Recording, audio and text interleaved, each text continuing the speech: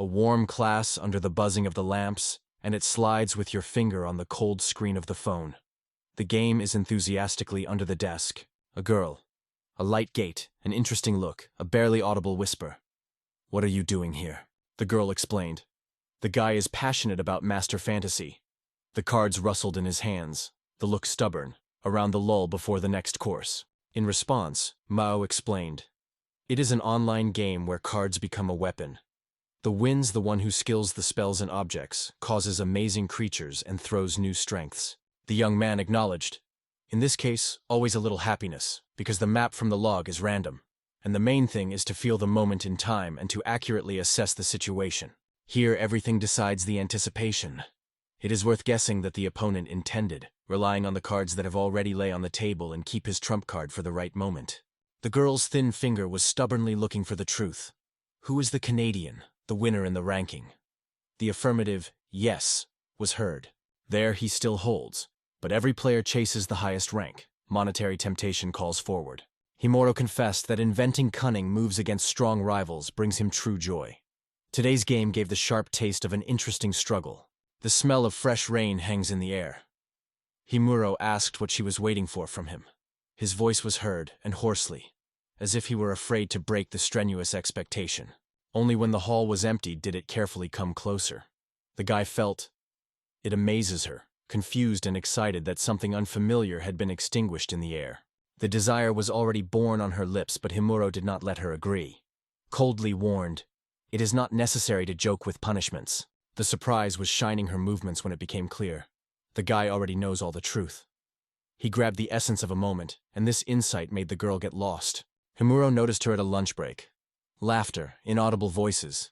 She is in the circle of Takahashi and boys, playful, carefree, as if she had forgotten everything in the world. The edge of the eye noticed, "She will constantly lose." He quietly advised, "Do not participate in the game for punishment." His ears did not come what punishment came up with such a shakas, but both were known. His cruelty and his blood. Chemical turned to the girl. Takahashi forced her to admit to the first counter. In the imagination of the girl, through the noise of the wind, clarity broke out. She understood that Chimor knew everything from the beginning, and it was obvious. In fact, punishment in the game was not at all in recognizing the love of the first or best. Muto leaned closer and carefully asked, "What really was?" The girl opened her mouth to finally tell the truth, but the words were stuck in the throat. The earth trembled around, everything was shaken and shuddered. The girl thought at first, "It is definitely an earthquake." But the interlocutor shook his head. "No, there is something else here. Quite different is hidden underground." Suddenly, everything was shaking around, as if the world was shaking and flowing into something strange, incomprehensible. The air thickened, all the usual melted and anxious. He wanted to warn about the escape, but suddenly the cry of the girl pierced silence, ringing, torn by fear. Looking back, Muro noticed. The girl melts in the air, like a shadow in a hot dream. He reached out to her and called, "Nathara!" The girl with a trembling hand stretched through the void, whispering in response, "Canada." But the boys did not have time to clamp their hands. Movement, breath, moment, and already the distance between them is widening like a gap. Humorov almost shook his heart in the chest. It was scary to despair for the girl, so he was torn to saving her without retreating. Suddenly the eyelids opened, and Himologist felt that strange anxiety came in the air. Something happened, and everything around changed. Loneliness hugged in a large cave, whose walls were deftly echoed. The lightning surprise broke out in the eyes of Himura. He whispered quietly that he should now sit in the lesson. Behind, in the darkness, something squeezed. An unfamiliar sound flashed. The hair became stubborn. The guy looked around, catching every breath of the night. Himuro turned sharply. A strange sound came in the air. He leaned forward and asked quietly what it was. The curiosity pushed. "Is anyone here?" The heart was pounding. Silence enveloped the space, and in the air seemed to be an invisible question. The barely catchy rustle of steps forced Maro to hold his breath. Someone was approaching him, tearing his silence. A giant insurance came out of the darkness of the tunnel. It is difficult to snore. Its steps are heard with stone, and in the air the sharp smell of dampness and fear. He immediately rushed to the one who frozen in confusion, as if in the fog. Even the air between them trembled. A strong blow to the monster knocked down the Himurov from his feet. He made heavily clap at the ground, and the dust rings flew into the air. Chimero was staring at the creation, a bizarre silhouette as if from old tales. He moved in the fog and seemed to sprout something incredible from the darkness now. As soon as Himuro tried to get up, the monster rushed forward again, but his paw cut only the air without touching the guy. Himuro rushed through the noise, tried to shout the monster, pleaded to stop and at least listen to his words. The exhausted cry flies around, and the monster, and indifferently, did not stop for a moment, did not even shudder. The deaf cry, unfamiliar words, and the metal was overlooked over his head, and Guerrero managed to evade, feeling the burning breath in the air. Thank you, Moro, that the language of this creature for you is a solid Terabar. But it is necessary to leave that place. It is dangerous to wait. Step back, and under the foot sharply glowing stone. He falls, knocking down the dust, silently shudder. The legs were swollen, and it fell again, lifting a cloud of dust and the ubiquitous bitter smell of blood. Lifting his gaze, he noticed how the whistle broke up above him, and the monster's paw cut with swings. A girl came from the air. Her words sounded like a warm wind of this earth, unfamiliar, an enchanting ear. The roar immediately attracted the attention of the monster. It was frozen, tense, and wary, as if drawing odors and looking for a threat. The monster from the Kaimorov turned. The girl sailed in the air above their heads. The hair was lightly flinch, and silence was split around. The unexpected appearance of the girl was caught by Himuro by surprise. The guy looked around, not understanding where she came from here. The girl stepped on the ground and met the boy's gaze. A hoarse whisper came behind. The monster was rising, and something whispered with her creepy, alien tongue. The girl and the monster were talking softly. Their words sounded unfamiliar. Himuro was catching only torn sounds, not understanding any meaning. The girl's voice came through the fog. "How did you find yourself here?" He heard it suddenly like a breath of wind from behind the horn. Another moment ago, all the words floated past their ears, as if whispers of rain. But now the meanings suddenly emerge. The conversation is already clear. The girl turned slowly, her hair barely touched her shoulder, and with interest she asked what wind he brought here. The frank answer? He doesn't know. He woke up here, around foreignness, the smell of raw earth, the noise of steps behind his back. A quiet girlish phrase flew again. The guy never mentioned how he was here. The question escaped quietly. "How is your name?" In response, the guy, barely noticeably smiling, called himself Mero. The girl settled nearby, said in surprise, "You have a strange name and clothing is unusual, as if brought from a foreign world." The obedient breathing subsides. The girl asks who he could be Himuro if he is not from this world. The girl's words did not let him go for a long time. In his chest he was glowing, because he really believed this could happen. The girl said, "It happens that creatures from other worlds do nothing about this." The steps of the guy are unsure. The look is confused. A real stranger, lost among unfamiliar sounds and smells. The girl said, "If he is from another world, he will not survive on his own." I decided to report with this. The strange guest of Lord is an infant.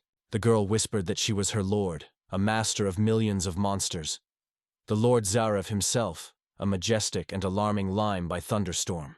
The girl finally decided to take it to herself, to lean to her heart, to feel a warm breath, and to squeeze a small palm in her. The girl explained, "Fate will solve Lourdes Arda. If it is useful, it will remain alive. Otherwise, it will not be lucky. If Gamuro is in vain, let it be ready to meet your destiny without words. Like a night that falls on your shoulder." The heart was pounding. The palms were sweating. The imagination painted terrible paintings that wanted to escape the world for the eyes. She added that if Himuro does not want to go with them, can refuse and try to escape. The door is open. The will smells somewhere in front. Just take a step. Suddenly, the monster was lost around, as if the earth trembled. The girl whispered softly, "What will you do if they get even more?" On the hands of bandages, the steps are quiet. Now understands. With them. Better. Feeling the gentle touch of warm air, everyone moved to the Lord, the only one in this moment. Inside the cave became darker and colder. A big door grew up ahead. The boys stopped, listening to the whispers in the dark. The girl slowly looked back to Mr. Zda, her voice trembling. She brought her husband from another world. The knees leaned into a cool marble. The young man leaned near the stairs, from where the Lord looked from above, calm and unmoved. A vigilant look, and the guy felt inside the cold. The eyes of this early was said, a demon stands in front of him. Mr.'s gaze slid to the girl. He asked if they were in front of them. The wind gust broke the edge of the cloak of Lord's Dew, and he twisted to the rope, intently asking that he would answer. Due to the transparent film, the cable ball looked disdain. He was just garbage. The mind is clear, but the body is weak, like a shadow. No spark of magic. Outwardly, he is like an empty vessel. The pain is powerless, quite useless. Sardis was barely audible. There is no magic in it, and crumbs. Rumors of foreigners with magical things come even here. But this is nothing dangerous. Lord stopped for a moment. What to do with him? A moment, and the judge announces, tomorrow this man was destined to die. Zardu shrugged. A futile thing, but will fit into food. Around those who enjoy human meat. So let it become a hotel. The air trembled when Meryl finally dared to ask the ruler when the time of their meal came. Was he not destined to become a dish? Zeri confirmed. Yes, this is true. And he asked that he was wrong. Though he is a stranger, but also a man. People also eat cows, pigs, everything else. And no one is surprised. Zardus remarked that these creatures do not see people. They eat weak animals, and therefore little different. This do, suggested the young man. They will eat the weak here. Everything is easy. Such is the law here. However, the ruler confessed, this lucky was lucky. The lunch is over, the resident said. The taste of food was still hung in the air, and the hemorrhoids were breathing with relief. This time it will live until dawn. The metal lattice clicked behind his back, and the cage closed, swallowing the last ray of light. Loneliness has enveloped Himura. A single sound, only emptiness. He thought, here it is, transferring to another world. The new air smelled unknown. The silence of the classroom flew from an unexpected roar. The floor suddenly trembled as if the ground was stuck under his feet. The memory of Nakar suddenly cut into memory. Somewhere near it was too. What is with her? Anxiety squeezed the heart. Thoughts did not rest. The idea was drilled. If she stepped into this world, the monsters could already chat on her trail. Somewhere in the darkness rustled a branch and smelled by anxiety. Maro decided that you need to run. Look for it immediately. Suddenly pain, like a thunder, penetrated the whole body. He bent. His breath was burned. Every nerve was inflamed by fire. Awareness squeezed the heart. To look for it now. In vain, there was no strength, and every breath became more difficult. The memory of tomorrow's strata of the flashes and thoughts, and the anxiety whispered, everything can just happen to the sunsmoke. Prison walls are tight on all sides. You need to run as soon as possible. Thoughts, like bees, were bent in their head. What to do? Where to run? Is there a way out? For the game world, I thought Murov, he would still be able to invent something. The rules are simpler, more understandable, even in the fog of the unknown. The stretched hand gently hanged in the air. He promised to choose the card from the list. Just before her eyes, a map broke out, and the hero took a breath. The wonder so was rolled to the throat. The legs almost increased to the ground. Around, scattering of cards, rustling of paper, and thin smell of printing paint. The guy confusedly translates from one card to another. Chimero quietly asked what it was and why it all suddenly began, his voice sinking in an alarming rustle around. The card gently won the golden embossing. It was the most desirable map master fantasy, and the heart was killed faster. Hamuro stretched his hand, took the card and whispered if it was not really delusions. It blackens the inscription. It is able to restore everything. The fingers tightly touched the skin. The cool ointment came to life with a thin smell of needles, gently spread, leaving a slight tingling on the body. Hand with a deep wound, but the touches and the words of Murov. It cannot be. The young man froze with surprise. The wound disappeared. He did not believe he was really able to heal magic. Muro asked for permission to use these cards in his business. In his voice there was a greedy hope, and fingers trembled in anticipation. It seemed that he hinted in the moment, foreigners have special things. Himmoral suddenly felt, it is about the same cards that smelled of smoke and magic. A cross suddenly appeared on the map with which he traveled. He remembered that he has not seen this place yet. Here the trail was new. On the card in ink was bread. Wait 3 days, only then is allowed to use again. Finally it comes. Each such card has its own recovery time. Used, and you have to wait for this pause before you try again. The idea flashed. Even if the time of use is limited, all cards still remain in his hands. Choose, act, do not restrain. This gives the hemorrhoid a chance to breathe on full breasts and continue the struggle for life. Stacks of cards rustled in the palms. 300 chances do not bend in a demonic dungeon. Only they stayed for his rescue. Haimuro thought, Did the cards really retain the same properties as in the game? In his hand, the cardboard tickled the skin cool, reflecting on. There are 3 types of cards in this world: for calling, items, and hidden. Each 100. Himaro noted that the map can only be used when stars on it become enough. The first desire is to escape from this suffocating camera. The air stood like viscous milk, dark, and silence squeezed her shoulders. Behind the walls of the prison were a monster. Their growls broke the silence. Humarok realized, without a card of things, without weapons, and a step, it is impossible to step. The answer is no. His palms trembled. How to deal with the whole horde, having only weapons? Himaro whispers, "Pull out the call card. It will give you strength." Inside the palm, a map was overwhelmed. The guy sharply threw her forward, as if looking for salvation in this thin, colored rectangle. Everything around suddenly protected and flowed, like the color in the wind. The world changed just in the eyes.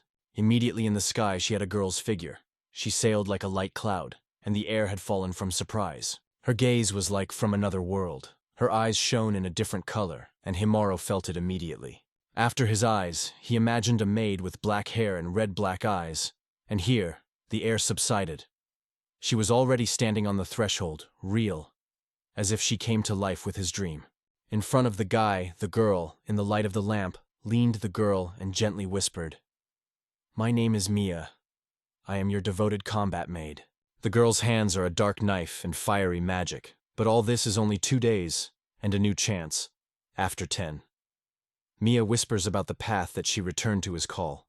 In the kingdom of Aqua, the battle of the servants is art. For gentle smiles, the strength is hidden. The warriors skillfully possess both charm and weapons. The beauty of them only adds danger. In the morning, he asked the girl, surprised that she called him by name. But she smiled. Of course, she knew, because he was her master. It seemed that it was only necessary to establish a connection with the creatures caused, and it would open its secrets to it, whispering in the dark. Mamoru wondered if I understood Mia that she was only a map. Mia calmly shook her head.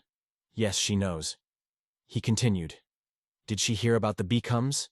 Here, he seems to be the devil. The thought of Mia lingered for a moment. She shook her head and quietly replied that he did not know him. Maro thought stopped. Mia did not even hear about the becomes. So, this world is not at all like a game, and there is no common thread between them. In a thoughtful silence, Himuro turned to Mia and whispered, "In the world where she got, there are many dangers. Maybe she is threatened here."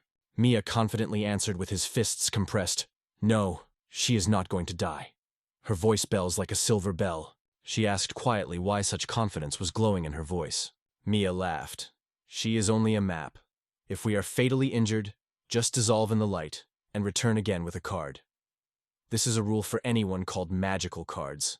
Himaro believed, called creatures do not die, and this opens to him a whole world of new strategies and unexpected tactical moves. At that moment, a monster broke into the camera. His voice, hoarse and low, cut the silence, calling the guy through the darkness. The monster erupted from the darkness, his eyes flashed. The voice, like an icy wind, asked what she was doing here and where it came from. Himuro shuddered. He was the first monster who rushed at him with a roar and burning eyes. In the look of Mia, it was read, she is a trump card in his sleeve, comfortable and strong. But whether she can overcome the true monster of this world, the question was in the air, anxious and difficult. The monster turned to the girl with a deaf roar, begging not to turn away. It was annoyed if she wanted to be fed with this garbage. The words struck in the soul of the heat until the fists clenched, the heart struck stronger. The anger fell into the eyes. Mia, leaning closer, whispered in whispers, "Why did you call me garbage?" Her face was full of surprise. She wanted to know who was talking about. The answer was a whisper. It was the man who stood next to her. The monster poured images. For him the boy is worthless, just food. Mia did not tolerate. The words were torn. She hotly ordered the monster to silence. The monster was going to deny something, but Mia with one glance forced him to silence. The words were stuck in her throat with a heavy sigh. The girl shook her head in surprise. Does he not hear her words at all like a wall? From the rage of the monster's eyes flashed, he shook the rod of the camera. The metal with a glow splashed under his hands, like a moist clay. The monster screamed me that this garbage is their tomorrow dinner, but it seems to be eating it today. The angry Mia grabbed her weapon. His fingers were clenched and in the air seemed to sparkle from tension. 3 times, whispering the girl, monster mocked her teacher. His words were like a cold knife in her heart. The wonder is no fear in the eyes of Mia. Muro could not believe that she was so freely rushing to danger that she was not afraid. The monster is clear. Now the fight will start. It squeezed its weapon, the paws trembled, and in the air the roar hung. The stranger lifted his weapon on the girl, poured images and mockingly hips. What do you, Mia, can you contrast such a sword? Without hesitation, Mia hit the monster with a scope. The blade whistles in the air, and someone's hand falls deftly on the moist earth. The Imuro was frozen as if fascinated. The eyes were sliding behind the rhythm of the battle. The air trembled from the deft blows. In the chest, only a crazy thrust of the heart. The monster screamed of pain. The cry of the dare ear, mixed with the harem of the smell. Mia said, "There are forces," but the reaction and speed were supplied. The girl did not stay. "Is that all you are capable of?" Her voice of a call, a fire broke out in her eyes. The monster scattered the weapon in the other hand and snatched her to the girl again. The air kept the breath. The eyes of predatory flashed. In response, the sword is made. 2 strokes. The cross crosses the monster's chest. Fatal blows dumped a monster on the ground. A deaf moan melted in the air. A heavy body crushed dust, as if the earthly trembles from the last breath. The surprise broke out in Himuro's eyes. The monster lay dead. Mia coped. The glitter of victory and anxiety mixed in the air. Even the heart froze for a moment. The girl turned to Himaro. "Isn't there any enemies?" The warm voice of the guy has confused silence. There are still monsters. Many more fierce. "The enemies have not yet ended," he said through his teeth. "To get out of here will not work on its own. He needs my strength, like a sip of air in the fire." Himuro advised to get out of here immediately. He felt that other monsters would now reach here. Mia smiled. For her, these monsters. Nothing. She is not afraid of their number. Maria warned the girl of unnecessary confidence. In the shadows, perhaps they chat, much stronger than this monster. Mia promised. Now she will do her best to protect her master, even if you have to stand in the path of the storm. Behind the corner, the boys looked at the verse, holding their breath, hearing how they knocked their hearts in silence. Human language was heard behind the camera. Humorov voiced it, addressing the girl. The guy felt. Someone's steps were chatting behind the lens. Suddenly, the name of Nahar broke out in memory, and it seemed to him among the barely audible chart of steps. Maybe it was she who was leaning in the shadows behind bars. Inside the face of another girl was reflected. An unfamiliar look, a quiet shadow, which was over the eternal darkness. The views crossed. In the air there was a tension, like a cold wind that inhales distrust. "Isn't the danger here?" She exhaled the girl lightly and asked, "Finally, are you a man?" A shadow trembled between the rods of the cage. White, like milk, face, sharp ears, light breath. Chirl realized before him an Elfian. The tangled girlish thought. The guy also got caught? How did he get out of his cage? In vain. It didn't matter now. The smell of iron and dust was spinning in the air. The girl whispered if he would find a way to release her from this cage. Hope flashed in her eyes like a ray through the lattice. Mia assured that she does not feel enmity. She believed, no one will be injured if she was released. However, the owner decided everything, and it was important to Mia. It seemed that a knight sits in the cage in shining patches. The force hidden under the metal shell was glowing inside. Whoever it is, let at least add a little power. It will still be easier in the soul and on the body. The cry of the saw cuts silence. Himuro throws his gaze on Mia, asks for help. Together, they release the girl. The iron rods fall down, and the captive, trembling, steps. Free, the girl thanked Mel and Mia. Their support was like a sip of fresh air for her. The heart was grateful. Tiana was a name in the air. She is the commander of the Order of the White Dragon from her distant land, and in her voice steep steel and confidence. TNR confessed. Something like a call, she didn't dream. Where this reference lives, she hesitated. He replied calmly, "I'm from Japan." TNR asked the guy where to look for this place. The girl thought, probably, it is a distant land on another continent, where the air smells unknown, and the sun shines differently. The wonder was struck. The world is divided into several continents. In the imagination, the distant shores are detached, the oceans are humming, and the air smells of unexplored journeys. The last breath explained that he recently stepped into this world, and local monsters call him a stranger. Tiana replied that she heard about strangers from other worlds, and she had no idea that one day she would meet one of them herself. The girl confessed, the question of a heap, but now there are not enough minutes. The conversation will have to be postponed. Muro quietly suggested getting out of here together. The invitation was like a breath of air in the ghostly silence. The girl was barely noticeable. She agreed. The quiet voice of the girl sounds in dusk. Let her wait here until she searches for weapons. Murov smiled. He already has something to defend himself. Tienra said the guy is unarmed. Murov stretched his hands forward and demandedly asked to give all the cards. Tianar, surprised, asked quietly from him why he did it. Wondering broke out in the eyes. Does TNR really see the map? Perhaps in this world, cards exist only for him. And around, a solid unknown. Meryl remembered Mia. She saw all the cards. The guy warned Tinar, now creates a weapon, so he asks to stay away. The girl surprised it, and she quietly asked what she was holding. In Chimero's head, he was in the order of Chimero. No one still imagines her true strength. The guy carefully suggested that he probably should call for a weapon that needs a long embodiment. A card broke out in the hands of Hamuro, a wind sword. The blade, filled with the element, lightly hum, adding strokes. The action will last for 2 days, then a 10-day pause. Cold iron flashed in the guy's hands. Tinar was surprised as possible. Kimra whispered to the girl, "It's time to take her weapon. Now determination is needed." The warm palm touched the object. Light, almost weightless, and inside was a strong calm. The girl smiled. The thing seemed to embody the force under the spring shell. How can he call a person and create a weapon? TNR questions tremble in the air. The girl looked around helplessly. She still didn't know who the stranger was. Imuro replied quietly, "He is only a stranger here, among these smells of the vigilant land and another's wind." Meanwhile, the boys moved forward.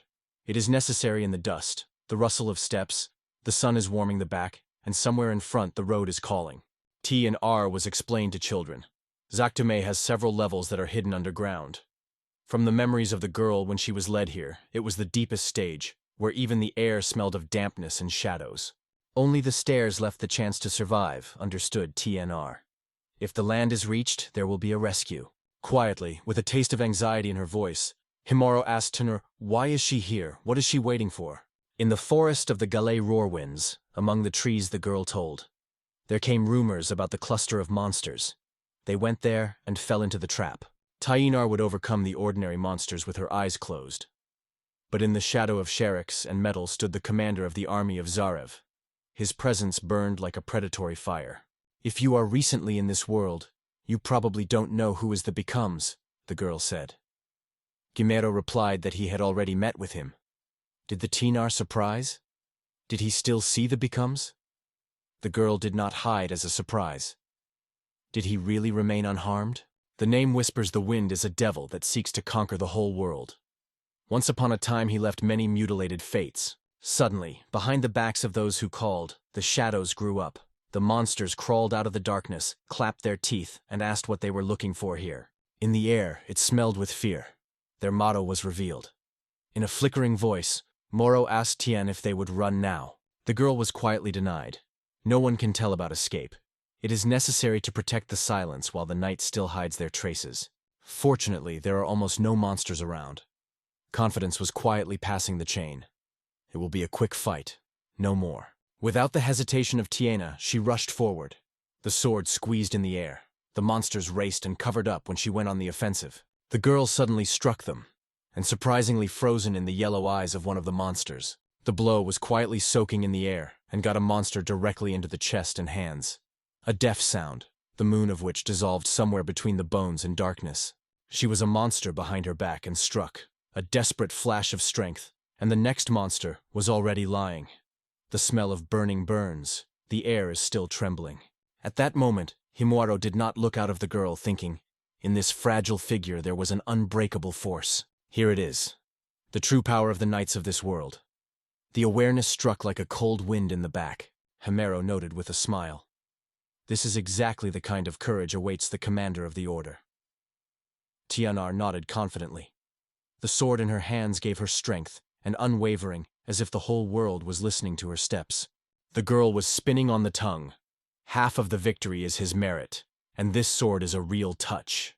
Light, like a feather, and it splits the monster like soft oil. She did not know such a sword yet. The girl returned to him. If they return from that place alive, she wants to buy this sword. He promises 60 gold coins for him, and in his voice to hear a slight trembling of hope. Jimero sadly replied, the blade would serve only 2 days, and then melt in the air like a morning fog. The girl was surprised to hold her breath. Only 2 days? In her voice trembled anxiety. In the air, it smelled anxiety, and TNR seemed to become smaller, faded with annoyance. Another monster was hanging directly above them. The shadow from it was cold. The air trembled from a barely audible roar, and the monster's gaze burned his back. Turning, she quit the question. What's going on here?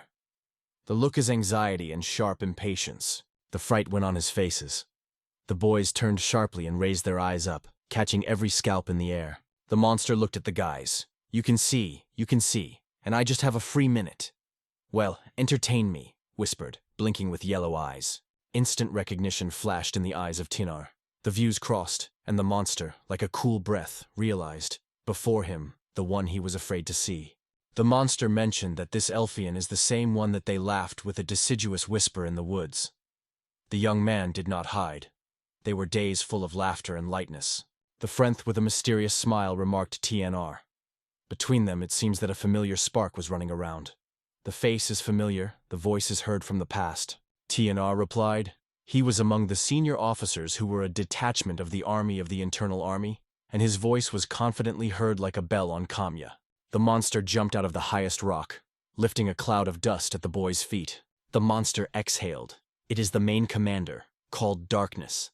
His voice was dry, as if a heavy cloud was spreading over his heads. The curiosity of Himur. What is the power of the leader of the evil army? Whatever awaits, he squeezes the sword's sleeve with a smile. He always tastes like to play with danger. In the darkness, the sword of Tien cut the air, but the monster managed to put the blade and hold back a blow. Among the silence was iron. A spark came.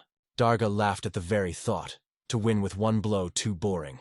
The hand waved the side to the side, and Tinar felt it thrown back like a gust of wind. Behind the shadow grew up, a new enemy, coldly flashing the blade, waving his weapon straight into his back. Mia has swung with all his strength, but Darka immediately bounced back. The blow flew past, without even touching the hole. In response, he waved his hand towards the girl, but instead struck the ground with a roar. The dust rose up the cloud. Mia had time to bounce. His blow to the whispers passed, cutting the air, but did not touch it. The guy's movements repeated every tension of his comrades, and the darkness suddenly impressed with the power that did not compare with all the monsters they had already seen. The memory broke out in memory. The long hold leaves a dangerous gap. The smoke diverged, and the spears looked through it, shining dimly in the gray earth. A moment, and Darg's hand, like a whirlwind, broke into Mia. A strong blow struck. The girl had time to sit down, sheltering her hands and hiding from the attack. Darg impatiently asked Mia. Let him cheer him up as soon as possible. Fatigue and longing for fun sounded in his voice. Tianar again rushes into the battle. The sword whistles in the air, and the monster has time to dodge, leaving in the air a taste of disappointment. The girl's sword cut the air, but only slid into the void again. The darkness was shaking, the elusive, whispering in the dark. The monster was surprised by TNR that it happened. The power in it is raging as never before. Dark only suggested that she did not show all her power before. In response, the girl swung again. In the air flashed a sharp whistle of her blow. Dark dumped sideways, but 2 girls had rushed to him at the same time. Their braids were circling in the air and the blade shook. The monster swung, the heavy body rustled in the air. One uncontrollable blow had to resist both Mia and TNR together. Darg was mockingly, "What happened to you? So it will not be possible to defeat me." And in the voice there was a quiet mockery, as if the wind whistled in an empty field. The rage in the chest of TNR increased. This insurance did not disappear stubbornly, and from this she was squeezed. Stronger efforts. This is exactly what Darga expected from the girls. He wanted them to finally begin to please him, flashed with laughter and a living game. The heart was crazy when Tinar from Mia rushed to Darko. Their blows cut the air, and the monster managed to slip, leaving only a musty breath. At that moment, Himura watched them, and it seemed to him that Darka's shadow constantly slides, wraps everyone, like a cool, which does not retreat even in the heat. The real power in it is still asleep. His movements are calm, confident. None of the monster has yet compared to him, in his gaze shining something else, unattainable. How many more like him is lost at this level? Thoughts swarmed in their heads like butterflies on the glass. Confidence throbbed in the heart of Himura. It is impossible to delay.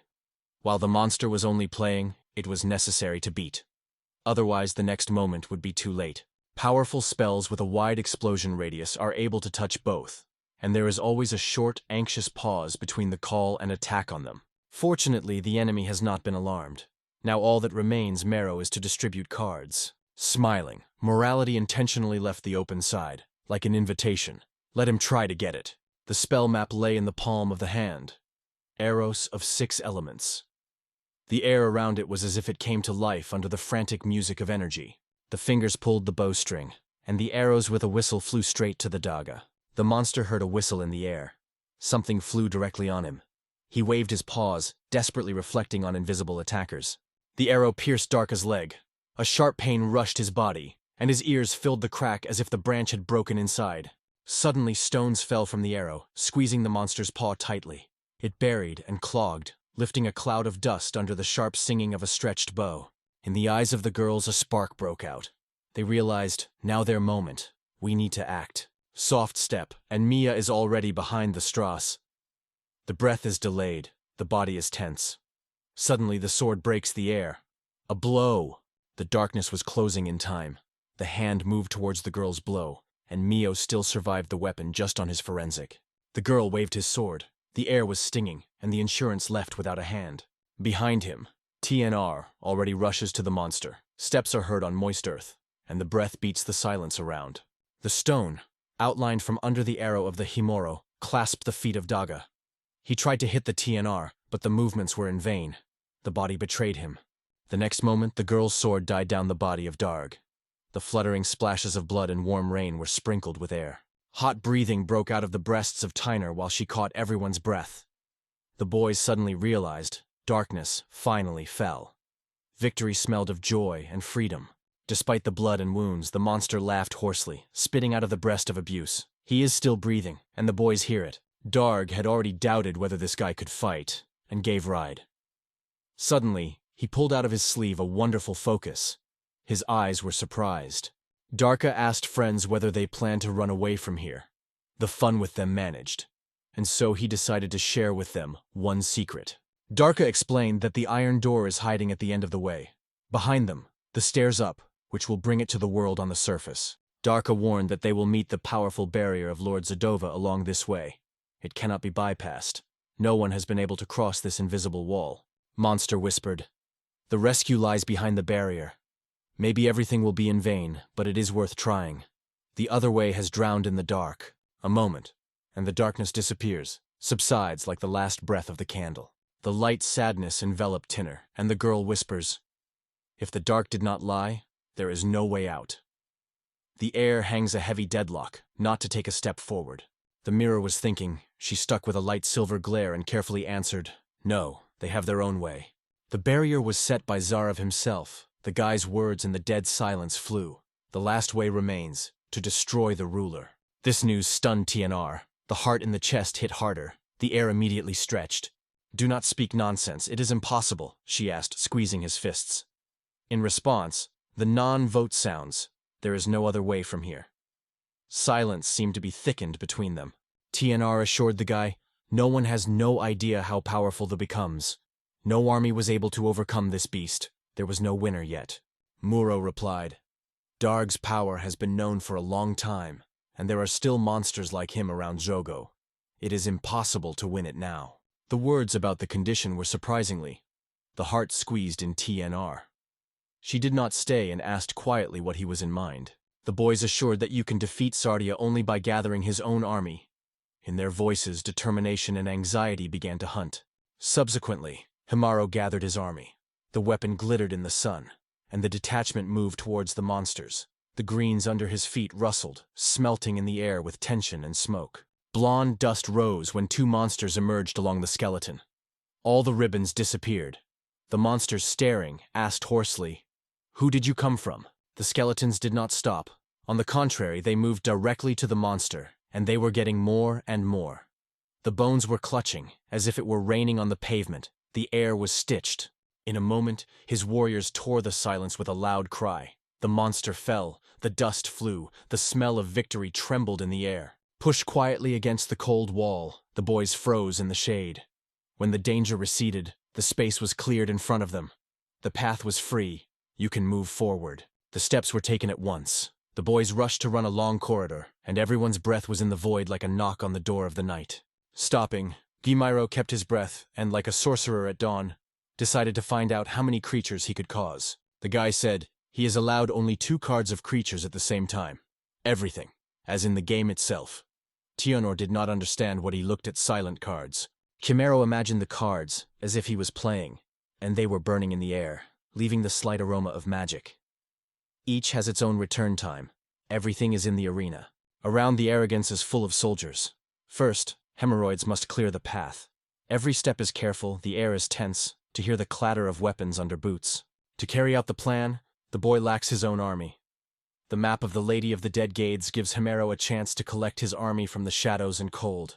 On the warning map, everyone who took away Hades rotates to the skeletons. In one night, he seeks to wipe the Aru from the face of the earth. Now the city of the dead is icy peace and emptiness. A map appears on the table, the skull of the First Lord, adding a Himero army. Together with the second map, the boys are ready to resist the invasion of the infant. On the throne, tightened with smoke and golden light, the verse was inquired in the rope as their plan moves. The Tross replied that everything goes as it should. The preparation is complete. The alarming silence thickens around the invasion of the kingdom of Yom is about to begin. The rope has said quietly, Gurg stands on the border with hundreds of thousands of soldiers. It is necessary to give a sign, and the army is on the offensive. Modid replied, when the kingdom of Yom falls, Planting, Nimros and Ilun do not dare to contradict. Soon the continent Ajus will only belong to him. The greedy fire in his voice will not hide. America kept breathing and quietly asked the Lord whether he was going to destroy all people. Of course, no, he answered. They do not need this grain, and the kingdoms are superfluous. Let them live in their dungeons. The girl sighed with relief, rejoicing what he heard. Suddenly, a strange sound erupted through the silence. Something rustled, crawling that an invisible creature came to life in the darkness. A noise was raised outside the window. The girl asked the girl that there was noise there. The monster jumped to the extra, taking his breath, and in a hurry to report to the gentleman. They were drawn on a lot of skeletons. The battle swept every jacket of the dungeon, he said. The girl listened hard. The darkness clenched her breasts. The girl asked a monster where Mr. Zarzi's barrier disappeared and where the skeletons came from. The monster just shrugged. I don't know anything, they say, and I wonder myself. The confidence squeezed the breasts. They did not withstand for a long time. The enemy increases with each defeat. Even the fallen soldiers come to life with skeletons, clattering in dull silence. The monster grunted. The army of skeletons is growing every hour. Soon these skeletons will fill every dark jolt of the dungeon. Suddenly, his voice changed, became alien, hoarse, as if from the depths of the failure. The steps of the verse were rustling on the ground. He stopped, looked forward and asked quietly at the monster, Who are you? The smile slid to the Lord, and the mask fell to the sound of the fabric of the fabrics, opening a real face. From the body the monster crawled a warrior from the Himurero army. The moist soil crunched under the bones, and in the air hangs an unpleasant dim smell. Before the neighbor he stopped, his breath froze, the voice was cold. His name Hades, the Lord of the Dead, and right now, he promised, his life will extinguish his life. The surprise slid on her face. She asked, did she really wanted to raise her hand at the great Lord of the Demons? Gades replied, I become here alone, and they have a whole army. The girl asks if he really believes that he can overcome Mr. and his army. In response, Hades quit evident. What amazing they have self-confidence. But he also has something to answer. Behind the back of the cloud stands a variety of army, collected from dead bodies of monsters. Behind the back of Lord, the undead grew up rows of skeletons. Aida's army came to life. The bones were rolled, the smell of the earth wandered in the air. Hades said, the war begins. The skeletons and monsters collided in the wild roar. The scales of the bones, the whistle of the blade, the sharp smell of gunpowder and the rotting cut the air. The skeletons destroyed the monsters with strong strokes, each crackling echoed. The measure caught a breath. It was just hard to believe. Marika wondered, How did these skeletons, the most indistinguishable among the inanimate, got so much strength? Her words were lost among the slight creaking of bones in the dark. The sign from Hades, and the skeletons immediately turned the skulls to the beloved. In the air, the voltage had frozen. The crunch of the bones was heard, as if someone had touched the strings of the invisible harp. And the skeletons were crunching and ringing the stairs. They all rushed to the Lord, who had already squeezed the weapon, ready to rush into battle. The mighty blow of the cortex came. As if the thunder, the skeletons flew to the wreckage. Black dust was hanging in the air. The wrestling, holding back his breath, asked the Lord Merits what had happened. After all, only skeletons are not an obstacle for him. Hades shrugged. They say, then you need to beat even harder, not stop. He only waved his hands on this and sighing said that it was enough to catch it. The loud explosion broke the air again. Only the ashes and the cornflour remained from the skeletons. The smell of sulfur and heat in the air. Under the ground, Gades pulls a dark, sticky magic, as if the cold fog squeezes his chest and whispers almost on the ear. The seal lay on the enemy's arms. The warmth of the skin, barely audible. The air was filled with the smell of burning and tension.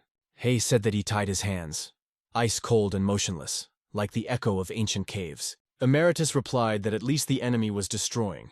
He would not change anything. Powerless you are in front of this power.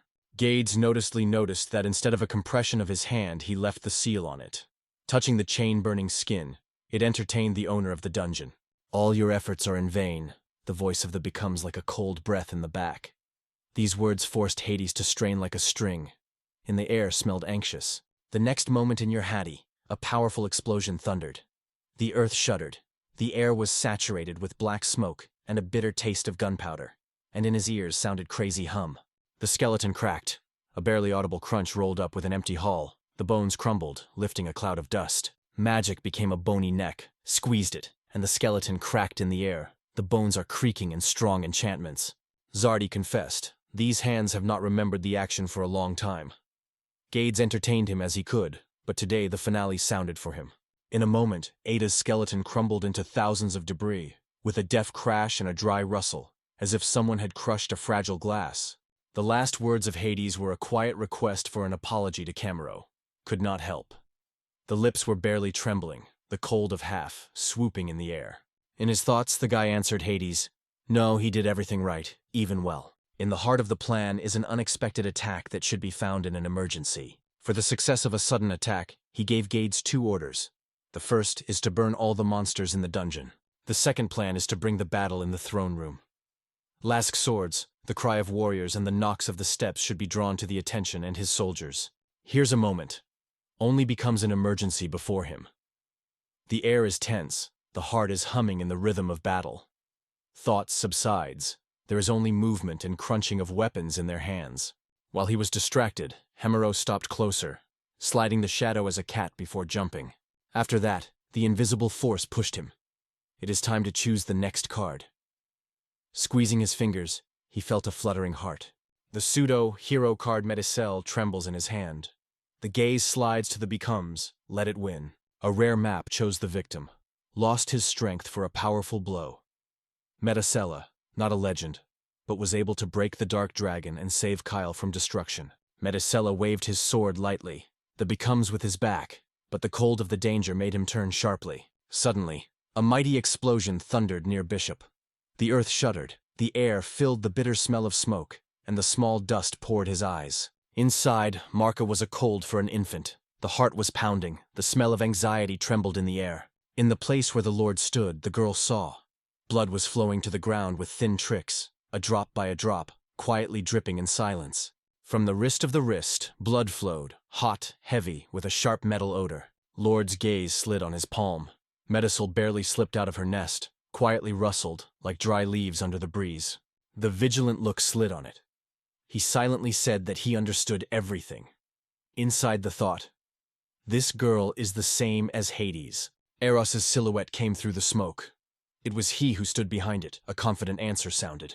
It has come to the moment, it is the same alien. The heart seemed to jump in the ear's noisy fear. It seemed that the blow did not overcome the infant immediately. But his hand fell down, flowing with dark blood. Let me not worry, Metitsella. He will take care of himself, the guy assured. And in his eyes the confidence shifted like a glare of steel. With his eyes, the young man pleaded with a Metacelid to fight the full, not to restrain his strength and to direct all the anger to the emergency again. The girl nodded slightly, accepting his order, and in the air immediately became quiet, as if the words had disappeared, leaving behind a slight whisper of consent. Without hesitation, she rushed to the Lord, and the becomes, squeezing the weapon, was already ready. The alarm of battle was frozen in the air. Metacella flew sharply in flashes, and the Lord beat her with a slight wave of power. In the air, the girl flew like an arrow, and from there she aimed at the owner. Silence was ringing in her ears, the wind around the noises. The shots of the girls sounded sharply. Each flew directly into the intake, cutting through the air with tight whistles. The gentleman told the girl that unusual magic was hidden in her, as if sparks were spinning around her. He barely waved his hand, and the earth was frozen with a silent stone. From under its surface, sharp peaks rushed through the dust, cutting the air. The glow of power enveloped Menticello. She felt the invisible shield of the verse in the air, protecting it from all evil. The wind broke with a new force. The Lord threw a storm right at the girl, and in a moment she was behind him. The girl waved in the air, and the sound cut the silence. Earl turned. His movement caught his gaze. The magic of the Meditcell flew to the ruler, but he built a shield, and the spell was scattered on the invisible wall, only the smell of ozone and a barely tangible hum in the air. The battle is raging, and the mayor is stunned. Who is the purpose of the village? Is it really able to compare with Mr. Zaredo? The air smells of tension, and the question throbs in her heart. In the air, his magic seemed to be shimming. She felt a man calling creatures. It is worth curling it, and the Metacella will go out, as if a dream at dawn. Hardly noticing him, the girl rushed towards. The light wind shakes her hair. The steps of the moon spilled with silence. I managed to stand in front of the guy and close him from the blow of the monster girl. Everything inside was squeezed, and in the air, bells were crazy. Mia whispered that he would not be able to hurt her master. In response, the monster girl loudly clung to her tongue, as if a knife on the glass. The Ross returned to Mrs. America, in the eyes of which he flashed, and asked quietly to leave. Now he would wipe the enemy into the powder with one spell. And at that moment, Tyner rushed to him. The rope whistled in the air until he hit her sharply, saving his friend. The girl's light breath dissolves in silence. She brings her eyes down to him and whispers, "His real rival here, in front of him, is her." In the imagination of Moreau, Maticella came together in a duel. Only their shadows in a circle. Everything went exactly as it was intended. The opponents turn to each other again. In the air, the tension swells like a warmed wire. A new splash of rage will break out. The girl poured blows, fast like the rain that fell right on the Lord. Zardu replied that all is well. But suddenly the maiden magic slid to the ruler, and the air had been shot as if the world had broken the thunder. Further, the Metacell released the magic directly into the shield of Lord. In the air smelled of ozone. Sparks sparkled on the barrier, and each hit a terrible roar. The real strength of this girl struck him to the depths of her soul, as if a storm was hiding in fragile hands. Behind the back, a Metacell was quietly hiding, like a dark shadow in the smoky air. Behind his back, she compresses the button, and the fingers feel a light heat. The maximum fire comes to life with a rapid click, ready to break out. In an instant her strength flashed, and in the sky grew a pillar of fire, which with a roar rushed straight at the ruler. The amazing battle flared up in front of America and the rope. Hearts were crazy. The eyes were caught by every splash of swords, and the smell of hot steel stood around. After the attack on Metacellus, she moved to the rope. With one powerful scope, she cut the monster in half. The blade pierced the air, leaving the smell of blood and iron. Tinar ran to the hero, grabbing the air, his eyes full of anxiety. Did he become an infant? Did he manage to cope with him? Himorov answered calmly, "Do not rush to the conclusions." In his voice was alert, and the shadows from the lamp were barely shutting on the walls. It seemed that Metacella spent all her power on this blow. It was left for what it would end. The breaths were kept. Does he breathe still? Eyes slid on his face, the silence of the Husel, like a trembling air before a thunderstorm. Smoke enveloped everything around, and the feeling appeared, not the end. It is now somewhere there, alive, hides in gray. The light laughter of the Lord spilled in the air when he confessed to the guys. All this is extremely interesting. He confesses, Metamodel is a real power, like a river that carries forward, unrestrained and heavy to stop. Meticella did not wait for an emergency to come out of smoke. A new outbreak of magic grabbed from her hands. But through the veil of the curtain, Lord stretched his palm, and the blow stopped in the air. The girl whispered to the girl, "He is not enough for him." The Lord laughed coldly. "Mechasilla's not defeat him." In the air, it smelled disappointment, and silence slowly absorbed all around. It was the finale. The stream of magic, which was pierced by the armory, pierced the air, and with a roar pulled out the girl's hand. Acute pain penetrated the space, cutting it like a thunder in silence. A strong blow knocked the girl off her feet. She fell on the cold ground and frozen for a moment, feeling the metal taste of dust in her mouth. The whisper whispered that it would destroy it to the ground. Medicel felt this blow like a thunder in his temples, but did not break. She stood in the midst of this squall. Zardud looked back to his own, only they stayed.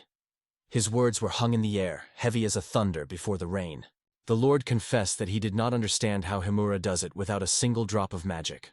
Modern noted that the foreigner feels the strength of the offender.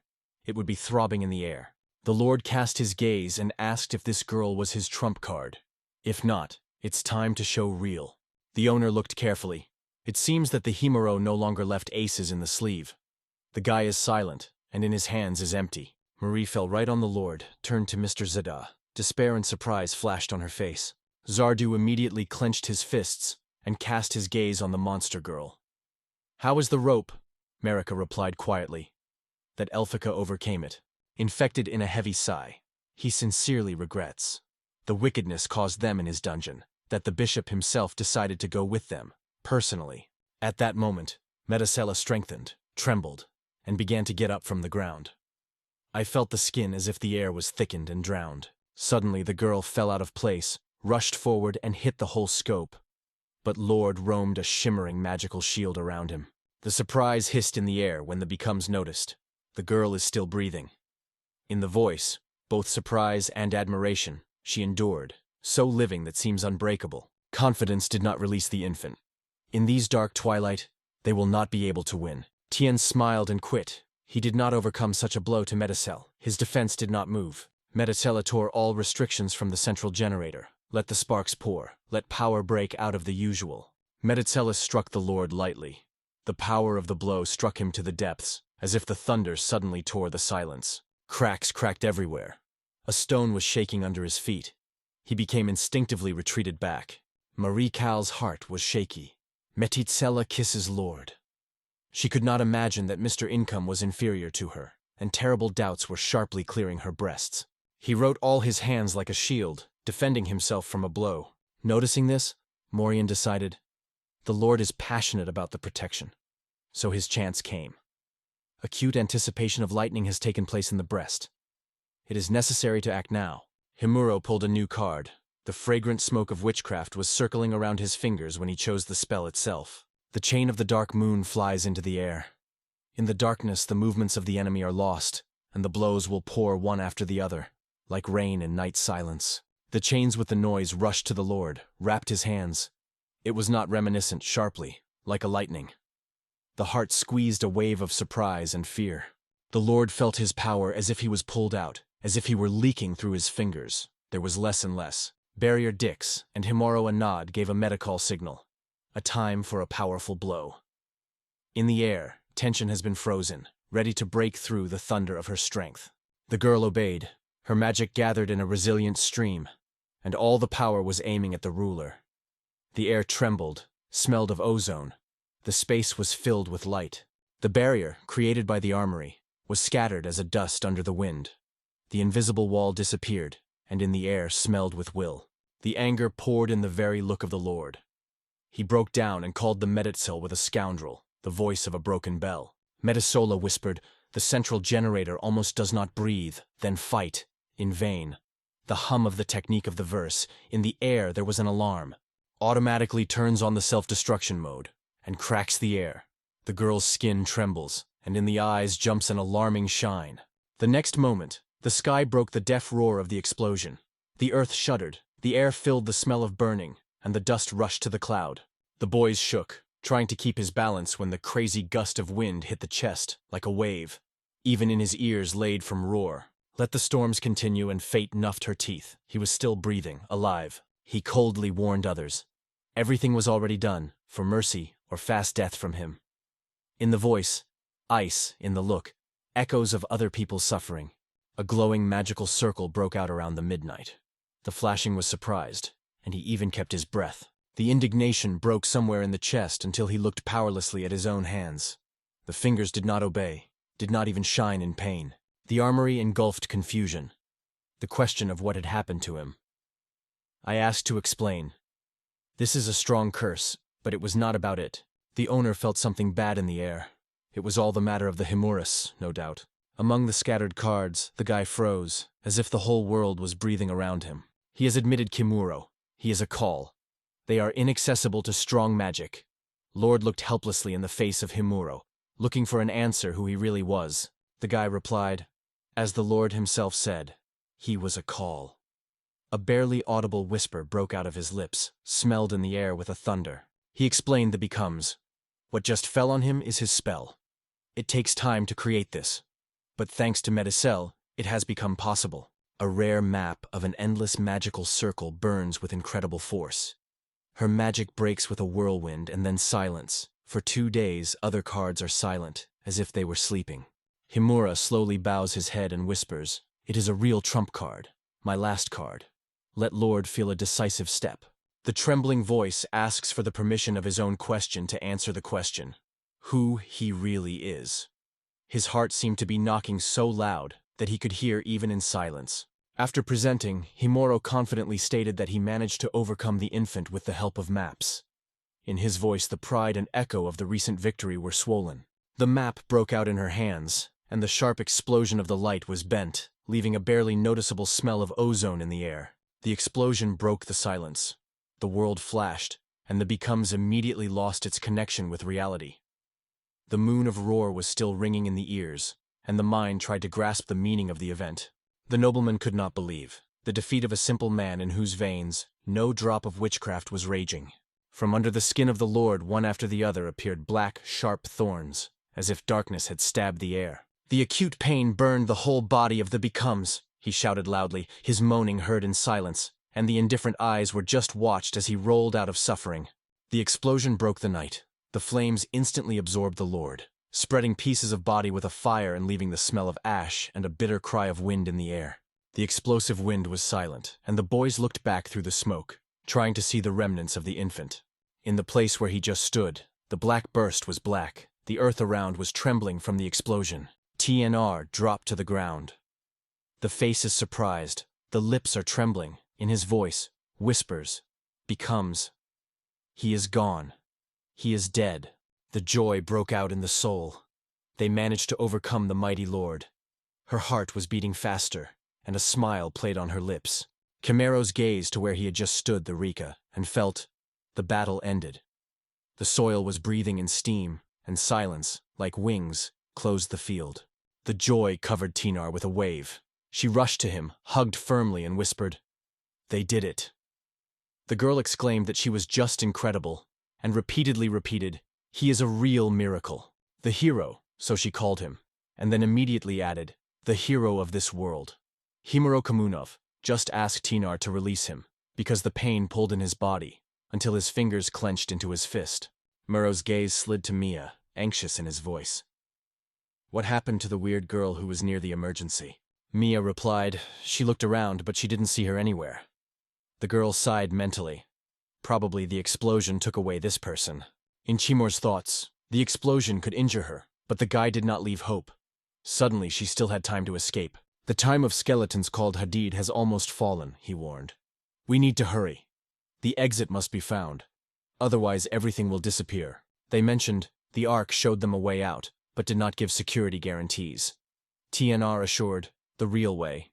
Even if the obstacles happen, they will be easily, as if the path in due. He agreed with the girls, but added quietly, "It is not necessary to count on his power." TNR lifted eyebrows, asked what he was in mind. Merlis replied, "These are the consequences of the spell that he called earlier. For 2 days, magic will be for him, as if a cold ashes. No miracle, no spark." The skeletons did not stop. They looked up with bones, insanely rushed to the battle against the monsters who were still left, as long as Lazig stood around. Tian's request was cut in the air. When they returned from the place where he so longs for, Moreau shrugged. He had not yet thought, so no plans.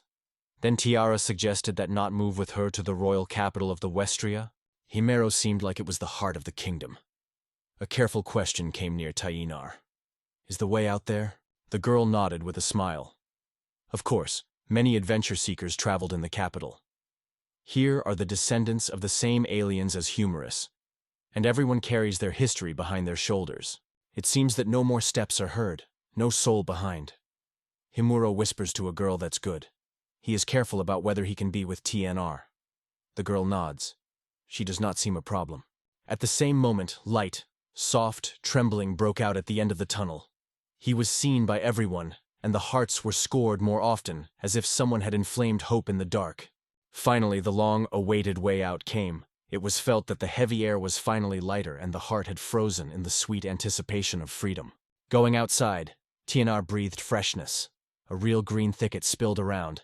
The forest dining room of rustles with leaves and smelled of young grass. The girl begged to keep from the dungeon. There was a breeze of noise and fear, and the danger went under the walls.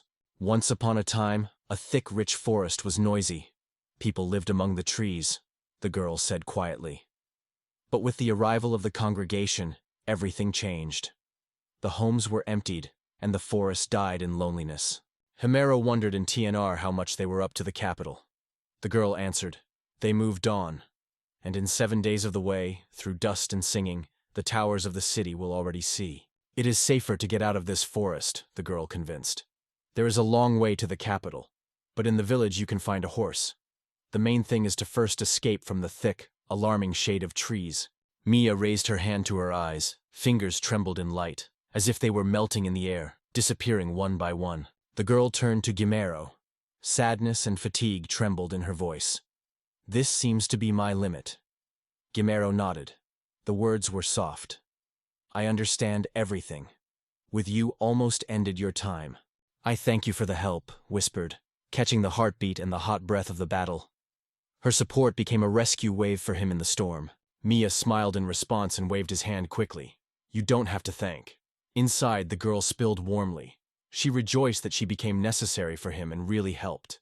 Mia began to melt in the air like smoke, whispered Mr. Hamuro. She will wait for his call, again and again. All cards broke out before their eyes. Murov touched one and suddenly realized. The opportunity to choose has not disappeared. The cards are still listening to his hands. Returning to TNR, he assured that as soon as the forces were recovering, they would be able to move to the capital immediately. The girl was amazed. He was inquired, is it true? Perhaps this method will not fit them, the guy was uncertainly replied, gently swallowing the words. T and R nodded. I understood everything. Then you should not think. The path is waiting for the noise of the wind. Camaro agreed with the girl and they moved on. The fatigue clenched the shoulders, so the boys stopped, caught the spirit, inhaling the cool air and then, again forward, the path that rushed under their feet. Teener's breathing has become difficult, almost fragmentary. It became clear. It was exhausted that, however, it did not surprise him. It was felt even in the air filled with her fatigue. Himuro seemed that TNR was locked in the dungeon before her.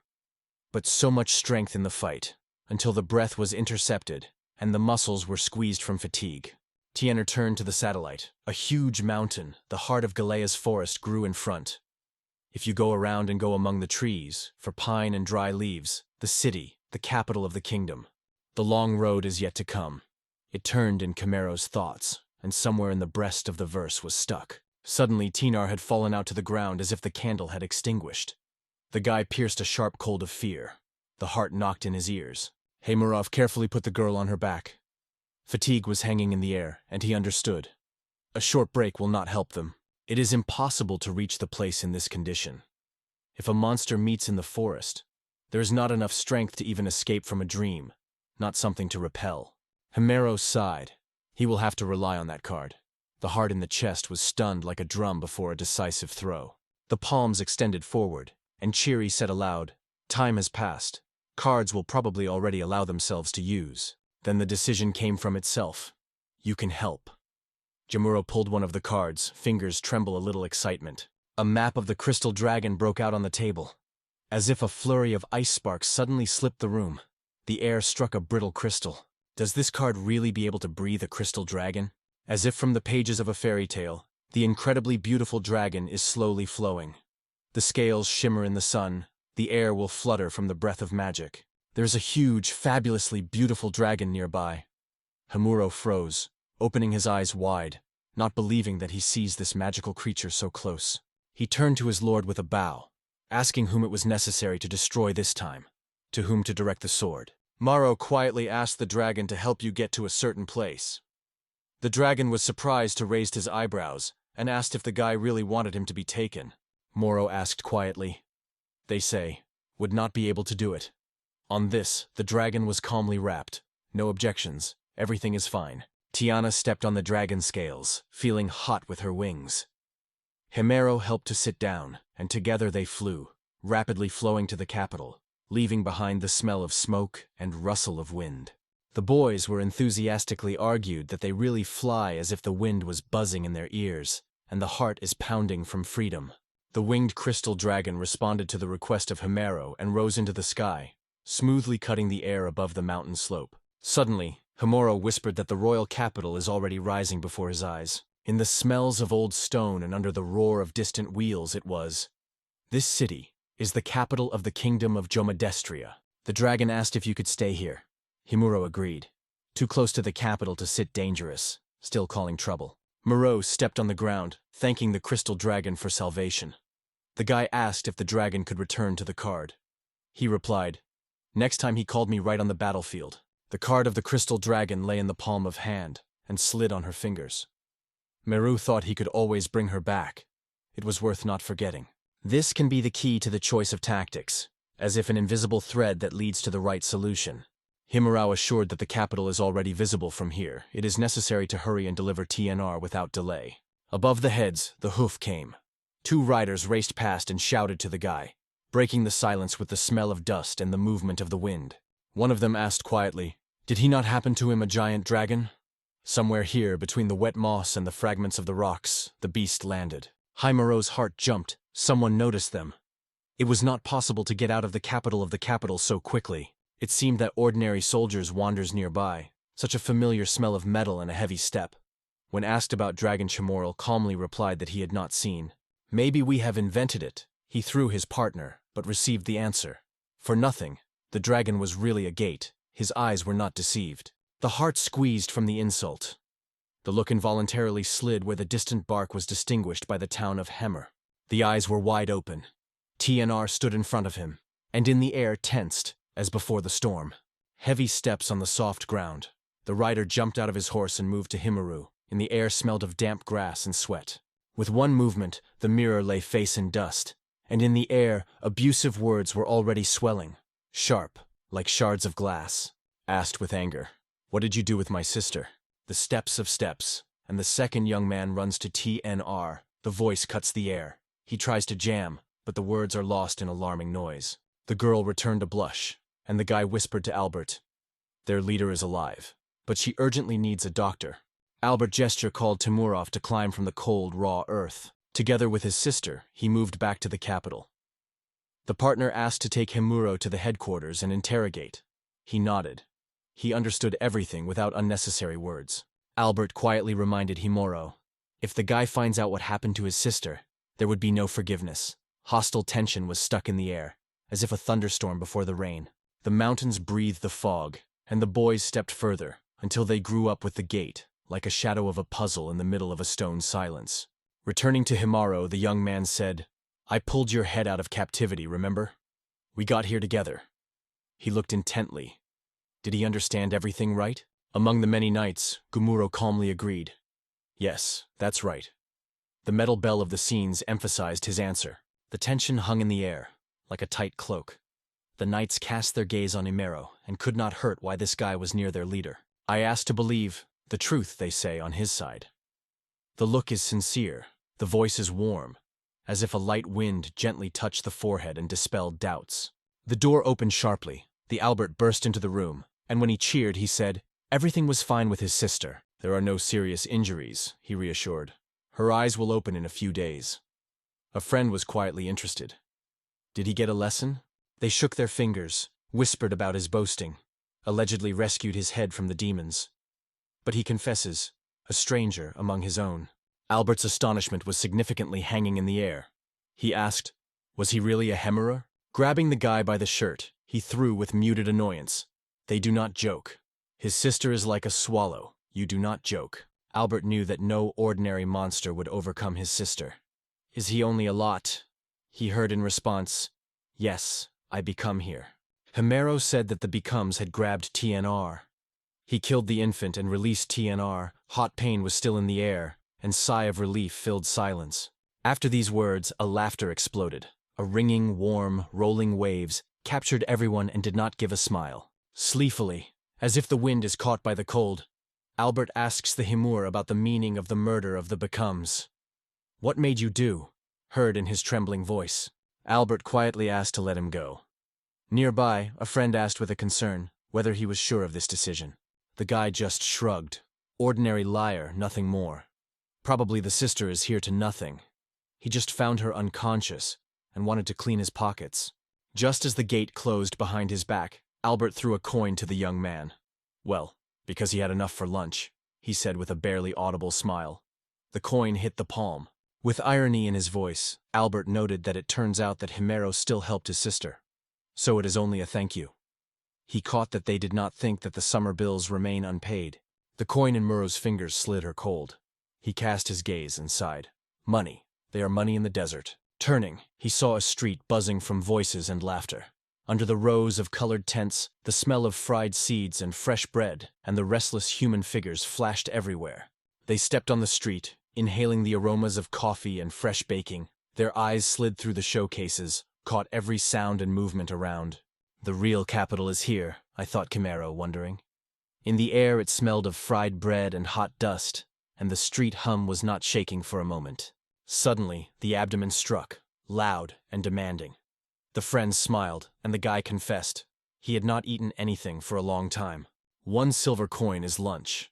Now the guy would eat anything, even cold soup or stale bread, just to quench the hunger.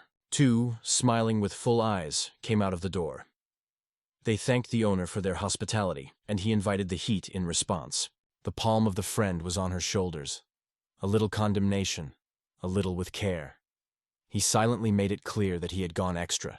The door smelled of smoke and an old tree. Apparently it was a tavern. Himuro guessed that there should be something edible inside. In his direction, the guy was strongly heading, but suddenly behind someone shouted and called. The voice cut the air sharply. Behind the voice came. The girl stopped him, quietly warning. The path is closed here. Then it is impossible to go. It smelled anxiety. The ban has frozen in the air. A quiet question came in the darkness. Who are you? The answer is gently dissolving in the air, called Misha. When asked by Mihu, the young man called his name. The chemistry also introduced the verse, and the girl, smiling, said that it was special and beautiful. Suddenly, the cat's ears and tail of the girl appeared in front of the eyes. They barely trembled, catching every sound. The mouse sighs. In this tavern is expensive, without alcohol, and will not be allowed. The silver in his pocket is lonely. He will not take water here. From the insult, he boiled blood, and closing his lips, he asked where she knew that only 1 silver coin was hiding in her pocket. The girl replied. She noticed how he got the coin, leaving the headquarters of the night.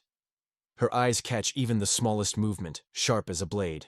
It smelled of hot bread when Misha asked if he was hungry.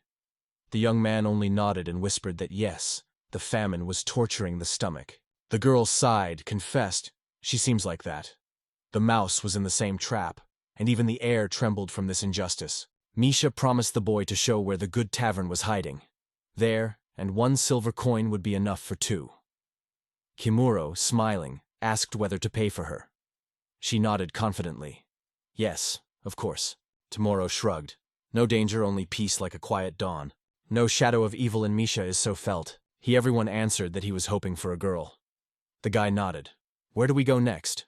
The girl thanked him. The voice was warm and trusting, and asked, let him rely on her. Misha showed the path. The thin trail was lost between herbs, and somewhere in the silence, unfamiliar trees were rustling in silence. With interest in his voice, the girl asked if he was for the first time in the capital, and from which capital he brought his way. I'm from Japan, the guy said. Misha smiled in surprise. She never heard of such a capital. The girl whispered timidly, where did she get? Himuro said quietly, it is not in this world. It is a country from its own universe. Misha surprised this, and she asked quietly if Himero was an alien. The guy confirmed, only smiling. Himero felt. They go through some dark corners, where every step merges with the shadows. Suddenly Mishko whispered, "They are already here." Lifting his gaze, Himaro saw, there is a tract in front, and not ordinary at all. 3 walls, 3 sides, as if an unknown adventure. The 10th step, and the faith in safety disappears. The place seems too suspicious. The anxiety of a cold wave poured thoughts. Will everything be fine? The gaze slid on the sign. Himero seemed that not only the words but also the lines themselves became familiar, their barely tangible semi-stained form. On the door hung a sign, closed. The wind rocked the plate, and the tree creaked in a wasteland in the evening. The guy addressed the mouse, apparently somewhere nearby. But the girl was already knocking on the door, and through the groin raspberry and smoke called the owner. Let him open the tract. The owner asked the mouse not to shout. He grunted angrily. Did she not see? The tavern is long closed. Before the eyes, and unexpectedly stood a hefty cat. The mustache trembled. The wool stirred in the wind. The chemical was even breathed in surprise. The door opened loudly.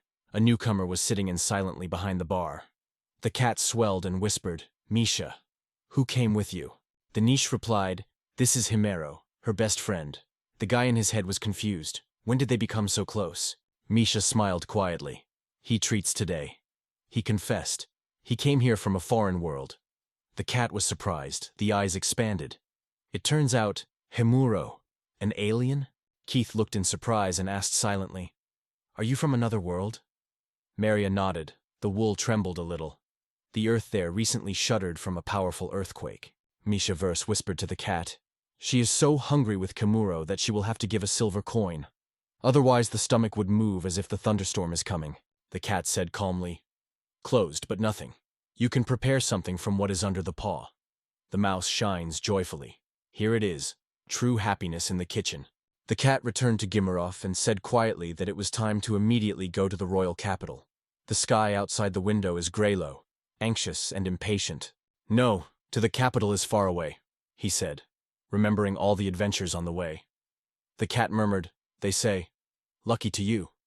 Muro nodded in surprise. "What do you mean?" The cat replied, "The next from the capital, the more dangers. Bandits, monsters, many died in the paths. How did someone who knows nothing about this world manage to get to the hole?" When asked about the name, the cat murmured, "You can call it, or just the owner choose as to your liking." A clumsy smile, timid. "Sorry, the question will be strange."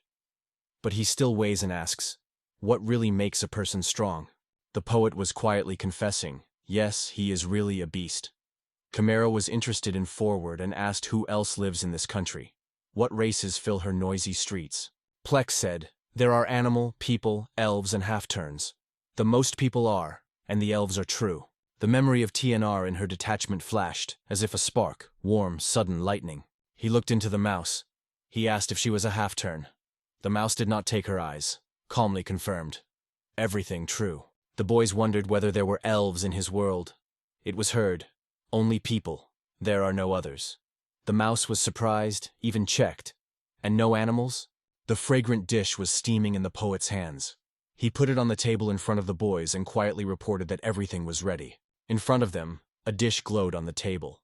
The aroma of spices mixed with steam, and Humero with Mikau was surprised by this beauty, almost without believing their own eyes. Misha tasted, licked, and quietly confessed to the owner, "Such delicious dishes have not happened yet. This is a real masterpiece." The next morning she tasted the dish. The juicy meat with the perfect sauce melted on the tongue. The taste was perfect. In the air, it smelled of spices. Potten is wondering what the taste of the dish. Kimura winks. Just incredible. From these words, Potten in the soul is warm and cozy. The gaze slid in the darkness. What do you do now? Jimero came here now, but without money he could not survive. The potential asked if there was a plan. Himmler agreed with this. Whether he or she open his way home is unknown. We have to think only of one thing. How to survive in this spooky world. The smell of beer and hop steam in the air. Meru quietly asked if he would find a place in the tavern. In response, there was little place. There are enough hands. Misha asked why he would not go on a journey. How did she do? In the guild, the girl explained. Adventurers take up various things and receive money for it. Gamero asked if she would take him there. Misha smiled and said that she could rely on her. The work is over, and in the air it smelled fatigue. Misha handed over to the owner. Everything was ready. The boys were already moving on. The poeting quietly asked the boys to stop and be patient. His voice sounded like a slight breath of wind in the evening silence. He stretched the cloak and quietly suggested Tomoroa. Let him take away. The rustle of the fabric dissolved in the evening silence, barely audibly stealing between words. Potten assured that if blood appears on the Hamuro, everyone will be noticed right away, so let him wear these clothes yet. He does not get a new one. Hamuro hesitates. Can you really leave this thing? Putan waved his hand. I do not use it, don't worry.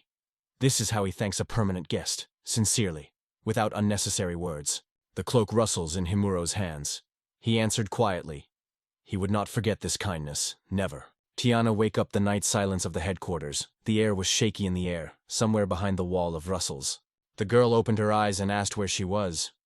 Albert jumped out of place, touched his sister, and exclaimed enthusiastically that she finally woke up. TNR barely got out of bed, and Albert quietly advised his sister to hurry, not to strain, it is too early. TNR asked how the girl found herself in the walls of this hospital, from where in her look, anxiety and surprise trembled. The girl suddenly remembered Gamero and rushed to look for him. Where did the one who just disappeared? Albert was distrustfully asking his sister that she was telling that the liar. The words were outraged by TNR, and the girl with reproach asked why he was a liar. Albert only angrily replied that it was nonsense, and then ruthlessly kicked him out of the door. Miro told Albert rumors. TNR was allegedly seized and he saved it. Apparently, he hoped for a reward. He also swayed that he had won the extra. Albert laughed. TNR assured not to worry. As a real lantern, he threw a silver coin, and the door closed behind her with a deaf knock. The palm fell sharply on the cheek of her brother. A clap, in the air the smell of anger. The girl only slid. A fool he, a real fool. Albert's voice trembled. Why did she do, sister? And TNR exclaimed after, everything that Guimiro said is true. There is no lies in it. She assured the young man, Muro is a real hero. Before her eyes he overcame, and Albert only drove him away. The order made it clear. Tien should be found immediately. Albert nodded briefly. He understood everything. In the head, TNR did not subscribe to a bitter sadness. The memories of him were stubbornly throbbing, as if a quiet knock on the rain in the night window. While the air trembles from the heat, Misha from Himero approached the loud door of the Adventurers Guild. They are behind them. At the entrance, whispers were heard. Someone urgently needs an accompaniment to the Aluna arena. The other nervously looks into the wallet, a dozen gold coins, and the case is resolved. Hearing about 3 gold for the extermination of goblins in the Gata caused indignation. Is there so little?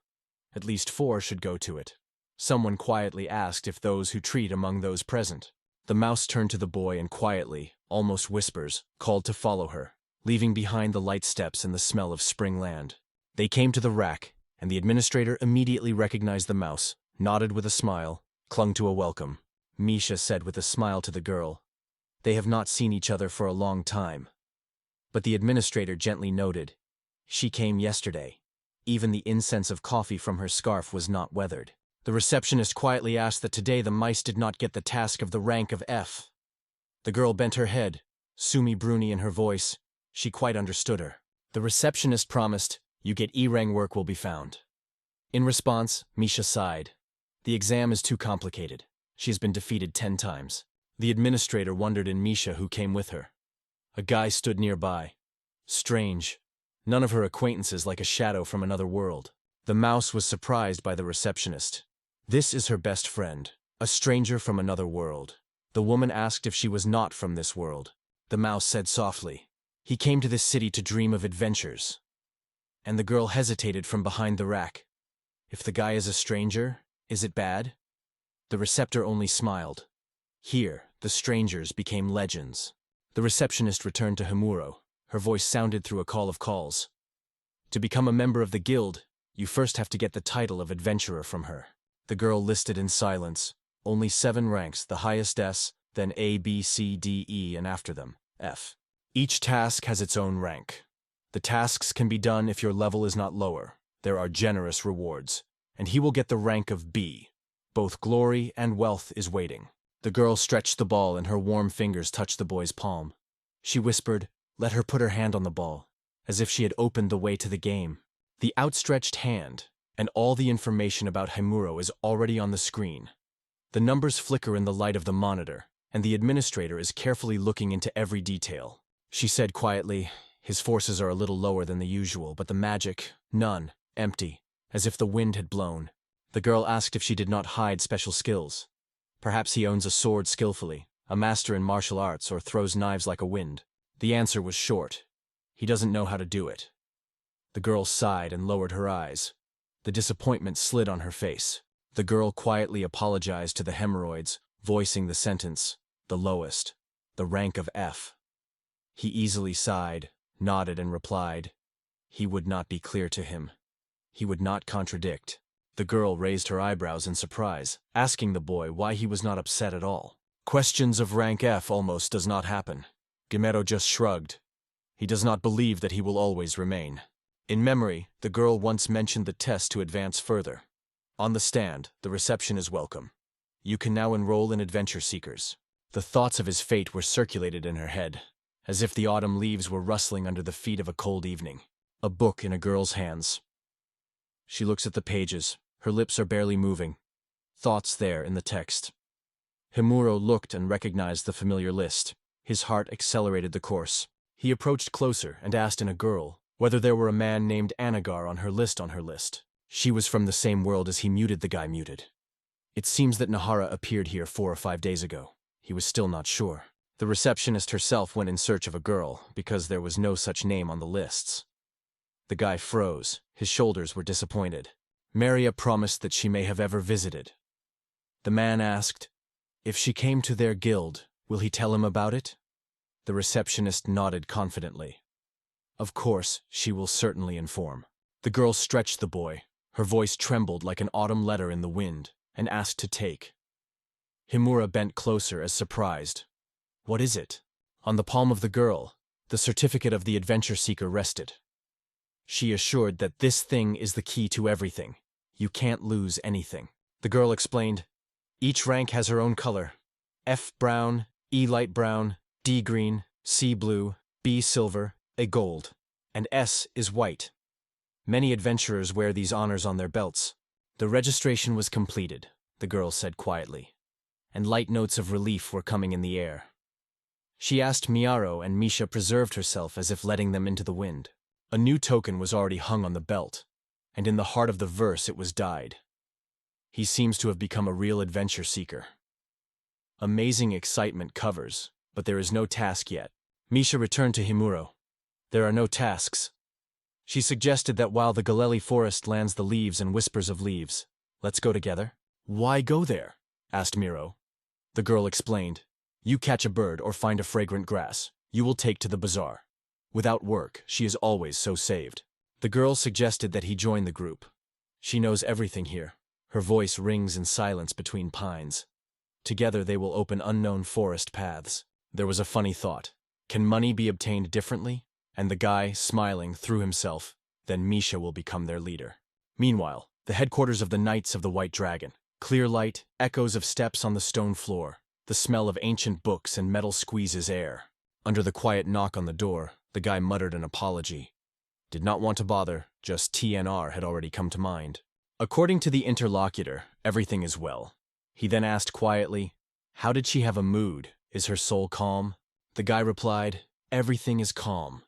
But the girl said something strange, as if a cold shadow ran in the air. It was difficult to believe her words.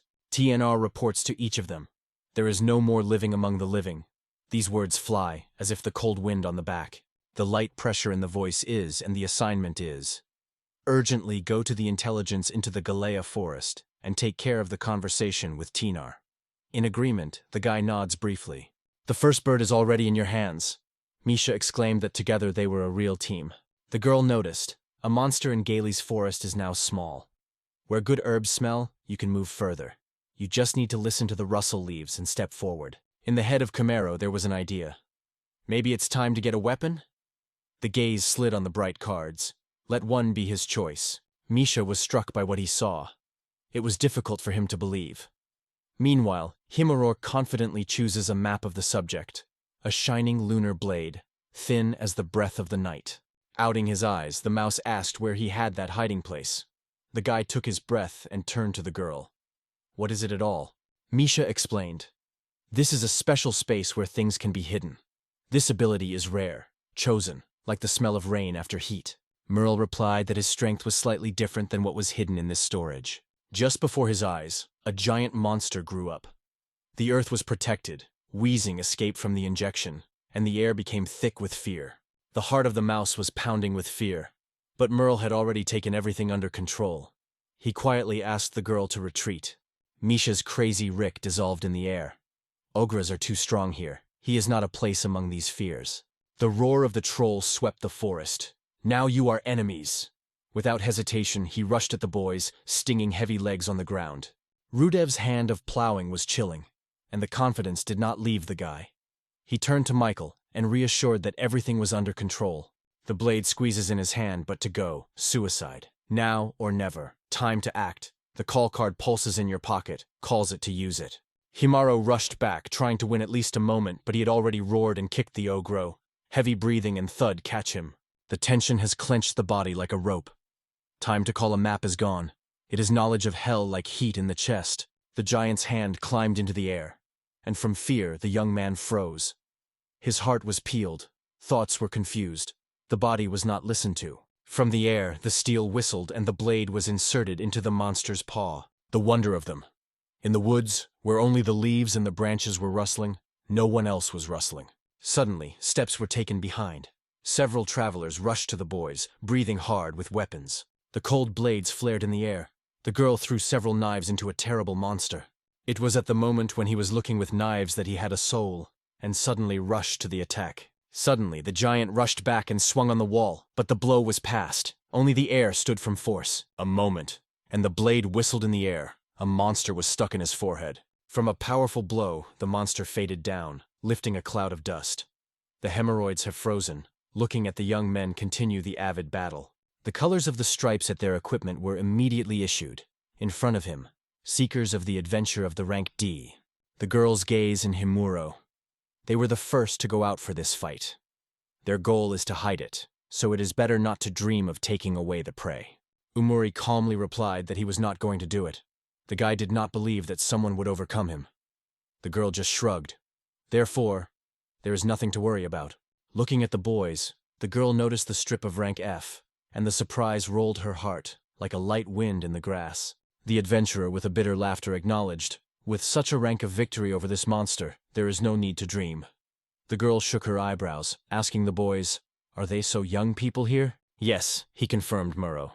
"He just set on the traveler's path today, as soon as he entered this world and knows almost nothing about monsters." "Are you really a foreign planet?" she said in surprise.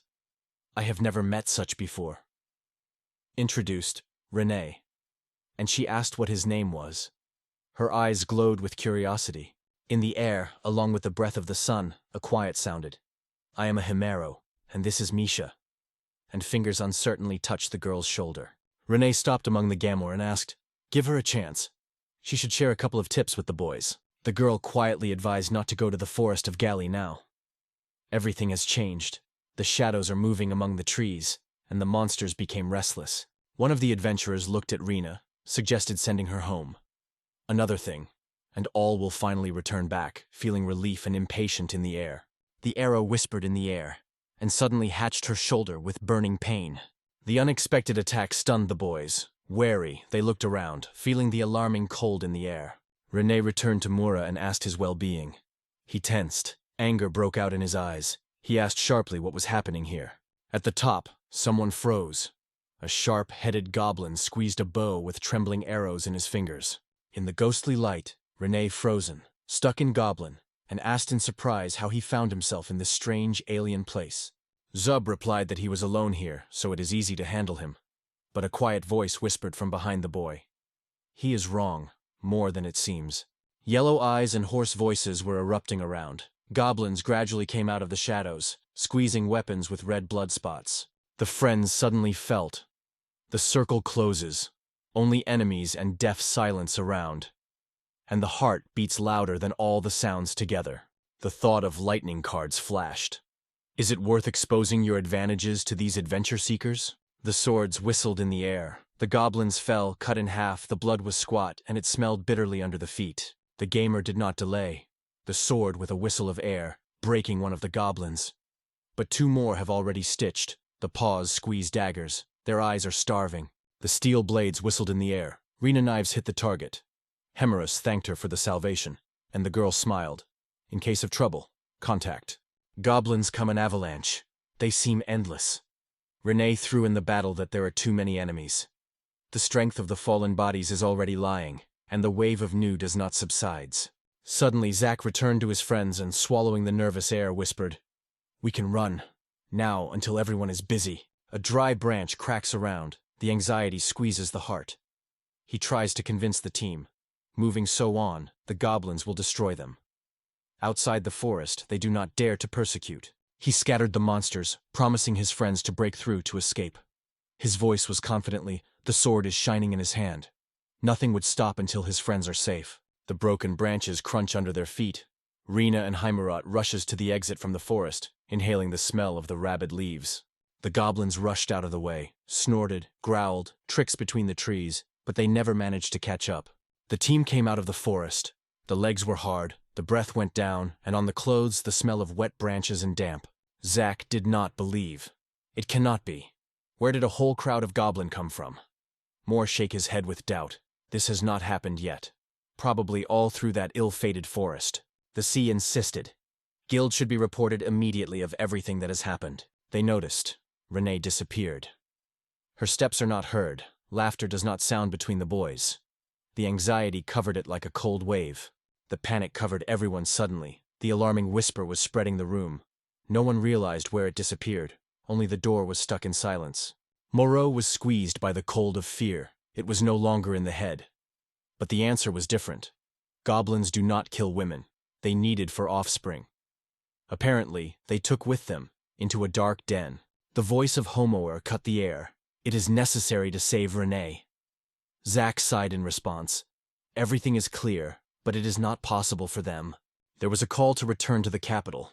There you can find help. Collect more hands to save the commander. The smell of dampness and dreaded leaves hung in the air when Moreau turned to the boys. Do they know where the goblin's den is hiding? Zack assured that in the ruins in the west from the capital already noticed goblins, so the sought one can be there. And the man was convinced. The goblins were pointing there, and apparently the hum was standing in the air. The wind drove the boys to the capital, and shouts, "Faster! Time is short!" The air was torn. A hole, anxiously, as if the bells were beaten in dawn. Moro's gaze slid to Michi. Did she have to be near those ruins? The girl shaking her head, saying quietly, "She knows this place." Warm breath. And he asks her to lead immediately where something important is waiting. Soon Misha just brought him where it was necessary. The careful steps of the moon responded in silence, and the air filled the familiar smell of raw stone. From the rough bark, the guys looked and whispered. Several goblins would rake at the entrance, so they are somewhere there. Chimaroa thanked the Mage. He became warmer from his voice. He said she could now return to the capital, and in her eyes a light sadness passed.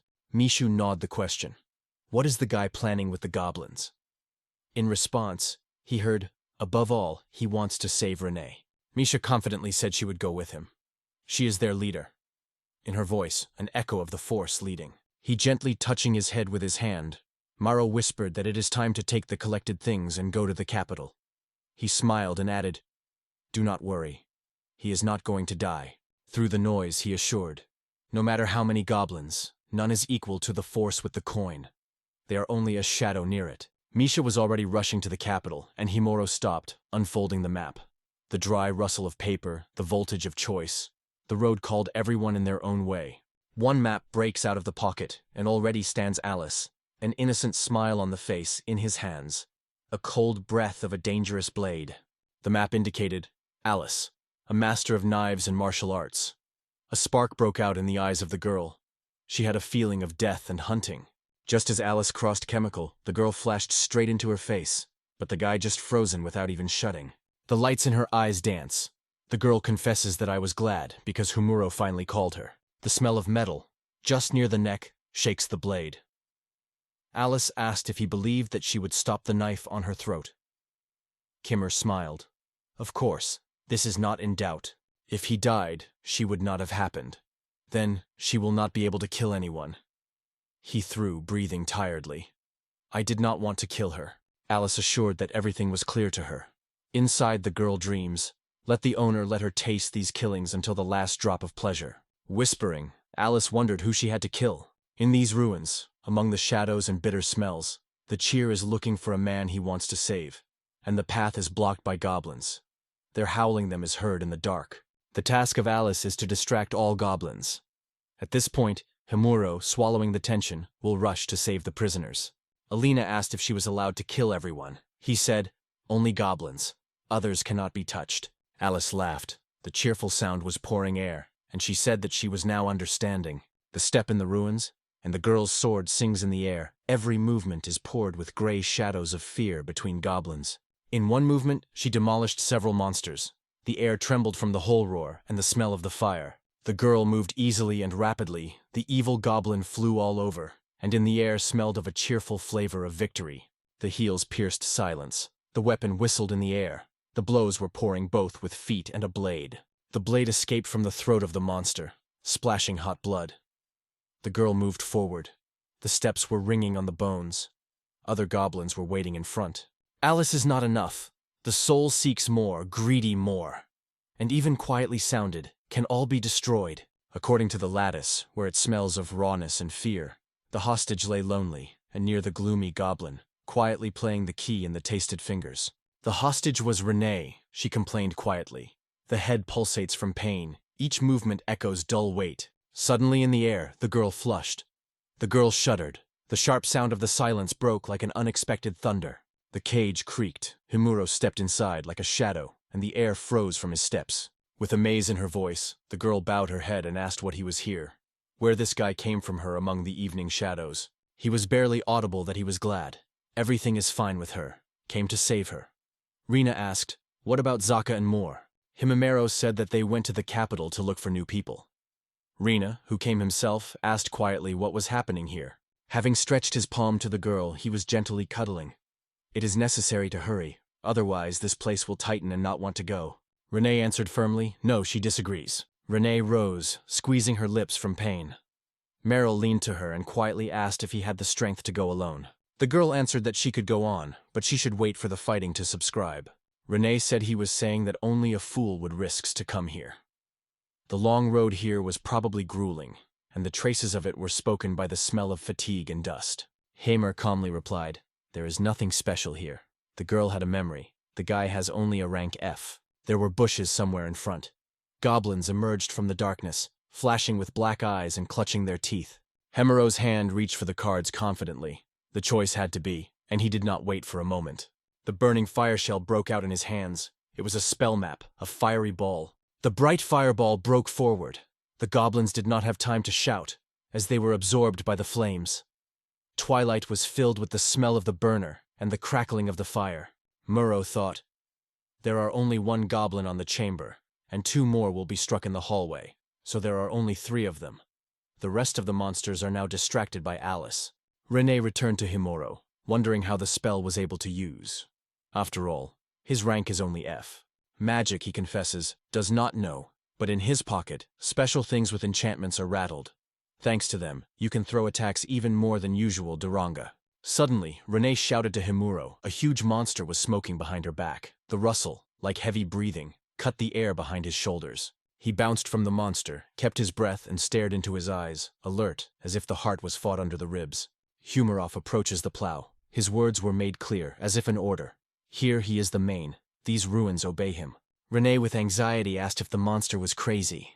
The man replied quietly, apparently the beast of February because they had interrupted his goblins. The monster waved his claws. The air was whimpering, but the boys had time to bounce sideways, barely feeling the icy breath of danger. Nearby, in the dust, weapons shone. Renee sharply grabbed her, felt the cold of the metal in her palm, and, without hesitation, threw it straight into the monster. The huge paw of Ogre repelled the girl, and the weapon cracked just in the air with a deaf crunch. Himuro was sure. Everything goes as it should. Here he is. A chance. The hand reached for the deck. It's time to choose a card again. At the same moment, a huge stone was stuck in the air. It flew rapidly into his forehead, difficulty in the air. At the last moment, the cheerer sharply turned his head.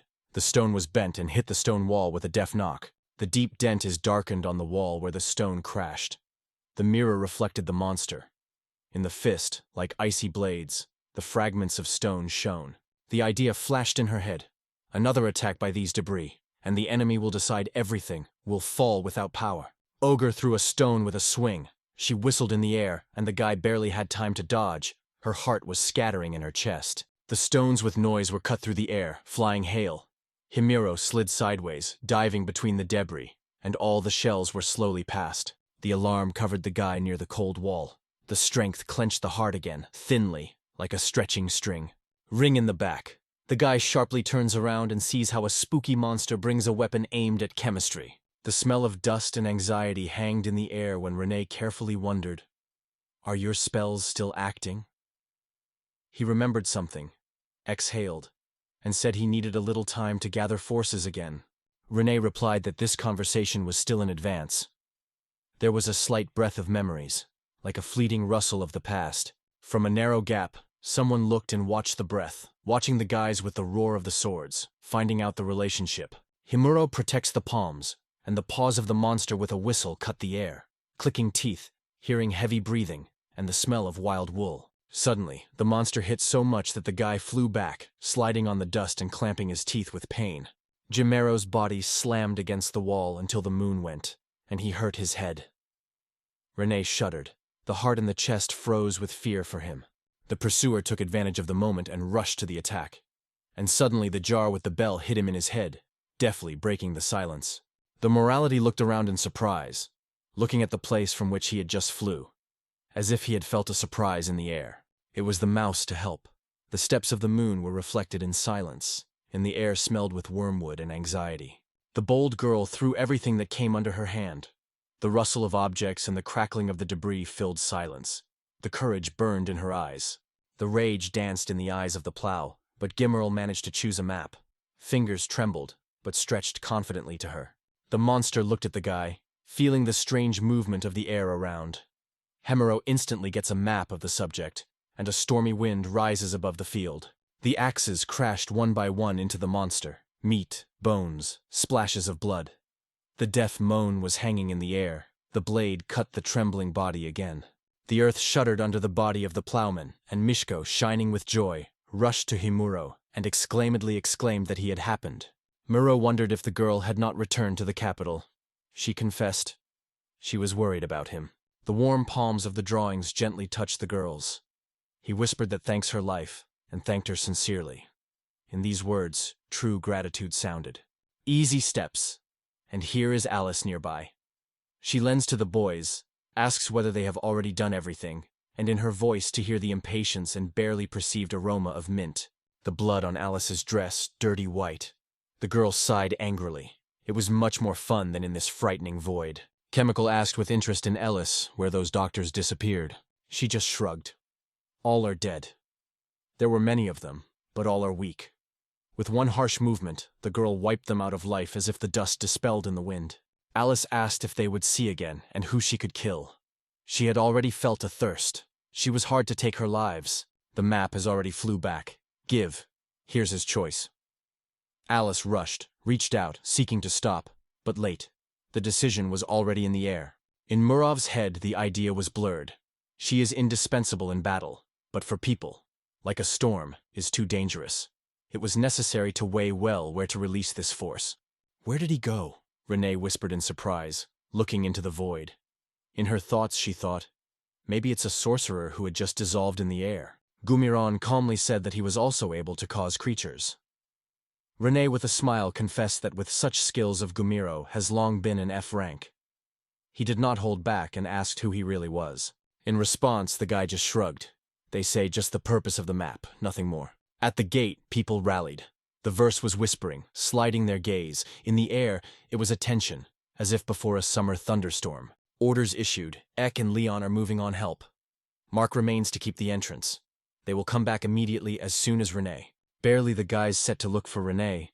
In the distance, she had a figure next to Kaimurov. A quiet rustle of steps, light laughter and silhouettes against the backdrop of the sun. The surprise broke out in the eyes of the boys when it turns out it was he who helped to find a girl. The question was, softly, "Is there any news in the investigation?" In the air, anxious waiting, vibration of impatience in the voice. The message has been quiet. There is no evidence of death yet. And even rumors in the city go out. They are barely audibly rustled in narrow lanes. According to the guy, from the description of Tinar, they also became aware of the Himuro rope. However, only silence and guesses go about its location. "Here's a picture," he said, holding a sheet. "Horrible, right?" The voice of trembling in the air was the smell of paint and uncertainty. If TNR is not mistaken, this guy has more power than herself. With such a power, he can challenge the whole country. Do not tremble, but stand straight. The guy was fervently interested in who Himuro Canada was, actually. This mysterious figure is a good figure as an underdevelopment in night silence. Inside the cage, where the dull smell of raw grass is hanging, Hara Nana remained alone. She was drawn to her, quietly predicted. "Today is your test day." Asks the girl to freshen up so that her life plant blossoms at full strength. She should try. On the verge of the best. On the girl's forearm, a strange shoot grew dark green, with a honey smell. He trembled, as if looking for light, rustling with thin leaves. The guild door thundered. The mouse flew and shouted as if the world was over. The girl, rubbing her eyes, grumbled. The kids broke out in the eyes of her eyes when she met her gaze. The smell of anxiety was hanging in the air when Misha asked Maluki quietly whether she had work today. The girl is nervously squeezing her palm. The excitement was read even in her breath. Maluka said that the tasks have long been dismantled for the rank. Misha was panicked. She exclaimed she was late. Her voice trembled, anxiety in the air. The warm palm of the baby slid through the hair. The girl sighed. "Today you want to make money and finally taste something real, not a lot of food." Suddenly, a voice came to the girl's ears. Someone was calling, asked to approach the boy with rank D. The boys confess that they lack their hands, so they invite him to the team, and they promise that everyone will get an equal share of profit. With high rank, the teams seem to find you themselves, but there are no invitations with F-Rust. What a bitter insult, a girl bakes in her heart. The mouse confessed that she's more to the soul of Galena. There you can find something there. Saying goodbye to Maluka, the girl heard the gentleman gentle. "Be careful." The forest met Misha cool air and soft rustling leaves. The girl thought, today she collects herself, without other people's voices around. Suddenly, something stopped her gaze, as if the air became thicker, and silence had fallen in her ears. In front of her, under the thin rays of the sun, several birds froze. The beaks tremble, the wings are barely rustling in the grass. Misha mentioned that these are the king of birds. The girl noticed a large bird in the center. This will bring her a good price, and her heart tapped faster. The anxiety was clinging. One of the birds noticed how the mouse rushed to her, and her wings rushed with the wind. The girl's voice flew the wind. The image does not hold, but in this world only the strongest survives. Suddenly the air cut the cry. The girl grabbed her head, where something hurt, something. The bird whistled with her hair, forcing him to shudder. The bird rushed to flee from the mouse, and the girl behind her. The voice trembled in requests to stop and wait. In the humid air, tiny steps and rustle wings trembled. Mishina's eyes were looking for birds in an empty sky. She whispered that they escaped from her, leaving their cry and the wings of the wings. The girl squeezed his fists, despair in the bones. Awareness. Do not cope on your own. You will have to look for another way when the traces are already lost in the fragrant grass. Subsequently, Misha realized someone lied about mountain herbs. Then the girl rushed from the angry bees and, breathing, apologized for her anxiety. Sorry to tears, the girl was barely audible that she had nothing. Today, even the thought of food seemed to her. There is no choice. Today you have to go. The air smelled anxiety. Somewhere outside the window was a ringing creaking, and the heart of the mouse squeezed. Stacked quietly, the girl rose to the hill and froze in front of the dark entrance to the cave. There was a cold from there and barely smelled of raw earth, Misha said quietly. The place is already taken by her. The steps are heard in the void. The air trembles from her presence. In the shade of the cave, a large snake curled up. She sharply slammed the tail on the stone, and the damp smell of the raw walls excited the alarm in the air. A maiden profile appears around the corner. The breath fades, the heart is pounding. The ancient snake was moistened on the cold floor, and today he is waiting here again. The girl's gaze slid sideways, and where he should, already shined mushrooms, like a rainy tear in the moss. Selling this thing, the girl would be able to get rich. Last time, the fear of the ancient snake stopped her, but today the trembling in his voice has changed his determination. Misha on soft paws bypassed the ancient snake. No sound, even breathing in her chest. It seemed to her that it is better not to rush now. Suddenly, under the foot, the stone was stuck. The girl stumbled and felt. Things were bad, as if the earth fled from under her feet. At the same moment, the old serpent woke up, stretched, unfolded the scaly rings. The girl froze. A giant creature was standing in front of her, as if she came to life with night horror. In the air, a cry sounded. Misha begged that he was not an enemy for a snake. She did not seek to hurt him, only quietly asked. She needed that mushroom. With fear in her voice, the girl confessed. Hungry, wants to eat. If you could sell this stone, you could buy a juicy steak. She added carefully. She is not tasty for the snake. An ancient snake crawled to the girl, slid around, the screech of the scales on the ground, and predatory pulled the air, breathing her smell eagerly. The ancient snake carefully sniffed the girl, wrapped in a tight ball, and fell asleep again. It surprised her, but the tiny steps took it to the fragrant mushroom. Finally, Mihi's palms were what he sought. He broke it with force, until the sound cracked in the air. Before leaving the cave, the girl moved a light gate, and Misha turned to the old serpent and thanked her sincerely. The verse heard the words disappeared in the cool darkness. With frantic joy, Misha got out of the cave and shouted at all her throat. This precious fungus is finally flashing in her hands. In the bag it will become quieter, she whispered, hiding the find. Now you cannot think about food. The girl plunged her even deeper so as not to lose. The mouse did not have time to trace. The fungus left the place and, sliding, rolled down from the cliff. Only at the last moment did the girl notice it. The heart squeezed. The air became heavier, and around everything froze in waiting. The mushroom broke out of his hand, diluted on the ground, and split. In the air, Michael's bitter cry poured out. Today the prey fled from his palm. She returned to the capital with a heavy heart. The eyes are dim, the lips tremble. She whispered, The girl did not eat. Hunger has been tormented from yesterday. The sellers asked who wanted fried potatoes with butter. Today they do not spare oil. The smell is spread over the market. Another called for a hot pie with stewed fruits, just from the oven. Anxiety in the mouse has increased. The incense of food somewhere nearby was even more painful to hunger. The girl confessed timidly. She is crazy to eat something. The amazing sound broke into the silence of the night. The girl was alert and glanced to the gate of the night headquarters.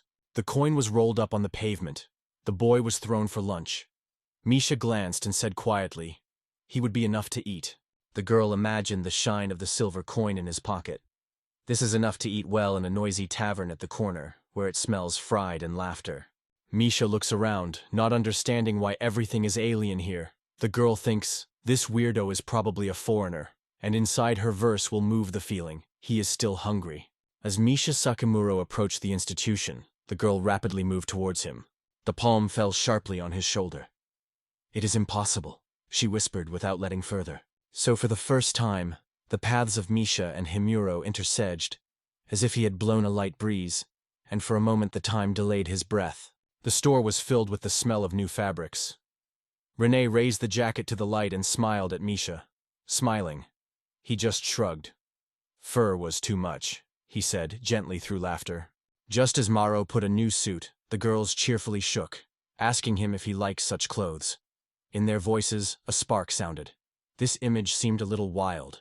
The next moment, dressed, funny, like a doll, it appeared in the door. Laughter exploded in the air, as if the autumn rain on a blanket. Joyful, loud, sincerely. Look what I found, Renee exclaimed. Misha nodded in things in her hands. And suddenly these dresses will go to your face too, Hemuro asked when these jokes were over. Renee only surprised. What do you mean? We are more serious as ever. Even the air around has become thicker. The girls winked with a smile. One day he will become a B-rong or higher, and his clothes should emphasize it. Hemorrhage mentally sighed, if only without something flashy. The girls laughed. New dresses were grabbed one by one. Fabrics rushed. The smell of perfume widened in the air. Himuro smiled calmly. He understood them perfectly. The new outfit slid on the body, and Rina immediately smiled. A good choice. Misha only nodded. The girl was quite right. The smell of fresh upholstery, light rustle of clothing. Renee wondered if he was comfortable. He answered calmly. Everything is very comfortable, easy to move, as if the body is flying. The seller promised, "We'll give the stranger, get everything in 4 silver. Renee with his fingers and nodded. They agree. Thank you quietly from my mouth when he said. The girl paid his night and gave him clean clothes, Rena whispered, which was due to the rescue from the goblins. And secretly glad. It is useful to have a debtor like him. Rena smiled and said that she was still having things to go. In a moment, short farewells are heard. Light warmth of conversations vibrates in the air. Chimero wondered Mika what's next. The girl answered, he intends to relax in the tractor 3 sides. The mouse turned his gaze and asked the guy where he was going on. He said quietly that he would be exploring the city. The boys shook their hands firmly, promising to meet later in Taverna, where the evening hum and the smell of mulled wine. The city street was buzzing with noise, and suddenly through the crowd, a persistent volatile came to Hamarok. Someone tried to jam to him. Albert's explosive anger in the air when he finally got through his teeth. He finally found you. In the void of oblivion, Himuro asked the name, and the guy, having quit his name, proudly added that he was from Riften from the big house. Albert asked if he really became an adventure seeker. Himuro just shrugged. They say, you can say so. Albert was certain. Himirov was a regular target, not higher than F's rank. It seemed that there was no crumb of power. Albert said strictly, he has an important thing for him, to Arrow. Let him be silent and follow him without asking unnecessary questions. The surprise flashed in the eyes of Humarov. Where is he leading? Albert quietly reported that the path leads to the barracks of the Knights of the White Dragon. When the boys moved the street, a familiar voice came in the air. Himaro sounded by name. The call came from TNR. The same familiar voice called the boy through silence. The girl grabbed Himho in her arms and said quietly how she was happy with their meeting. She did not have time to thank him, but now whispering words of gratitude for salvation. The girl's hair whispered in a new color. Chemical felt this change before her eye caught. Morrow asked if the girl had already recovered. The answer was restrained. Yes, everything is well, but it was slowly rising. A little power was lacking. The body asked for a break. Tyner shared with a smile. While resting, the servants invented a new hairstyle for her. The girl was catching his reaction with his oblique views. He asked quietly one by one. Does she like it? Heimer smiled. The costumes on him sat flawlessly. The girl thanked the courtesy, and near the Albert squeezed his fists. The annoyance was felt in every breath. Albert could not stand and turned to his sister. The voice of Tense said that he still does not trust him, it is certain. This scoundrel does not overcome the extra. The indignation explodes in the voice of TNR. What does it create again? Even the sister was slipped in words. Albert only sighed in response. He was just a F level against Ardu. There would be no crumbs of chances. A strong voice crashed into their dispute. Someone approached and asked that here for a noise. Why so noisy? A light turn. And before his eyes the young man stands, and behind his back, barely noticeable in the lightened evening, stands the girl. The question was in the air. And what does it mean? It sounded quietly, barely audible. He is Canada. Rick, commander of the Order of White Dragons, nodded eloquently, seeking. A quietly passionate exhale broke out of his mouth. To get acquainted with Himaro for him is a genuine joy. It was also a pleasure to meet, he replied. One look was enough for everything to become clear. From this person it was Vera, as if from a rock. Riak reminded that Tiner was guilty of not one debt. He asked quietly, let me thank her instead. Rick with a shadow in his voice asked if he was really his hands on the right. Death, Tinar said sharply to the commander, asking if he did not believe her now. Ryuk quietly asked the girl not to say such words. I trust TNR completely, he said. But this case is special. So again he wants to check everything so as not to leave a place of doubt. The girl's eyebrows came together, a shadow settled on her face. Again the question from Ryuk. Is it true? Himur nodded, quietly confirmed. Yes, everything. Albert spilled Goro. They say, this is not true. He is ready to fight the institution. This grave only confused his sister with the magic and fools everyone, because some F-Rang never overcomes. The surprise did not touch him. Distrust sounded in the air so clearly that it seemed habitual, almost expected. Albert addressed the commander Ryuk, asked her to let her go against him. The hall smelled a thunderstorm. The guy promised to expose the deceived here and now, not to allow any lies to sprout further. The rail strictly asked Albert to stop this behavior immediately. The gaze turned to Hammer. What will he answer? Here they have a healer. Even if trouble, heal. Everything heals. There was no reflection. Moro immediately agreed. TNR nervously apologizes, leaving the air with the smell of anxiety, because the girl is convinced that all this fuss came about her restless younger brother. The girl replied, "He is not as strong as she, but she has a sword skillfully. It's a pity that a hot hatch often knocks it out of the right path." The river reaches him a weapon, a cold, covered with a resin layer. The words sound calm. Such swords train, maximum, slaughter, or at worst, fracture. Ruki slyly, "Now it is time to discuss the conditions of victory," he said, and silence was pinged like a string. Muro confess. The swords are not his element. He offered to play differently. Not the victory is important, but the first blow. He had to decide everything. He responded calmly. "All right, we'll give Albert," as they agreed. Weapons burdened, Albert squeezes the arms and nods the Himura. Time to move forward in front of the battle. Dry grass rustles under a difficult step. The Chimaral apologized, pointing to the solved lace. Albert threw a sharp word. The wicked. When the boys went face to face, Renee was quietly asking if they were ready. In space, the voltage was hanging. In the air, it smelled of expectations. The TNR report was conducted about incredible power. Rick trembled with curiosity. It was itchy to see this power with her own eyes. Rena's voice suddenly cut the air. "The battle begins."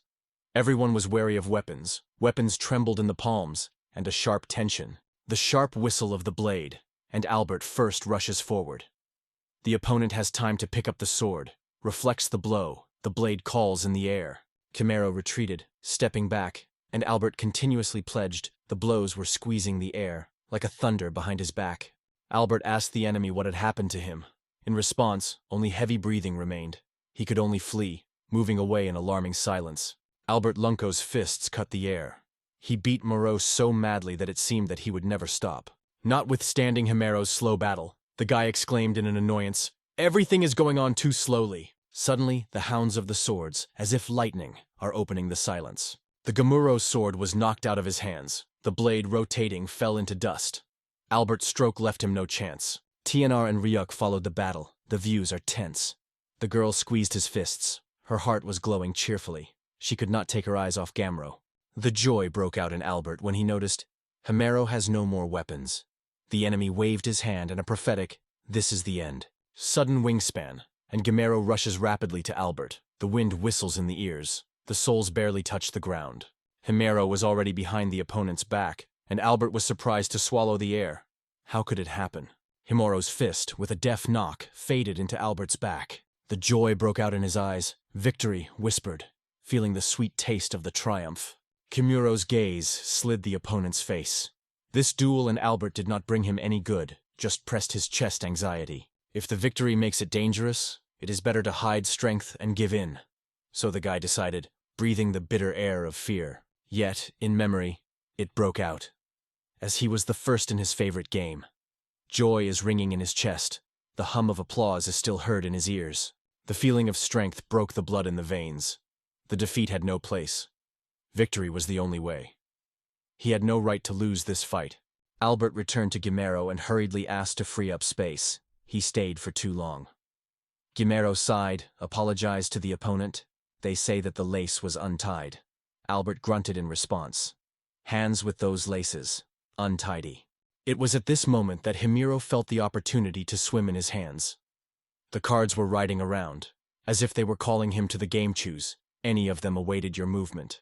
The Chimero card disappeared in a hidden pocket, waited patiently when the battle was noisy. Win and stay undisclosed. This thought ring in the temples as a warning.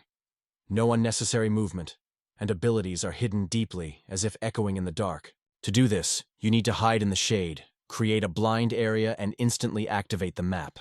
Easy movement, breathing frozen in waiting. The next morning his hand reached for the map, a mechanical blade. Metal shine, quiet springs, and the promise of speed and protection for the one who puts it. This mechanical blade seemed to hide the simple force, to give the owner instant speed, as if the invisible wave was pushing into the back. This ability allowed hemorrhoids to be silently behind Albert's back and the first to hit him. like a lightning that cracks in silence. The news of the defeat of Albert struck everyone around. The air seemed to be squeezed, the conversation subsided, and the surprise was stuck in his views. Silence was hanging in the air, and Albert stood underwater, confused, unable to understand, just survived. Ryuk assured the boys. Himuro won was fair, without deception. Even the air there smelled honesty. Albert persistently asked to wait, not to rush to the conclusions. Not everything. There is still a chance. But Ryu throws in the face. No, everything is over. You have lost. Ryuk reminded that even before the battle was warned, the one who was the first to strike, and he did not specify that it should be a sword. The accusation that the descendant of the great kind of lifting does not keep the word forced Albert to squeeze his fists. The image burned in his eyes. The finger rested into the chest of the apostle. This gesture, as if a nail in memory. Remember, there was no victory here. Albert never recognizes this power. The mirror froze. The shadows of the eyes showered it, as if it were rain. He mentally acknowledged there was too much attention. Each movement echoed whispers around. Tien ran to Kimro, and she said with a smile to the boy, she knew. The victory would be behind him.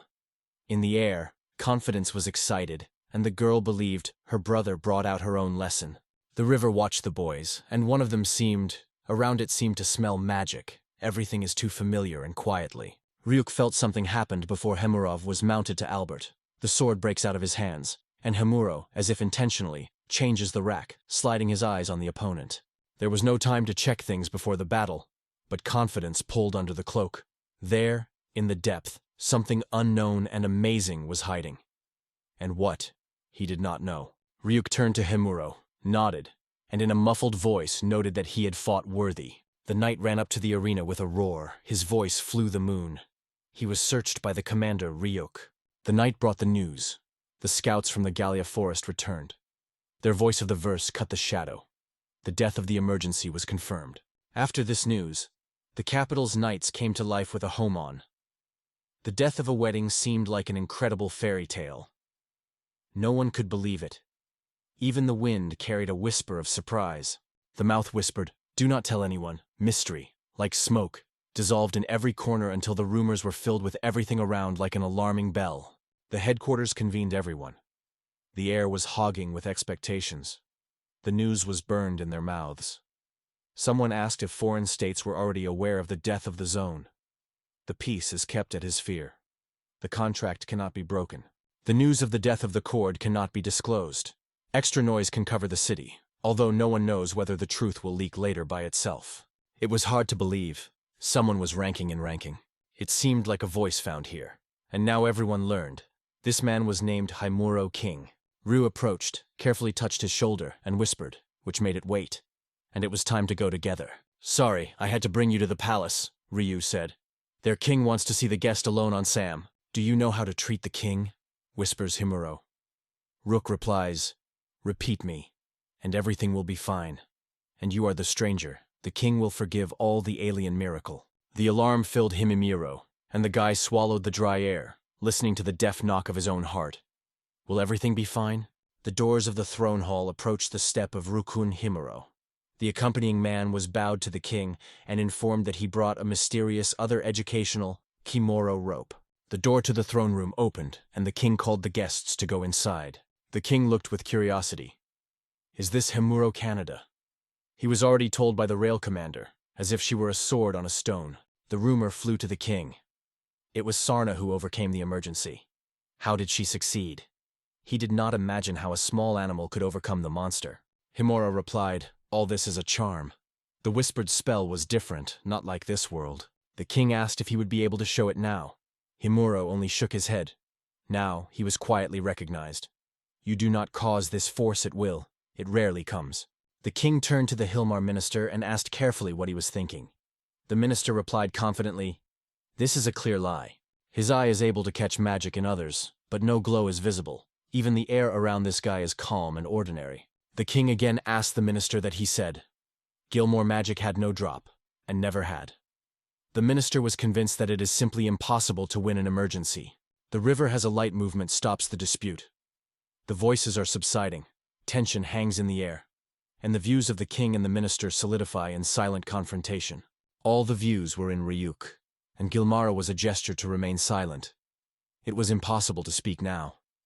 The king raised his hand and commanded, "Let the minister say everything he has." Ryuk dropped on one knee, calm voice. "Hamuro learned about the death of an infant earlier than our scouts." The words were confirmed by the subordinates who won the emergency. "The guy believes them. There is no point to lie to them." Gilmore noted the commander Ryuk, who knew about foreigners much more than about the country's own affairs. The minister assured that Himura accidentally learned about the death of the infant. "Evidence? It is enough to look at his tap-patch jacket." The man reminded, "This guy is only a traveler of rank F. Did someone at this level win an emergency?" This thought sounds just funny. Gilmar mentioned that there were always formidable, like a storm, guards. 4 gods. They seemed to rebel against the oppression, and now raised these children. The king quietly agreed. "It is most likely." The Hilmar whispered, "If it were not for the minister, the award would have long been in the Himura's hands." Gilmaro returned to the king. His voice was solid. "This fraudster cannot be left without punishment." These words were pierced by Gimurorta, like an icy wind. The muscles were squeezed. The heart was wounded more often. In the temples, the hum is anxious. The evidence of the Hilmar fell as if it were raining. He assured the king, "There is no lies here, only the truth that saves the country." But it was too difficult to accept, as if a sharp blade rested on the will of the people. The king nodded, agreeing with the minister. His voice is quiet but sober, the whole spread under a high ceiling. The order came sharply. The guard had to immediately pick up a stranger and lock behind bars. The cold reinforced the alarm in the air. The keys were arranged in the hands of the guard. Thoughts wandered. The mystery hid the answer from Hamuro. How it might have even known the air. And he didn't. The guy was immediately grabbed and drove to the iron cage. Jimuro, with a bitter irony, said, "Who would have thought that for the second time he would feel the cold darkness of prison?" Between the layers of rust on the iron lattice, the guy looked at strange recesses, as if carved signs. It seems to be a hidden witch mark, counter, setting. There was a harder thought in her head. With his help, the escape is possible. But then only breathe, hiding in the world of eternal persecution. The cold of the stone floor was harvested to the bones, and thoughts were not rest. How is people behind bars when monsters walk the world? All you have to do is wait and catch every sound in the dark. Time was slow. In the cold silence of the Hemero, cameras left alone with the darkness and the echo of his own steps. The wind was barely quiet, as in silence suddenly heard the steps. Someone was in a hurry to him. A familiar abbreviation flashed on the screen. TNR.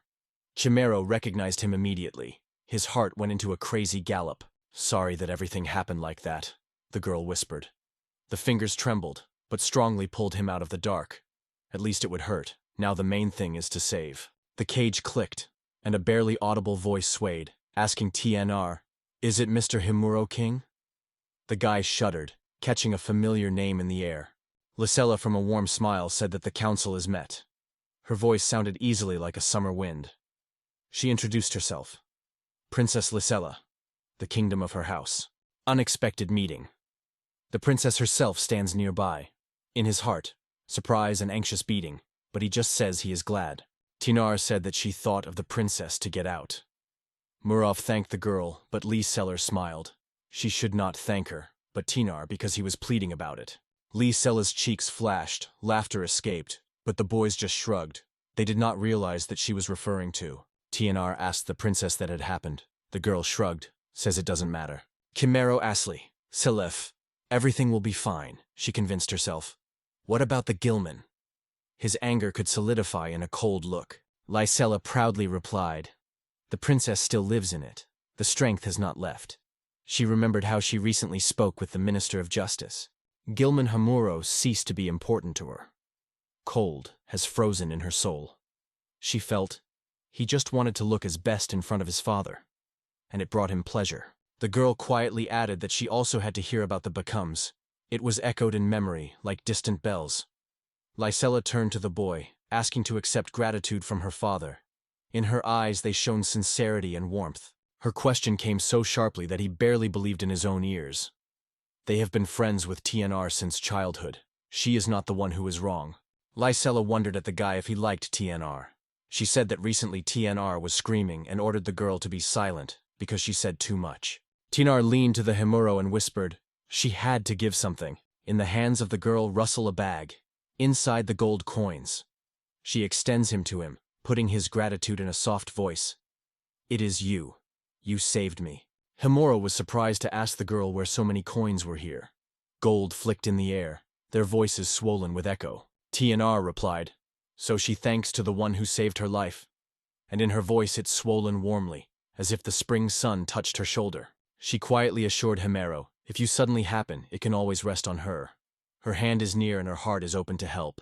A warm handshake. And the girl with tenderness said that Moro is the most expensive friend for her. Another moment, and the farewell enveloped them like a quiet evening wind. The tavern came to the Taverna Himuro, a bag of coins, which rang, moved inside and lured the views of all those present. The boys' eyes were surprised. They also exclaimed, that's the case, real steepness. The coins are sprinkled in the hands in a tone, as if they rustled with autumn leaves 30 pieces, like light rain in your pocket. These shiny circles promise a long, exciting game. Misha argued, swore. This money would be in vain if you didn't. Even now, it is not time to lose vigilance. You should work even more often. Kimero nodded. He agreed with her words. Potan is wondering why the guy is those gold coins. It is not good to bring such a treasure with you on a journey. Isn't it better to hide than to risk your wallet on the bottom of the journey? Gumuro thought. He is exhausted heavily, and replied, these things are too heavy, you won't insert them before the bag. Misha turned her gaze. I wonder what the guy thinks of this magic bag. Humuro carefully asked the girl that she was meant. In appearance, the charming bag is no different from the usual, so explained Misha. But it can fit much more. It costs a lot. But with it, life will become more cozy. In the imagination, Himuro already rustles a bill. Can you buy it? The idea that the thing will be needed later seems to him wise and seduces the smell of novelty. The next morning, the look flies to Mr. Poetan. Do you sell magic bags here? The poet nods, smiles, but carefully adds, one condition still is. He heard the anxiety of Gimura and waved. They say, no, with quality everything is fine. As always, just the owner of the store is a man with a weird character. Himero's insecurity wrapped in the fog, but he still moved forward where it smelled of anxiety and dust. Noticing the store nearby, he immediately jumped in the middle. The door was clasped. The smell of fresh bread enveloped him as if a blanket. In the store, he was met by a friendly master. Joy in his voice, the pressure of his hands is strong, and in his eyes, a sincere invitation. I wondered if he could help or tell something useful. Do you have magic bags? The question came. The man rose from his chair, smiled his mustache, and answered, yes, of course I have. The seller unfolded the bags. The first, silently, swallowed the axe, armor, and 6 low tables. The second, it will easily fit a dozen blankets, bundles, and even a few lamps. In the cheapest of the series of place, 10 saliva will be enough. It smells of new plastic, and a thin fabric between the folds rustles.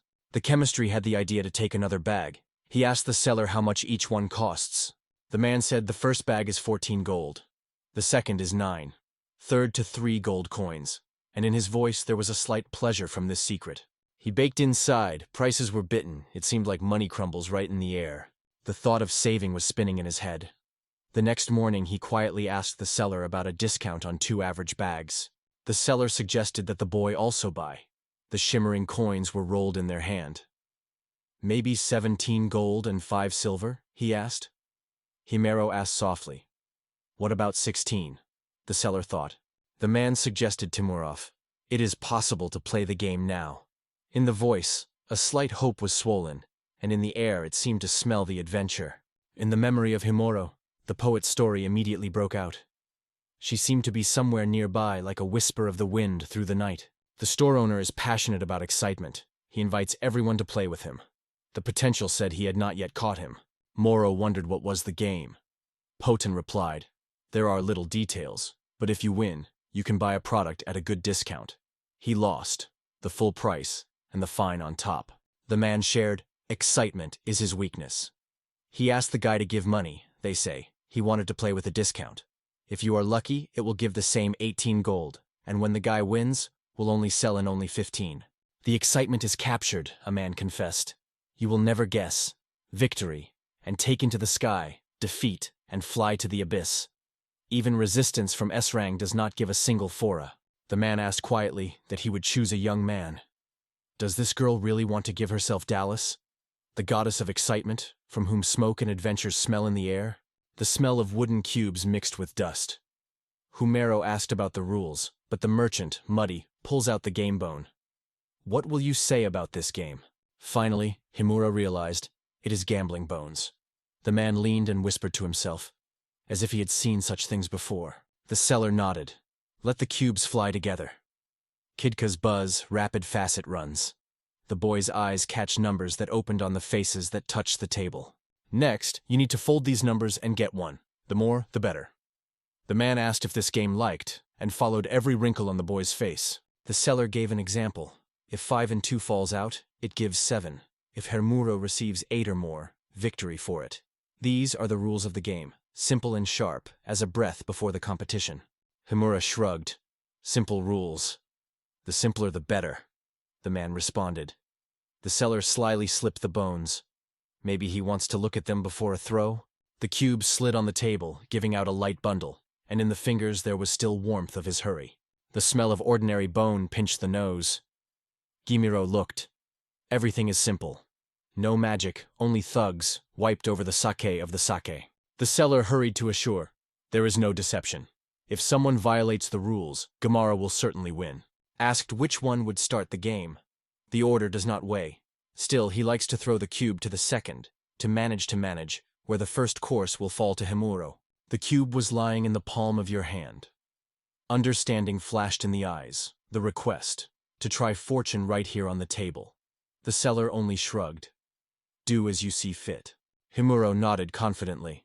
He understood everything, and now he wanted a discount on magical bags. His voice sounded quietly, but decisively, as if in the air it smelled up with adventures. It's time to throw bones, he sounded firmly. Suddenly, Jimuro, he picked up a box where the same bones were recently lying. The man stopped the guy and quietly asked what he was doing. Himuro said with a smile, you can choose any place on the counter. Inside is like a cold, but the palm is confidently squeezing the bones of the cubes. It seems that luck will come here right now, where the crowd buzzes and smells of risk. The bones rolled on the table, and sliding stopped. 2/6 flashed white spots, as if luck were smiling. He threw to the basement. Now, my turn to go. In the air, the smell of moisture was hanging, and the steps were deaf, like a heart in the chest before testing. The surprise flashed in his eyes. The same edges as if someone had cut a knife on paper. The merchant squeezed from anger. The breast was bitterly squeezed, when the truth about deception sharply came out. A moment of reflection, and heavy air with a whistle erupts through compressed lips. The seller, rubbing his shoulder, said with a smile, once hammer beat him, let it be a discount. Let me tell me the truth. Did you cheat? Asked Muro. The seller shrugged, nodded. Yes, that's true. Powerful magnets are hidden inside the wooden box. It put steel plates stretching to the magnet inside the cubes. In response, I heard confident. These are ordinary magnets. I knew. For the first time, someone caught me on fraud. Acknowledged a man, a voice trembling. He clamped his lips and whispered, how did you find out? The first thing that fell into the eye. The movements of his hands, answered Mariro, as if those fingers told his story. The seller shrugged. What exactly is about? When Maria showed him the bones, he carefully moved the drawer. Small inattention has become conscious, like a sharp needle. Now only felt tension and alarming rust in the room. Hemorrhoid has his own trick. He does not speak of victory if he himself connected. And as soon as visitors expose deception, only. Surprise, smile, and fast discount. So it is ensured by exposure. The palms trembled, his voice broke. The man suddenly confessed. He was confused. Everything understood everything. The seller bowed and asked, if there is no evidence, but also magnets too, what then to do? The guy smiled and said he was able to throw the bone so that the right figure falls. And as nothing is, just throws, as always. The man was surprised to raise his eyebrows. The words escaped. How can it be? The meaningless chats here is not a place, one said. It is impossible. Another cast a look away and asked quietly, can you go and throw bones somewhere else? The seller nodded, approved, and the bones leaned against the table showed 2/6. Like the shine of happiness flashed in the air. Like he was in this master, so he sounded in his voice, confidently, almost cheeky. Finally they got to the guild. In the air smelled of parchment and seasonings. Misha went to Milka, touched her bag and smiled. What a magic bag you have. The surprise of Milk was sincere. How could Misha be acquired such an expensive thing? She was quietly answering. Jimuro took 2.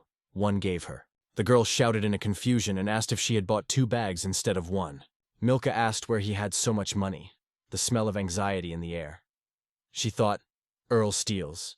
But he said with a smile that he honestly earned. Everything was clean. The votes came to the registry. Today there is a task for F-name. The girl was quietly apologizing and informed. Now there is nothing for them. Moreau asked Misha what they would do this day. The mouse felt the weight of the look, clamped her lips and asked, "Give a few minutes to reflect." Suddenly, through the humming, the crowd sounded. They turned to Milka, they say. They were only the adventures of rank F. The girl's anxious voice slid in the air. What happened to Jenny? Jenny herself turned to the boys. Are they looking for tasks, or are they ready to take up new? After agreeing, the boys followed Ginny. The girl was shyly apologized for the inconvenience and whispered Himuro, who was waiting for a stranger. The question in the eyes of Himuro wondered what the assignment was. Ginny just smiled and said that he would soon become clear. In the narrow room of the boys met a weak light. In the middle stood the galvanic, and in the air a barely pervasive smell of moisture and metal. Ginny asked the boys about the meeting. Himuro involuntarily was surprised. He did not expect such a request from her. Janine whispered, Mr. Rudo. Goal with his own consciousness. She turned to the red, moving her shoulders. They are the adventurers of the rank of F. Clay golems are strange creatures from the earth that legends go about. But he never understood whether they exist the same, with his own mind, except for one. It was nice to meet you, Gol said, dropping the dust from his shoulders. He said, Galia's local forest is his house. He is the mayor here. He came for help because he will not cope. Ruto says bitterly that their village has no rest. The monster burst in the middle of the night. The inhabitants tremble, and several hundred gallams have already fallen from the paws of enemies. Blood has not yet cooled, but Himuro was catching himself. How many dead? Near the guy asked Ruto, why did these monsters rush to them?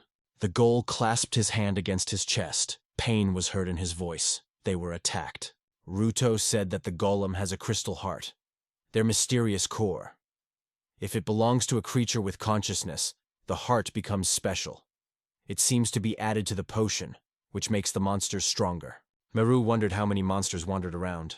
Gullin whispered, about 10, every such mighty one that has to hide in the depths of the forest, holding his breath. The clay fingers opened the bag, and the coins, stinging on the table, rolled into the silence, like rain of silver. Rudo calculated, 3 silver, 42 copper, and 87 small coins, all that the Galats gathered in the village, and he begs the guys, chase away these monsters from our lands. In Murov's imagination, 8,000 yen seemed quite normal. But he just shrugged. Too crazy for such a little thing, he said quietly, almost laughing in his voice. The mouse suddenly said, only they can offer it and all. Even the destruction of the monster is too low for such work. Genie nodded in Misha's words, adding that the remuneration should be much larger. The girl sighed. There is not enough money. Guild takes a 10th part. Their difficult commission leaves less adventure seekers than they earned with sweat and risk. Ruto lowered his eyes, sighed, and muttered that he understood everything. He quietly apologized to the boys for preventing them from. His voice was barely heard in the middle of the wind.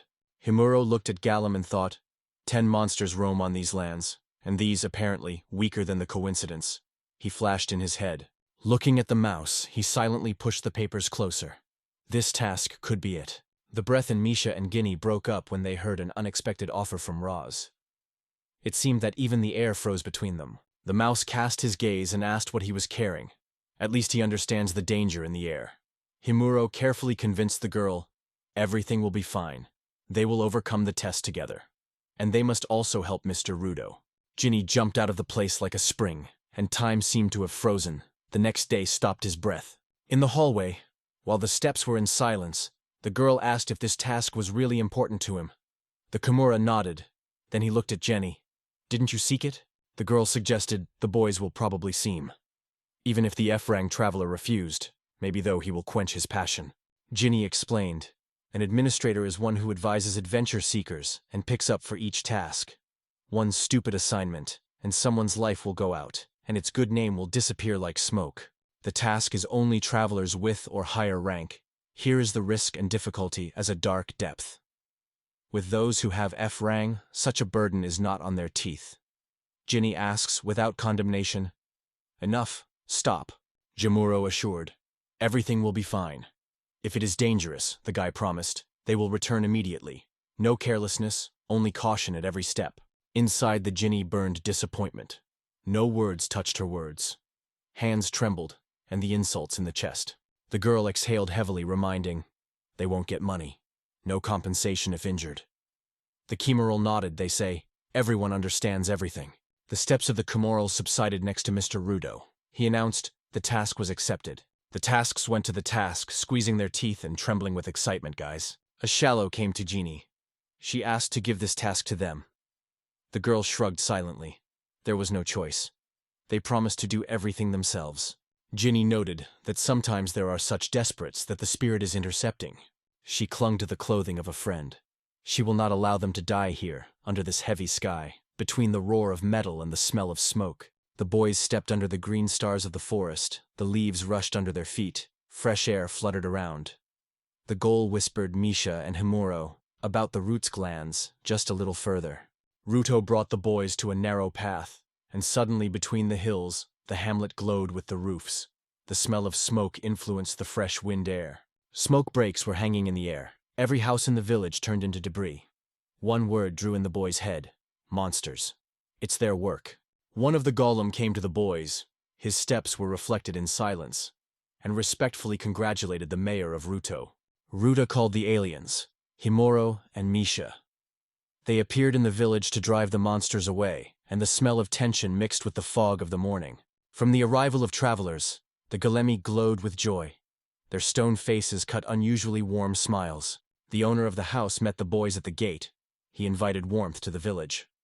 There were 2 more golets nearby, 40 and 67th. The verse creaked with metal joints. Himuro wondered at home why the goals were called that way. The house explained, if the golem has no title, he is called simply the number. 2 more clay golets approached the Himuro, sliding his eyes carefully, studying a stranger carefully. The children called him to play. Ruto calmly said to the boy, it was 87 and 502. The golem asked to turn around and slowly move back. Their difficult steps were barely heard in the air. Misha, quietly returning to Ruto, asked for a hassle. The girl explained with a smile. These golettes are still kids. In fact, even stone creatures have children. Ruto explained that their bodies respond to their own consciousness for years. Thoughts go deep, and with them blossoms in the body as if the plant is reaching to the sun. Rudy leaned to the little golem and explained. Now Himuro and Misha have important things, so they will not be able to play. Insults and sadness moved in silence. The Golema also asked why so. Little Golemus disappeared. Bitterness was hanging in the air. Chimoiro did not pass this common sadness, barely hear the exhalations and the shoulders lowered. Himiro quickly returned to Misha. He asked to join the boys, they say, laughing on the street. A noise, and she was not sitting away. The quiet consent of the girl. Himros asked, let her eyes close when she plays with her children, because only her guide trusts such a request. Misha sighed and replied, it seems that there is no choice. Misha waved his little golettes with her hand. Follow her and see what real games are. In her voice, her adventure promises were swollen, and in the air it smelled of fun. Whispering between the monsters, one asked a friend, did the golem get back to the village? He nodded. Yes. As soon as the threshold was crossed, dust was still dried on the paws. The monster growls, promising, next time none will survive, everything will destroy to the background. The monster swore. Every crystal heart will belong to them. Even the dazzling gollets will not remain away. They will take everything to the last beating. The mouse took the game. He ran after the boys, laughing at the whole yard and catching their shadows in the bright sun. At that moment, Himoiro controversed with Ruto. The guy wondered if it was known when the uncleanness was attacking. Gullinum replied, no, but they should find out about the return, how the village will cover a sudden invasion. Amaro suggested, maybe there is a hiding place somewhere away from the village? Eyes flashed anxiety, and the voice of the verse ringing in night silence. Ruto denied, this is impossible. There is a place where the clay and other materials from which their bodies are collected are extracted. It is not so easy to leave this place. Something invisible holds them here as a quiet, heavy breath in the air. The long plan was looking at the window where the wind of rustles in the branch. The stranger carefully wondered, how many of the Geolames is now hiding among the houses under the roof? Ruto replied, there were 57 goals. After the attack, the monster remained very little, now the sixth part of the power that was once. Ruto confessed that he no longer wants to lose those who are dear to him. Memories of everyone were taken away, and this loss could no longer be silenced or silence. With dusk, Misha approached Himurov. A tired laughter is still in the air, and his voice came soft. Today it is enough to finish the game. Camaro praised. Everything was fulfilled. Misha confessed that these children are remarkable. One day they will definitely become her rivals. He addressed one of Miroa's galettes. A bed was ready for you. His voice was heard in silence, squeezing the air. The Ghoul muttered the apology. They say that's exactly what he made. Then he quietly asked if the guy could fall asleep on it. Himura smiled, assured, all is well. He gently thanked the golem for his care. His voice was warm and calm, like a slight breath of wind in the evening silence. Suddenly, Hamero looked around. Misha was already sleeping on the bed. It is strange how quickly the girl took his place, thought the boy, losing a smile in the soft silence of the room.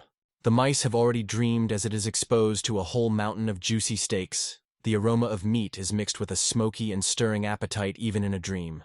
Exhaled by Miro, and decided not to bother the girl. Himaro came quietly, swallowing the dust, and asked Rudo, how do things move with the fortification of the village? The perimeter and in the heart are the guards of the towers. There is no guard, to hear the deft steps and the bell of the keys in the shade. As soon as the monsters are noticed, they will immediately announce the whole city. Glynn's golettes rest at night, hiding in comfort while the streets are breathing silence. The best strategy, thought Mero. If the enemy is hidden in an ambush, a ready-chosen map, she warms his palm and waits her time. He thanked him for the courage, and he replied quietly, thank you when we really win. There was no victorious. Ruto confessed that not everyone treats the goals with good. But this person was different. Her heart is good, real. The goals are born with the hands of people and monsters, he said. Sometimes those who have their own soul appear. Most sees in this only shadow and weakness. They are simply expelled without hesitation. The renegates of the governors were persecuted and oppressed, so told Rudo. But soon the royal order was sounded loudly. Princess Lysella gave them protection and inviolability. Only Lizella's name flew in the air as Himural's eyebrows jumped in surprise. The breath froze, in the look, an echo of true surprise. Since then, she remembered Rudo. The oppression from people has become much smaller, and the princess allowed to gather together and grow his own village. Smoke washed away from the fires. Rudo returned to the village and said, here and nowhere else. Every column holds together like a rock in the wind. No one will remain alone. That is why Rudo acknowledged, you can no longer lose your own. Morning met the boys with fresh air. They went outside, inhaling the smell of dew. The grass was quietly rustling under their feet. In the air of a roar, two galettes were slowly dragged by heavy boulders. The stones were rubbed against each other, lifting the dust. Homoro stopped, listening to their deaf course. The smell of damp clay in the air, the stone giants seriously translate plates. Miro asks what has happened, and they answer. They repair their road. The Ghoul said, as soon as the monster disappears, everything will come back. People will boldly go outside and breathe a familiar, calm air. The work of the golem flowed smoothly, like a river. Himura reached out to one and carefully took the stone, wanting to join their coordinated work. Kemuro promised, she will help to repair the houses, and in her voice a sincere concern. Together, the boys took up the business. Movements are harmonious. Noticeably the work boiled, barely audible tools. The work went quickly as if it were time to get up. And all of it brought true joy. At the observation deck, the careful Halium suddenly froze. Something attracted his gaze as if the air around had squeezed from unexpected anxiety. The monsters appeared on the horizon, and his voice hit the air, rolled up with a town, anxiously awakening every house. The needles were angry with the weapons. The stone gnashed on iron. The air was ripe from tension. One of the monsters was astonishing whether the gullets were looking for adventures again. The monster sits, silence you know, in vain. When you give out the kernel, do not delay. It throws to the gullets, pulling your hand like a maple root above the surface. The Ghoul squeezed the weapon harder. There will be nothing to such monsters. It is not there. Ruto drove enemies away, cutting silence with loud steps and a breath of fear. The monster mockingly called him a child. Through it, "You only waste our time." The warrior heard in a grunting voice, "The battle with the goals is not the main thing. Touch the nucleus, and a real trouble will come here." The goal rushed to the monster, but it grabbed him and lifted him over the ground. The beast roared to Ruto, asking if he really believed that it would come out of his hands. The monster with a roar struck Golem, ordered to give a core. The earth shuddered, the deaf order cut the air, leaving an alarming response. At that moment, I wanted to release the heads from under the paws of monsters, so the cards were escaped from the hands of Himuro, like a cry of help in evening silence. The map of the sword of Musashi Yori's sword was in his hand, the touch of burnt skin, the breath of an old legend. The girl grabbed the weapon, looked acutely. The challenge was accepted. The words were screamed, "Himuro, give me it." Iori slid to the monster. The air around the air, every step of the moon was echoed in silence. The girl struck, until the air cut, and the monster from the shoulder flew away, splashing hot darkness. The thunder of Iori struck the monster's body. Every new one was scattered on the skin, forcing him to shudder. The quiet steps were approaching Print. He asked if he was not hurt. Gallum only sighed, twisted and looked back. One of the monsters turned to the boys, swaying his gaze and mockingly asking, "What like you lost in the village of Golem? What do you help them?" The monster has grown, asking who they were. Himura replied firmly, "They came to destroy this evil. Their steps are heavy, brave hearts. They are adventurers." The monsters fell one by one. The creature I called, raging, scattering the enemies on all sides, and the air trembled from his strength.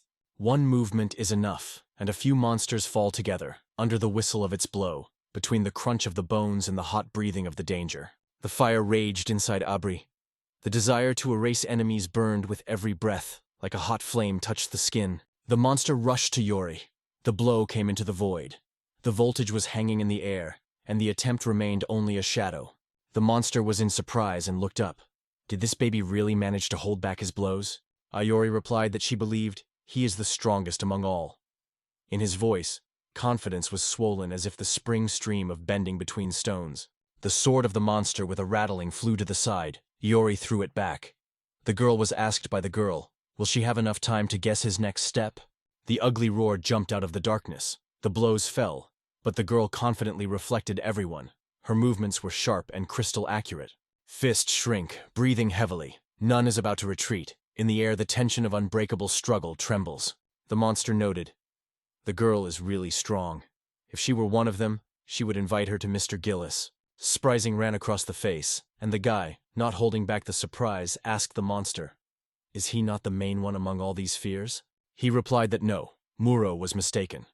He is the commander of the Legion of the First Ashalan, the right hand of Mr. Gillis himself. Hamuro quietly acknowledged he is a double.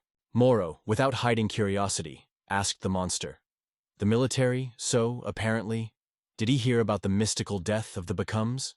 His words swollen in the air, like a quiet anxiety. The monster whispered that he knew it too. He only nodded. Yes, true.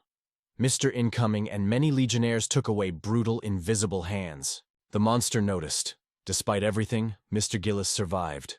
Now he will spray in the shadows, thinking of gathering a new army. Monster slippery. It is worth getting stronger, and the monster will be tightened, and then he will become their owner. The monster murmured something under his nose as if persuading, "But is there a crumb of evil in this?" He promised, "Here, under this sky, the boys will leave the last breath." The fiery ball escaped from his hands and flew with a roar directly, baked the air with heat. The monster roared, demanding that they disappear without a trace. The fright was roaring. The cry broke out of his mouth, and his feet carried him away. Himarov raised forward and firmly asked everyone to stand behind his back, so that no trouble would affect anyone. The cards slipped out of the fingers, and the spell of the Aurora Wall broke out between them, like a dawn that stretches the wings of light. The fireball crashed into the wall. The flames flashed, the smoke rolled, and the boys, using chaos, rushed to flee. The surprise pierced the monster. The wool on the back was staring. The angry growls stuck in the air, and the eyes expanded, caught the surprise. The fireball map broke out in the hand of Gamuro, and he immediately threw a fiery projectile directly into a monster. A flame with a crash broke the air. Some of the monsters, burned with flames, curled up and turned to the ashes just in their eyes. Legion Commander thought that this magician not only has witchcraft, but also wields a sword virtuous. Such a rival is really difficult to overcome. There was a lot of trouble. Muru turned to Aor and asked, "Let this monster be destroyed." The girl smiled. A spark flashed out of her eyes. "I will do everything," she promised, "and even more." Suddenly, the monster lifted the paws up and confessed that it seems. It resigned. This battle is lost for him. This step stunned him to the depths of his soul. The monster assured the boys that he would not win them anymore. It was cursed. "The galettes will not touch your finger." Gamero turned to the monster. "It is not your boss decides, Thirsty," glittering with his eyes, as if every word hangs in the air, intense and sharp as before the storm. The monster said, "Yes, this is true, so it will ask him for help."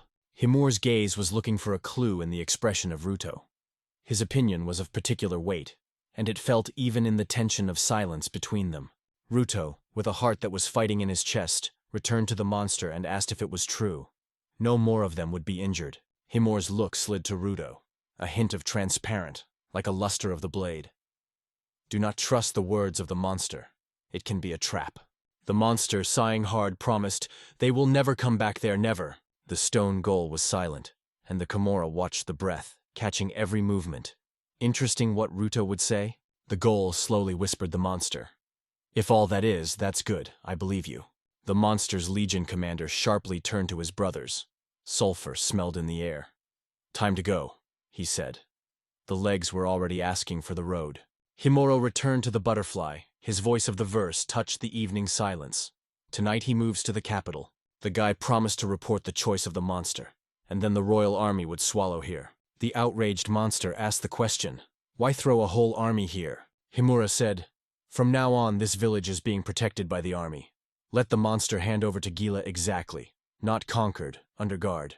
The monster nodded slightly. Her voice came deaf. "Well, I will tell everything I know."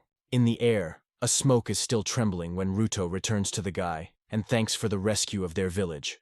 A gratitude in the voice that swells, as a ringing source after the storm. Camero replied, "This is not the end." He felt anxiety in the air. The enemies would return and again roll up the dark wave into their village. Muro reported Ruto that he would remain in the village a little more. Ruto with anxiety asked, "Will he not return to the capital anymore?"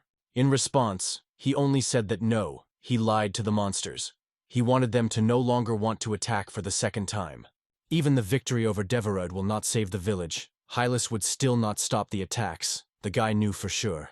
The next time he will bring even more military, the cold ran with his back. Returning to Hellas, the Devasta whispers told him all the truth, as if every word had left a shadow in a quiet room. He asked to convey. There were adventures in the village. The monster suspects that they are standing on the protection of clay ghouls. Devord assured that they have a skilled sword and a sorcerer who pulls out the air. There is almost no chance to resist them. Monsieur Monster nervously turned to the village of Mr. Keyless to the village, looking for a counsel. What to do next? The impatience spilled in every movement. I really wanted to know the answer even under the skin. It was stuck from curiosity. The monster struck that everything was decided. Now with them he moves forward. Paws are ready, his eyes shine, vibrates in the air. There was a voice. Their battle with the army of M will become a legend. Every power will go. This village will demolish a wave of unbreakable rage. Meanwhile, Himuro remained in the village, ensuring that the clay gates were safe. His steps rolled down the ground like a deaf roar, and his gaze jumped silence. Ruto's voice comes to the house. He goes to the cave hiding behind a waterfall. The house instructs the village to protect the village until the water is noisy and the lanterns are shaking on the branches. He asked the house in Ruto, why did he go to the cave hidden behind the roar of the waterfall? Ruto asked the house if he remembered how the children once found a chest here. He nodded the house. He remembers. Runo quietly added, in the chest, maybe there is still something valuable. Runo quietly puts a gift for Mr. Hamuro, an apology for the past, when too little money was collected. The house supported him, barely smiling. Now he would watch the village himself. The clay monster approached the oar, said low, I will go with you, because you will not be pulled one. Too heavy. Ruto returned to 87th and 152nd. His words were clear. Time to go to the cave dumping cave. Ruto asked if they knew the exact place where the treasure was hidden. The alarm had become frozen in the air as if the waves themselves had heard this issue. 152 quietly assured the Rudo, she will go with him. Behind her, as if shadow, 87 expressed support for the golem. He nodded confidently and took a step side by side. Ruto warned, "It is impossible to go together. The monsters will still be struck, disappearing in cold shadows and leaving a worrying whisper. He promises, everything will be fine. We will run away from the monsters, and we will hide." Rudo nods, agrees, but asks to keep his side without moving away from him. The water will rock side by side, and the boys go down into the cave near the waterfall together. Smiling children with a gesture call Ruth. Here, behind a stone, their found treasure. The look of Rudo slid on the wall and froze. In the shade, under a layer of dust, a chest with mysterious signs of Nida was hidden. The golets quickly began to climb up, buzzing with their heavy bodies. Hardly reached, they immediately dissolved the chest lid, rusting with metal. "It's all right," Rudo assured. In the air it smelled of mystery. It seemed to him, these things are amazing, with special power. They can be given to Mr. Himuro and finally go home. When goliams rustled between the wet trunks, Ruto dreamed of, to sell these things. They will earn a lot. Probably Himuro will be happy, he thought. Behind the industries, a monster suddenly struck. Heavy breathing, gnashing claws, and a voice like a thunder called them. The golems turned. In their stone voices it sounded, "Among two, this is actually a monster." The monster was quietly asking the golem not to be afraid. It came with a gift. Ruto looked, asked, "What about it?" The monster struck. "Mr. Gillis already knows about everything that happened in the afternoon. From now on, it does not move against the village or the golem. Only quiet fatigue remained in the breast." Gol was illuminated by joy, rushed to the monster and exclaimed that they were now friends. The monster answered briefly, "Yes." But suddenly, clicking on steel claws, the glitter in half, and in the air smelled hot metal. The monster laughed, pouring images on the goblins. "They are naive, they were deceived." The voice echoed in the void like a mockery over fools. Ruto could not understand why the monster was doing so. The heart was alarming. In the air trembled by the unbridled moon of their wild screams. Deveri replied, "All because Mr. Glass decided to challenge the army of the Kingdom of M. More than 200 centuries gathered for the worship of Mr. Gillis. Although the army is already moving to destroy them, no fear in the eyes, only fire and bold roar. Still, the monster Lunko has stated, they want to have fun with the goals." A promise flew to the wind, to destroy the whole village to the last house. Ruth rotates sharply to the golems, and with a hot breath in his voice, he orders to flee immediately without looking back. The heads rushed, and their voices were heard between the trees. Let the monster hurry behind them, not behind the pace of escape. The clay creature was racing in a daughter, hardly stretching on the ground, and only one thought was noisy in the breast. It is necessary to warn, as soon as possible. Suddenly the janitor caught up with us, and the cold blade flashed. The hand fell down, the shout was blowing the air. The monster asked, "Where did you go?" Laughing in his throat, "Do they really believe that they can escape?" Suddenly, the Hummel rushed to the abyss. The earth knocked under his feet, and the step lacked. He fell and broke down. The huge shadow stepped into the cliff. The moon was caught by a deaf roar, and the monster clapped where he went to goal. On the floor, among the evening silence, lay Ruto, curved from pain, as if even the air had fired from his wounds. The look slid with the body. In the breast of the verse the pain was throbbing, the heartburn cracked. The inside seemed to squeeze heavy vice. Sticking, he rose and said, "You need to know more and tell him as soon as possible." Meanwhile, the hemorrhoids look down feverishly, calls Mr. Rudo. The voice is heard in the void, and no answer, only the echo of the rain on the abandoned roofs. Tamiro jumped a clay goal, breathing dust, and exclaimed excitedly. Again they came, tied monsters, and carried trouble with them. The forest trail of the verse was cut under his feet when Rudo saw. One of the golems got into the trap, 152nd, and the girl has already hung in his paw monster above the ground. She whispers to her uncle, who was caught, and also apologizes to him. The insult compresses the breasts like a cloud. For Rudo, everything went wrong. Even in the air it is trembling. The monster murmured, "First the nucleus will get from it, and then it will take the Rudo itself." It was asked to wait as if it were a common matter. Ruto could no longer stand. Through the shaking in his voice pleaded not to mock them, squeezing these words from the last forces. The black spell bullet immediately flew into the muzzle of the monster. A sharp smell of smoke, a death stroke, but the required 150 seconds was not reached. The monster was angry. Their eyes poured fire, and along with Ruto they turned their heads, looked at the boy. Yomorova has already thrown his cards on the table, the nerves tense by string about a sluggish battle. The monster has grown, demanding a confession. Is Himiru really a hired magician? The images rushed to him, shouting new nicknames. Himuro returned to Yorius. The words fell as if stones. This monster was breaking. The girlfriend's blade broke in the air. She was a good and quickly slammed sword on his body, not letting him rest even for a moment. Once the monster fell, the smell of ashes remained in the air. Ayori heard Himuro asks to return those 150 seconds. Himuro turned to the redness, looking for the answer. Is everything okay with him? The ghoul replied that it was good to see him before separation. The voice sounded deaf, as if the wind was walking with stones. The last meeting smelled goodbye. Image flashed in Meroa's eyes. Why does Ghoul say? After all, everything will change now. It will help, heal. Himero confidently reached out to the light card. He chose the recovery.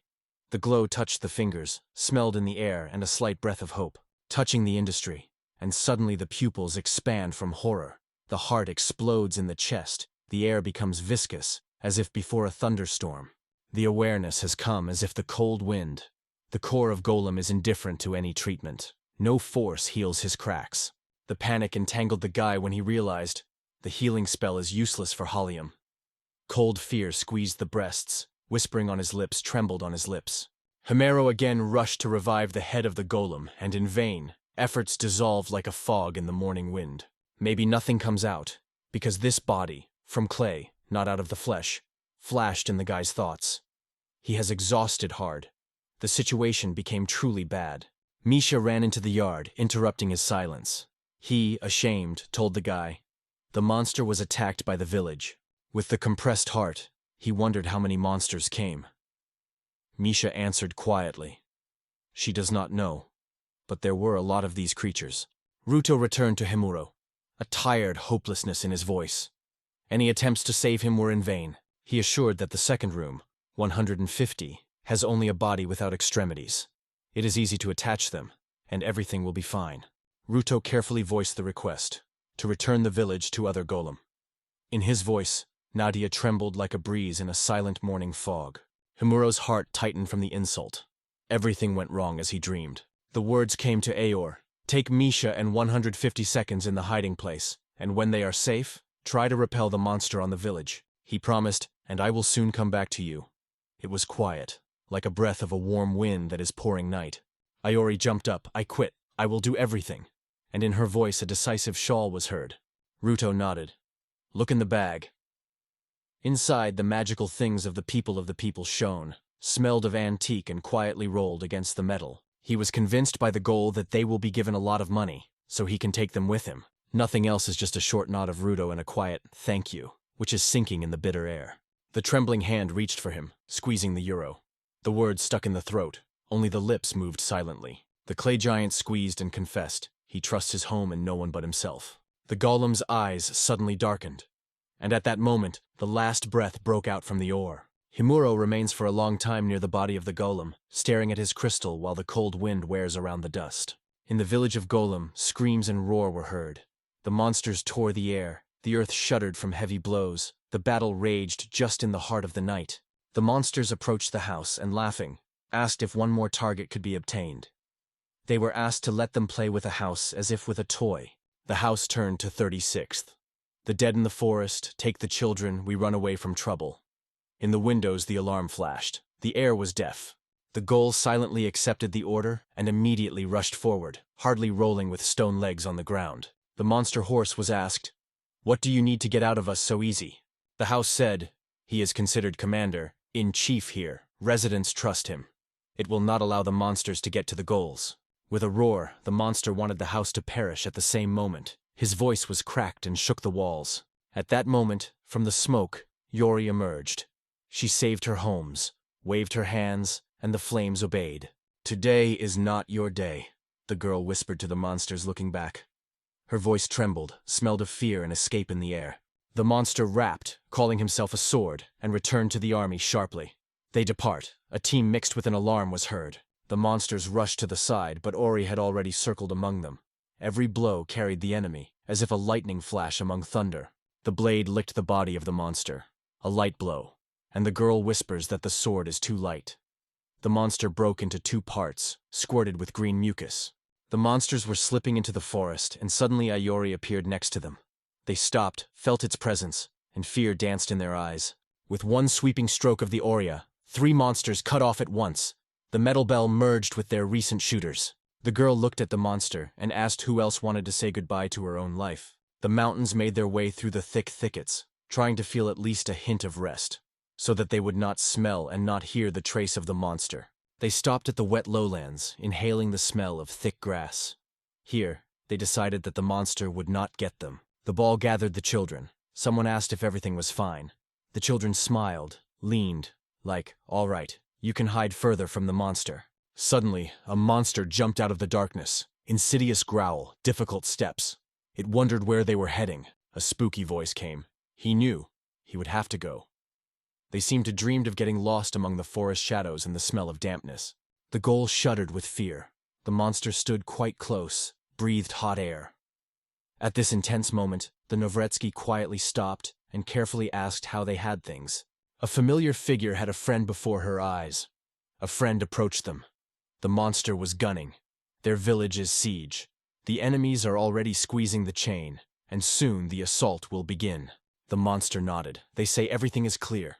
Then he turned to the golem. His voice sounded deaf. Who are you? The spooky voice of the Sss-Rank. These were fugitives from the village. The devastated waved to be soar faster, and without hesitation, he disappeared towards the village. The monster rushed to the golem, frantically squeezed. The end of you came. The stones trembled under his feet. The air was filled with dust and a deaf roar. The metal whistled in the air. Weapons were rapidly stitched by the monster's body, leaving a bloody mark. Dvorata with the golem was scattered around, looking for everyone. The surprise almost took a breath out of his chest. Surprises were chatting every step. Himuro was descended into the dark valley, and his blow split the monster into small debris. The ghoul, seeing him, was illuminated by joy. Next to the wounded, a slight breath of blood and the hot dust of the battle mixed in the air. Hemorrhoids promised to fulfill the last desire of Halium. The words were gently, as if the oath. Hemuro said, "The rewards are enough, but the heart is made properly." The bracelet was on his hand. He was silent not to sell the treasure and carefully watch what is the most expensive of his heart. A bracelet was cracked on his wrist. Everything broke out inside, as if a wave of magic had passed through the skin, and the world around the shimmering, shining glow. Therefore, the smoke through the cracks, Gimuro rushed to rescue the golem. The blows of Lunko drove the danger, calling for stone giants to move faster. Winning the monster, the guy took a little breath and easily touched the bracelet that the cold hugged his wrist. Devaruta looked carefully at the guy and said calmly, "He knows that the mayor never returned to the capital." The monster realized, the royal army is only an empty bluff, as it seems to narrow people. Himuro asked the monster if it was 153rd, which fell from his hand. The answer was simply, "Recently in the forest hugged." That was Devarata's Timuro. The monster kicked a smile and flicked with a voice, as if glowing with claws against the ice. They say, this is just what was being said. The breath is intercepted. Himuro with the golem fades with surprise that the look falls on his nucleus. Something in the air is cold. The hearts are squeezed. Dvorta smiled, squeezing a tiny golem in his hands. He confessed, "Work here, for all nights." But he also assured the guys, the core of the brawler will not disappear. Everything will go in favor. Nothing will be. The monster expressed the demand, at least thanked, because it was thanks to the fools that you live well. Even in this week, he saw the benefit. After these words, the Himeral hand flew into the air sharply. His fist crashed into the monster, and the cry yelled in the darkness. The ball hit the wall twice, and even the clay ghoul was surprised. That's the power of that guy. The insult broke out in the chest of the monster, and he rushed to pour in words, angrily shouting the abusive nicknames. Jimuro explained that he sent Yuri to the village so that the ghoul could be hidden there until there was time. About Dagavard came sharply. "This is my opponent. The promise made as a bell. Here and now he would destroy him." The columns moved forward, lifting clouds of dust, and hurried to the village. Quickly, intensely, as if the wind drove them in a narrow road. Himuro grabbed a branch of the tree, and with a scope, he smashed it against the monster. The whole crash rolled in the woods, the branch trimmed, the monster howled with pain. Closing his eyes, Devaroda spoke through the pain, and Muro, without stopping, spoke further. With sweaty palms, he beat the monster again and again, erupting in the darkness with an echo of the skin, until the earth trembled under his feet. From the push of the feet of Devarud rejected back, he flew in the air like a doll, and with a roar fell to the ground.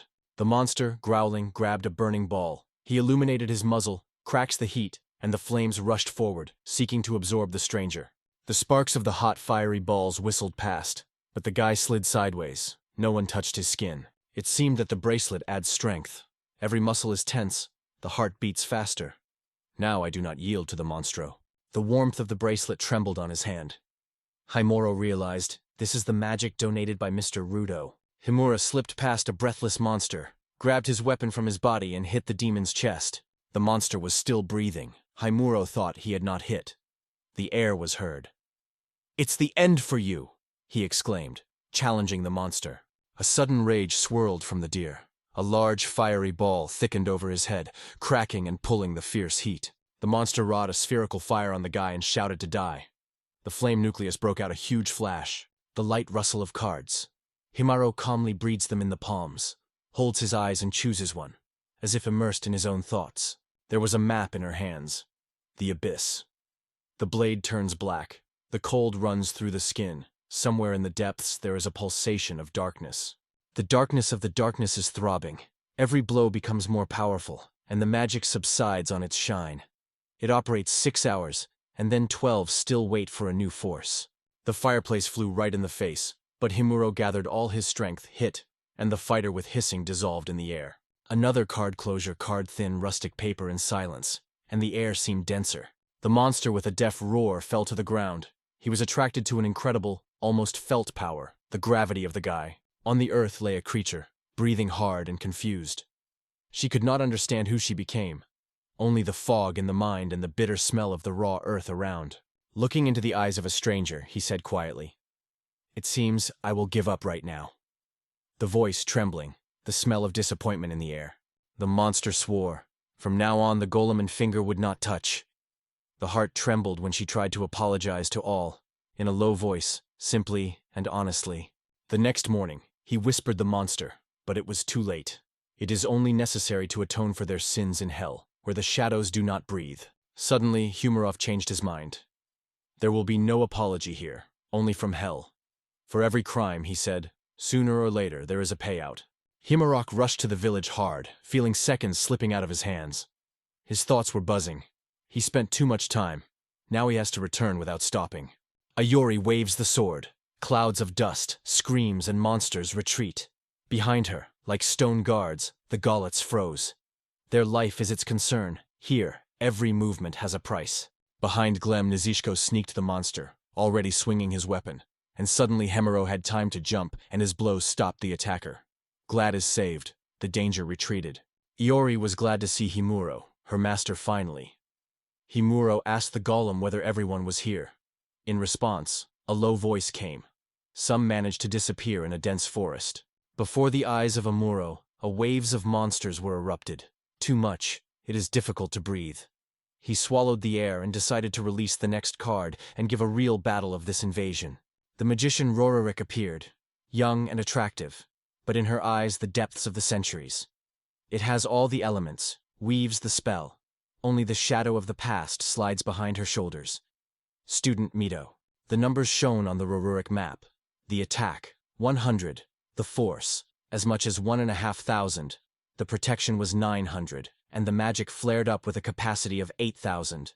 These indicators were felt like a pulse on the temples. Ronak came into the world, shaking her eyes, as if she had just woken up from a long sleep. The boy's gaze turned to the girl. He asks to defeat all the monsters around. The girl looked around. She's already rushing to her. He asks with a smile whether he talks about these. Rurek said coldly to the boy that his order was disgusting. But despite this, the girl waved a staff, a barely audible rustle of magic risen in the air. Her magic flew, and in a moment the sky was bored with darkness. The wind froze, the air clenched, as if the world was hiding in black smoke. In a moment the air was broken. The current pierced several monsters, and they shuddered convincingly, banging with pain. The confidence was in Rurika. She promised. Now she would clear everything, and then give the night rest near the owner. The girl aimed a staff at the flock of monsters, and the magical force exploded like a sparkling waterfall, flying into several rays. In the simultaneous outbreak of force, her shot ran at once a few monsters, and then she moved the magic for one more thing, and the air was shaking from tension. No spark of maiden magic pierced the darkness. The monster waved his hand, stopping the blow, and left even scratches. The slight sadness ran in Rurika's gaze, and she asked why only 3 of them. At once Gil appeared, called Decord, and threw a bitter laugh. Even the report you did. The atmosphere around this monster Husla, like a thick fog, is not like others. Himuroro approached and, barely audibly, asked, "You are the same mysterious Commander Gilos, the first of the people?" A spooky voice came. Now he is only a former Zarev commander, because he has been killed for a long time. After his death, the army collapsed. The soldiers were scattered like merchants at the crossroads, and followed the 4 heavenly owners. He lifted his hands up, not like you, through Helis. His power is not weaker than they have, and he will prove it. Power is put into the paws. The secret potion is already throbbing the heat in the cohesive veins.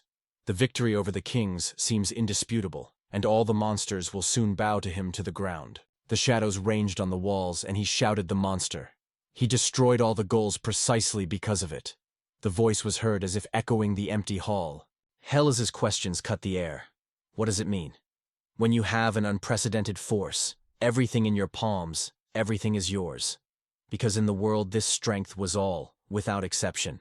There was no point in doubt. It was certain, a little more, and the strength will become him, and the world will bend in obedience. A few more monsters hung over Hellas.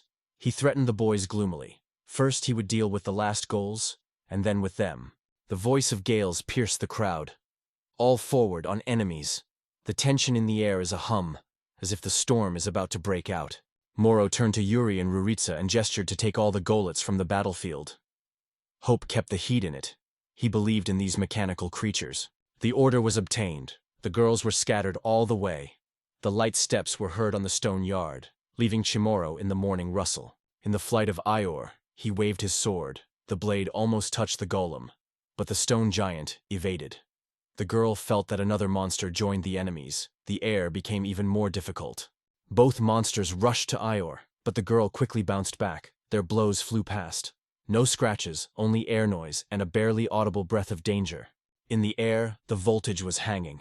Rurik directed a stream of her magic simply to Gilles, a barely audible cracking of energy hissing between them. The protective barrier flashed between the girl and the monster. Her strength hit the void without touching the enemy. Hylas barking air. Not just warriors, but the elite with magic of potions. Against them there is no chance. An alarming shine lay in his eyes. In response to these words on his mouth, a rough smile was threatened. Wet of the hand of hand. It is cruel. They are humiliated. Yori called the monster with a stitch, threw in words. Hemeros cards were clearly not on his teeth. Meanwhile, the Hemura was already in the heart of the village. The palms of his palms were squeezing a new map, which he was about to release into the world, just on the raw earth, between the smell of smoke and fresh bread. The map was the scheme of the anthill with explosives. It creates 10,000 explosive ants. The tiny army swings, pours to enemies, and the explosions shine the air, burning everything around. The explosive anthill card is finally displayed. The action will take 10 hours, and before the next use it should take 15 days. As soon as the map came to life, a wave of small bodies rushed from the ant nest, and the ants scattered, rustling, to every monster. Did his ants understand? He turned to them, asked to cut the monster and become a shield for Golets.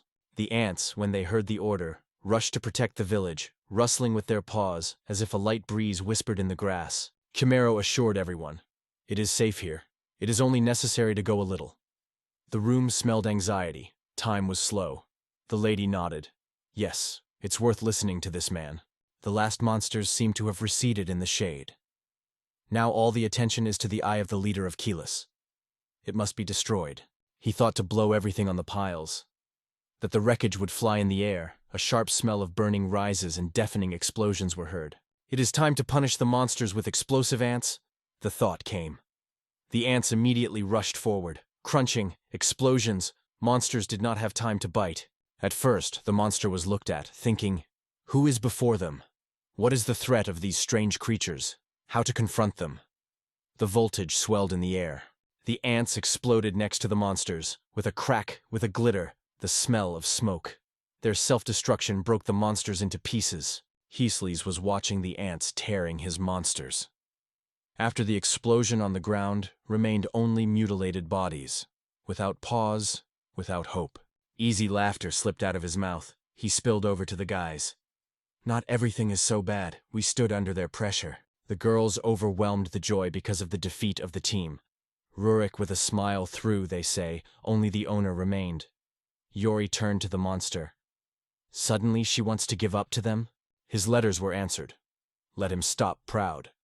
The monster was certain. Even under the influence of elixir, these girls were not equal to him. Sharp claws have already appeared from under the shell. Eliza said that it was not possible to crush. He spoke the girls to pray until there was time, because the monster with the same hands would tear them into pieces. The next moment the monster with a whistle of the chair broke up. The fierce step moved to the girls. Hales jumped like a hawk and led his hand with them. His blow was strong, but the girls had time to bounce. The air flashed sharply against the hums, immediately returning to them a sense of security. Iori watched the movements of the vein closely. He was moving quickly. Behind, the monster was already lifting a weapon. Second a heavy blow to the air.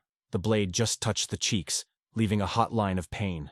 The fists whistled in the air, flew one by one in the face of the Iori. He was okay to demolish everything to hit. The monster rushed to Joey, swinging fiercely, but the girl waved his weapon and threw her monster back. In the whisper of the wind, Rarek appeared, and near Yuri, a stream of magical power was directed from the staff. The swords whistled in the air, hitting again and again in a circle. But Jilly evaded, made a sharp step back. The loam under his feet was sparing, and his heart was crazy. The blow of a blow poured out by Yori, but the monster reflected them, putting in front of the girl a hand stuck in a heavy armor.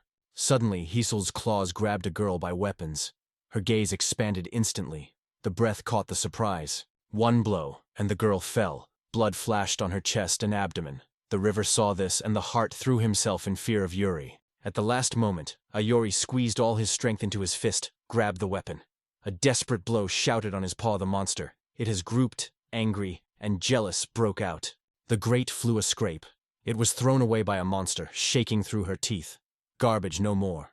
Sudden movement. Ioria flies sideways. The girl struck the ground deaf, lifting a cloud of dust. Ior rushed to the aid of Ior. The girl raised several boulders from above, and holding magic, sharply threw them into the monster. Halilis managed to evade. The stones thundered to the ground. At that moment, Ior squeezes the wound and slowly rises to one knee. Hot blood drops between the fingers, flows to the ground, and a metal smell in the air. Rurik leaned to Yori, catching her breath. She asked quietly whether she had remained in her strength, and whether she could continue to hold the blow. Yori replied that everything was fine with her. Sharp wounds have passed, so she feels the force flowing in the veins. You can move forward without stopping. The girl's eyes expanded from fear, as if the pupils were absorbed all around. Ori looked at her palm.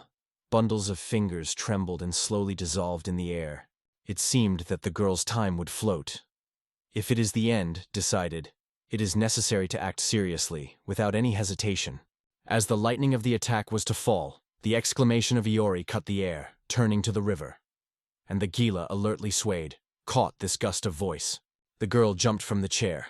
Her legs barely touched the floors, and she rushed to circle around the monster, leaving a slight rustle and the smell of anxiety. At that moment, Ruarka jumped to Eeyore, lifted the rod, and sharp spires flashed screened fangs directly in the thickness of Gilus. He is indifferent to fear. He looked around in her hand and asked if she was really going to kill him. In one sweeping stroke of the sword, Hylas cut sharp peaks. The stone crashed, the splashes of dust rose in the air, and the blades whistled around. The spines exploded just before the muzzle of the monster, not touching the Gelos. The air was immediately filled with hot crack and the smell of heated earth. Stressed, he suddenly threw. It was a trap, broke into a girl. Angrily rolled, called the corner a small mouse, and in his voice she looked at the insult. Iori appeared behind the back of the body and swung the sword, but the monster felt the danger. Sharply turned around, and in one movement the girl cut in half. 11 did not recognize the Iori, but only a cold gray statue. Rurika was glad. The monster without hesitation swallowed their new trap. At that moment, the real Yori was already behind the back of the monster. The girl with a frantic courage jumped on Galus, and the beast turned sharply, anticipating something. The swords jumped sparks when the boys were faced. In the hands of Ior crawled the blades, and in the air smelled metal and danger. In a moment, the girl felt as a weapon in her hand crumbles into small debris. A sharp crack, and cold dust would pour the border with her fingers. With a wave of disappointment in his voice, he told the girl that now the victory is not on her side. The monster did not hesitate, sharply reached out and stuck it into the body of Yori. The palm walked through like a fog. At the last moment, Yuri managed to grasp the monster by the hand. Cold, slippery skin springing under his fingers, and in the air the smell of fear was hanging. Behind the Iori was Rukarek, a compressed stick and targeted just at the monster. The girls threw Jelas. Right now you got into our trap. The explosion of magic escaped from the hands of the Rooks. His power, like a storm, hit the monster. A powerful explosion broke silence. The thick smoke was bubbling in the air. It smelled of harrow. Rarika stared at the gray darkness, looking for Hylas there. It has come to life, and is already breathing in the back, hardly waving his hand just over the girl. Anger only grew. Evil images did not subside, poured into space. The monster pierced his Rorik with her eyes, asking how they died so with him. Strike. And the girl twisted a painful wave. Her scream melted silence. At that moment, Himuro tore to help. Strong hands pulled the Rurik from the jelly's grip, and the air was filled with the smell of fear and relief. As soon as I rushed forward, grabbed the girl by the sleeve. The palm of the fabric, the heart was thundering in the ears, and in the air the smell of dust and anxiety. A peculiar voice came to Yori and the Rooks. He thanked them for their endurance in this cruel battle, putting in words sincere warmth and gratitude. Now my time to act, he said, and in his voice, something sharp, like a blade, in the air, saturated. Chemistry quietly informed Rarek that he would understand this Glama himself. The voice was shaking, and in the air was a sharp, alarming kind. Maro did not let go of the girl for a moment. Even when they cast a strict look of the girlfriend, the girl's face began to pale like a wax candle in the wind. She was barely audible for the apology of the hemorrhoids. There was no strength to continue the fight. The girl dissolved in his close arms, as if in a warm wave, and in a moment turned into a map that calmly slid between his fingers. Hylas was surprised. Before his eyes, she seemed to dissolve in the air. The beast looked around and hoarsely addressed Himuro. Was he really a call? A sophisticated swordsman was poorly mentioned. And she disappeared. He asked if everyone was called. That guy turned out to be a magician. His words sounded like a spell. The Muro replied the monster. Yes, he called them, but he could not do it. He was surprised and asked what that means. He was proudly lifting his chin, Hemuro told everyone. He is a player in cards. His voice of the Browns, and in the air seemed to circle the slight aroma of old cloth and paper. Swing a look. For the first time he hears about such a miracle. Quietly asks the guy to explain who they are. The monster advised Gemerov to put more powerful spells, not only the call of perfume, but jealous sighs. It is too sorry for such a ability to waste. Hardly returning to Himoron, he asked if he wanted to become his pet. The battle with the 4 heavenly kings is still inevitable. Nearby brave hearts are needed. Himoron could become invaluable. Himiro bowed closer and whispered, "What's the benefit of this, a monster?" In response, a hoarse, heavy laugh had been rushed in the darkness, as if dust had fallen from stones. Hemerov only shrugged on this. Money and women are not interested in him. The monster promised, when he becomes a king, Himuro will have everything he wants. But the refusal broke out instantly, no shadow of doubt in the eyes. From this answer, the rage was lit in her chest, as if a thunderstorm had been rolled inside. Himuro reduced his voice and said, "The monster, this agreement is bad." Then he reminded that there will be no forgiveness for what it did with the blue. The anger in his voice subsided, and he barely audibly said, "If he decided Himuro, let him meet death right here, under the cold breath of the night." In a sudden attack, when even the air did not have time to shudder, the boy's gaze widened from surprise. The monster thundered at the ground quite nearby, lifting dust and the sharp smell of fear. Himuro felt the sharp claws of the monster near the cheek. The air around became spicy from danger. Jaileles hit again. The stones with a rustle flew all over. The whistle of the air came with the roar of the blow. Gimero dropped back. He fell sharply to the ground, and the dust of the cloud flew around. Someone behind firmly stated that it was time to use cards. Before the eyes of Himurao, a card with spells, 6 arrows, each sparkles with its own element. All the arrows together torn into the air aimed at a monster. A busy breath, a bowstring, and a quick boyfriend of the first feathers against the air. The arrow whistled by. Gales understood. Time to act. The claw drew the cross in the dust, and from the depths of the earth, magic whistled, as if the hot air smelled of changes. The hand was barely up. A heavy stone block grew from the ground that hid it from the arrows of Chimero, dumping a whistle and a dangerous rain. The hemorrhoid sword cuts the air, but Gales has time to put a forward hand in the armor, a cry of metal against the metal, and the monster does not give up. The palm pierced the breath of fear. The weapon rushed to him. The muscles squeezed. Breathing froze, as if the world had hidden intention. Halus was hiding quite close, but Meroa immediately waved his wings, flew away, avoiding danger. Again the miss, and Hylas, with an annoyed sigh as he asks the Germans that he is wrong with him. The monster confessed that he was cheering with that girl more fun than with him. The eyes are barely glowing, and a quiet, almost guilty laughter breaks out of the mouth. Barely looking at the sword, he noticed deep cracks. A moment, and the steel would crumble in his hands. At the same moment, anger broke down, flew to the opponent like an arrow. Chimero grabbed the cards, firmly squeezing them in his palm. To the touch in the palm of the hand a map, a spear seraphim. The blades flashed. The imaginary metal flashed with light and cut the silence with a light bell. The light spear, the glowing, increases the strokes and gives gentle healing. The strength lives for 5 hours, and you can restore it only 2 weeks. The spear of seraphim swept in the air and whistling immediately flew towards the monster. The spear robbery hit the shoulders of Helios, but he managed to put his hand. The blow slid, leaving the hot pain in the muscles. The spear hit the shell of a monster, a dry death sound, but even through the armor, it trembled from the power of impact. After shaking, he slides to the enemy, the spear in his hand. Warns Roy, do not weigh the underestimation of him. The spear whistled several times with the air, and the Homoro caught it with his palm. The movement is accurate, like a lightning. In the thoughts of Keely was a lightning. If hemorrhoids are capable of creating magic, then weapons at his hand. The monster was lost in guessing. Who really stands in front of him? Not so long ago the guy drove a question about his name and heard a calm, Himuro rope. The memories immediately covered it with a wave. In the imagination a long-standing correspondence came to life. The stranger promised to come, but sighing through the night, still refused. The answer was barely audible.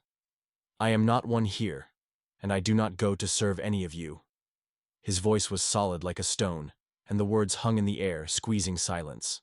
Bitter exhalation. Silence between words. He quietly asked for an apology and asked for Gilles. Take care of himself, he whispered in the darkness. Shoulder to the monster, the young man moved to the exit. Keyless stopped him, interrupted the verse. Something needs to be asked. The monster sighed. Did they really kill the kings of heaven, not killed by Lord Emeritus? No, they were not them, the answer briefly sounded. However, the guy still decided. He told everything. Merrick reported, Zargo fell under the blows of the alien. He suggested finding out who the language was about and contact the guy direction. It became clear to everyone that it glows uncontrolled force. Something magical and wild, which has not yet obeyed his will. The name was the Himuro rope. The guy told about him as if he was saying a spell from another world. Recalling that conversation, he wanted to laugh unrestrained. Laughter broke out with a slight breath, as if jokes were still ringing in the air. The monster looked into her eyes and whispered, now she understands everything. It finally said, your name is the Himuro rope. All his power gathered in one fist. The quiet voice escaped from the chest. Well, he said like drops of sweat flowing down his temples. In this name, the power of the power, it should be defeated immediately. The muscles tensed, the look became sharp. Now the fight will turn into a real struggle. In the large palm of Helios, an egg was slowly cracking. Warm crackling flowed through a thin shell. The Kimura compressed his fingers, her breathing became more ripe. Just a giant shadow hung over it.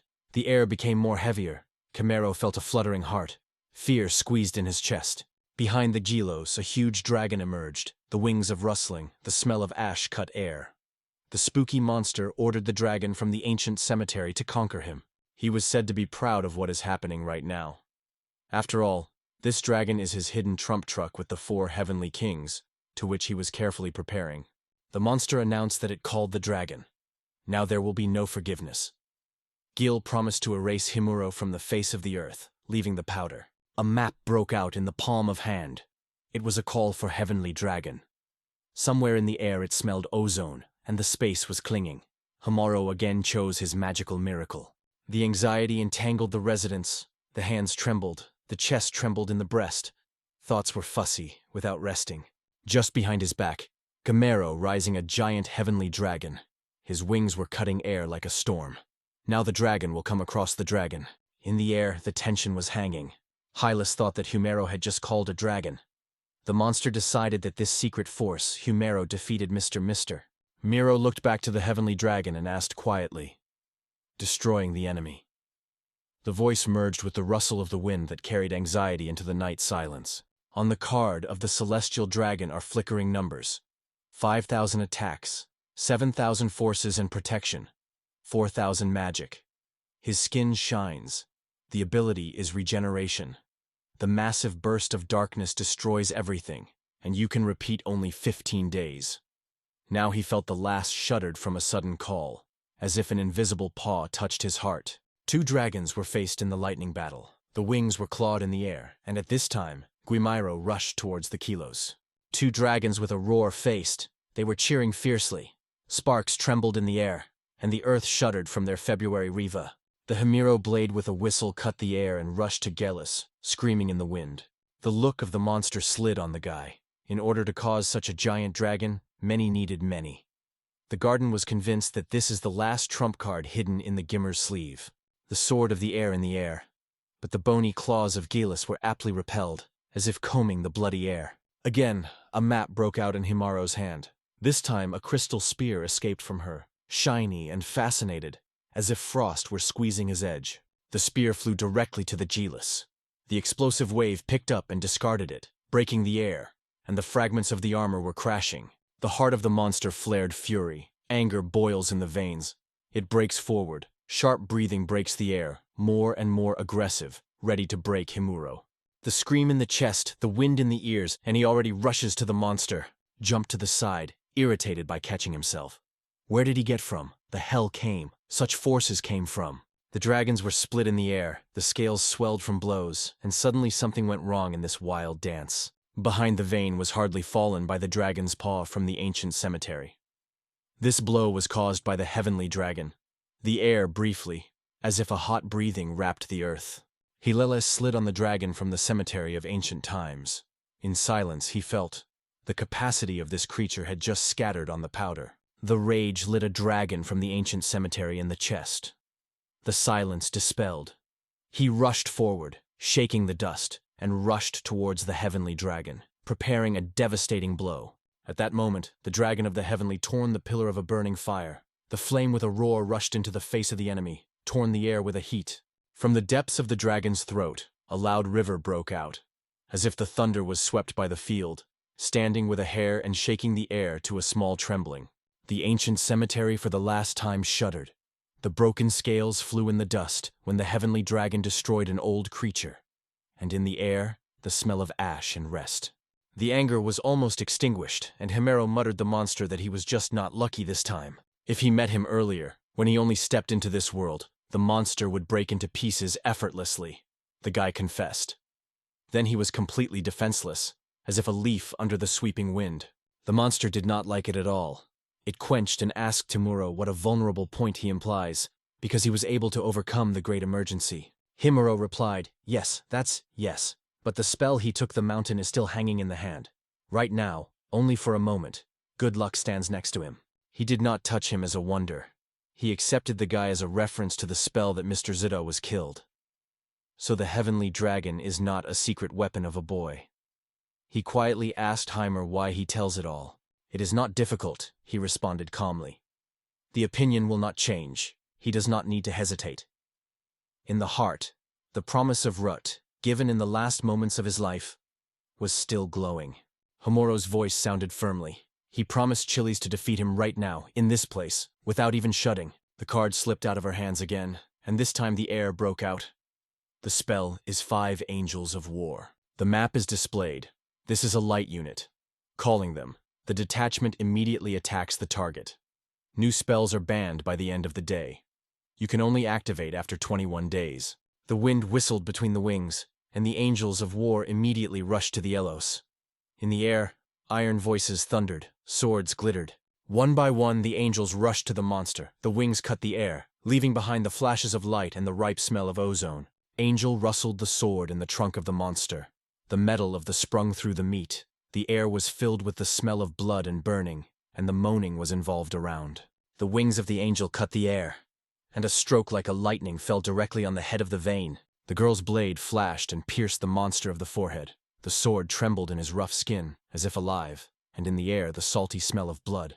The stroke knocked the gill to the ground. The hot blood splashed out of the wound, boiled on the dust, as if the spring stream after the rain. The eyelids of Hela open, the call broke out in his eyes. He chased his teeth, exhaled through a compressed mouth. Here she is, a living rage. Gathering all power, he pushed sharply, his legs through the dust. The monster rushed the moon, swearing in the whole voice, hearing hard, as if the earth was bending deftly under his steps. In spite of anything, Himera remained calm, like a morning lake. No wave, no trembling on her face. At the last moment, Himaro's sword stops his breath. The blade pierces the body of the vein, and in the air hangs a compressed cry and a metal taste of blood. From the mouth, the monster flooded blood. Himera was still able to destroy them. Everything is over. Himuro returned to Mr. Rudo. He was stunned, he whispered thoughtfully. The words hung in the air, as a promise that finally found their peace. Only now did it come to him. The battle with a vein ended, but the price was Rutova. The pain of the cold covered the chest, and the air suddenly became heavy, as before a thunderstorm. After the battle, the village lay in the ruins, even worse than before. Black smoke cried down on the burned houses of the wind's wind, and the ashes bitterly peak in the nostrils. Mero brought the body of Rudo to the village so that everyone could say goodbye. Everyone was called to the Maidan, and they were put in a very center, under a light rustle of grasses and compressed steps. The house came closer, asks the young man not to worry, because so many other golems managed to save. The Kimura smiled warmly, feeling the support of the house. Moro assured that the traces of Ruto will remain in memory, and his desperate struggle for the village will become a legend. The ocean voice asked at home, "What now?" The house responded with a deaf tone, "Everything will be as always. Let's choose a new conductor, and we will live as we lived, unchanged." The house promised, "Wounds heal, bodies will be restored, and where the monsters left ashes, they will erect new homes. Everything that Rudo was so persistent will remain untouched, as if a wall, which no one to overcome, stands between his world and the rest." The golems thanked Himuro and Misha. Their voices were warm as the evening sun in their native village. They promised they will never be forgotten about brave travelers. The farewell was short. The boys nodded, and the Himuro with a niche dissolved at dusk, walking home, where it smelled of warm bread and evening calm. In the noisy heart of the capital, they immediately turned to the adventure seekers. The boys on the move, between the Homon and the swords, the Jinni was pouring all the details. The news of Mr. Rudo's death squeezed the Guinea's soul. Tears were slowly swelling in the eyes. A heavy shadow settled in the heart. Himero noted that the task was fulfilled by his deputy home. He was barely hiding the excitement. He asked if the Jinni did not mind. The girl smiled. "Everything is fine, no problem." Jinni noted, "Still a great job." The girl confessed, if frankly, she first thought that they were scared and escaped from this task. Hemeril replied, "There is a monster in the village, but with the golem, even the most terrible dangers retreat." He sighed. Together, they give advice to the disasters. Misha confessed to Jinni, he desires a new business, but the girl dreamed to get the task without night horror. Only peace, no fears in the dark. Jinni thought a little and said, there were no missions such as F-class. Misha was disappointed. The shoulders lowered, the gaze went out, his chest was squeezed from the insult. Jenny answered the girl, "You do nothing here. The tasks of rank F catastrophically little." The girl glanced. If the boys really seek work, let them go up to a rank. Then the tasks will be enough for everyone. The joy exploded inside. She did not forget about the future examination. The girl warmly assured, "This time, they will definitely be made." Suddenly, Ginny's answer came in chat. If he was over the exam, he ended this morning. In Misha's chest, a fire broke out. The cry broke out throughout the guild. She sighed behind the door of Kamoir. The action flashed past them like a shadow that did not have time to leave a trace. It seems that the meeting will be held again next month. Then everything will work out. Misha replied quietly. Yes. This time they would not let him go, but the next thing will be different. Misha confessed that she was embarrassed. She took all his money and now ashamed of it. The girl asked, "You don't get angry?" The guy just waved his hand. "Everything is fine, don't worry." Iro stretched out the girl's palm, and the sun shone on the bracelet. "It is a mention of Rudo," he whispered, and from that memory his voice became warmer. "Confidence. This bracelet will give a lot of money. But you do not want to sell it at all. An important memory of ore is hidden in every silver bend." Misha answered quietly. Everything is clear. She is convinced that Ruto would be glad to learn how carefully Himuro saves his gifts. Misha promised to treat the guy today. She invited him to 3 ways, to Ham at the corner. He immediately agreed without even hesitating. In the air it smelled of fried bread. Meanwhile, the night fell. In the collapsed walls of the old building gathered the celestial bishops, the silence who hanged, as if stuck to the dust and muriaki. Ferga came closer, putting a warm look on her shoulders, and quietly apologized to the boys for lingering. 3 heavenly owners have already gathered in the hall. The air was filled with a solemn whisper. Gurugu said she said, "All here, finally." Gladys reproached Gurg, again late as usual. He faces a human child, plays a role, as if it is quite easy. Nefutis eagerly raised his hand, as if the shadow flashed. Enough chat. Let Gurg finally say why they gathered under these stars. The goddess Daceres, sliding her gaze in the dark, said that Gurg had something extremely important. "Otherwise, why call her into this pit?" the girl asked quietly. "Did you know who killed the Becomes?" Berger confirmed, she guessed. The girl asked if he was talking seriously. She burned curiosity in her eyes. Both of them were drawn to find out who it really was. Gurg was gently asked Sarah to calm down and advised, "It is better to ask those who were witness. They would tell the truth." Returning sharply, he threw the guest. "Get out of here." Murik stood just in the middle of the battle at the Becomes and Himuru. Everything flashed before her eyes. The smell of smoke and the rust became part of her memory. Dracaris asked Merrick as they managed to survive after a fierce battle. Gladu sighed and acknowledged. She always stood behind a master of Zidu. That is, when the enemies could not be overcome, he had to run away, leaving behind the failure and crumpled hope. The shame of burning the Murik, and the girl felt the heat in the cheeks, burning from her own act. Silence. That's important, asking all Google. The main thing here is the truth. He returned to the mermaid, in his eyes, a request. Let him tell everyone who saw there in the fight. Merrick nodded clumsily. They say, everything is fine. Everything will tell. The voice trembled. The promise of sincerity hung in the air. The girl began the story. Mr. Mister killed a strange stranger called Himuro King. In the room, silence stopped for a moment. The surprise was frozen in the views of all present. Murik described black hair, a young shine in his eyes, a boy. He called on the horde of the undead, strange mechanical creatures, and threw all this dark army on them. Lados almost kept his breath, hearing it, and again asked Merrick whether the call was destroyed by Mr. The girl replied quietly, it was hardly only a call. Merrick's confessed that the witchcraft that killed the emergency was incredibly strong, powerful, and still nothing like her happened. He quit the spell without hesitation, without any game. Gladkaus asked the girl. He used this spell without any training. He wondered if anyone was capable of this. Nefutis assured that this guy should only be waved with his hand, and the dead will follow him. So there is nothing to worry about. Daceres reminded the Nefutis quietly. This spell once killed an emergency. The Nefutis nodded. The folds on the face were squeezed. The memories will be yatted. Yes, he remembers well. In memory, Nefertus was glowing. The Becomes had great power. This is why he was so disrespectful about foreigners from another world. Nefutis had no doubt. He was not Langzard. Devaluing is not his fate. Now he was preparing to hit for the first time, against a stranger from another world. GLaDOS nodded in the words of Nefutis. No matter how strong it seems, a person is first and foremost a body, vulnerable and fragile. Daceres was known, for the whole tribe of the play it is worth living. Only then will other monsters be able to get out of the shadows and start their game. Suddenly Gurg said to his friends that it was not all. Conflicts between countries would not be avoided. It sounded firmly. Until they have only united the presence of infant, but now you can forget about cooperation. Everything is changing right now. As he dropped his eye, all those people were greedy, even harder than himself. The awareness pierced as if cold on the back.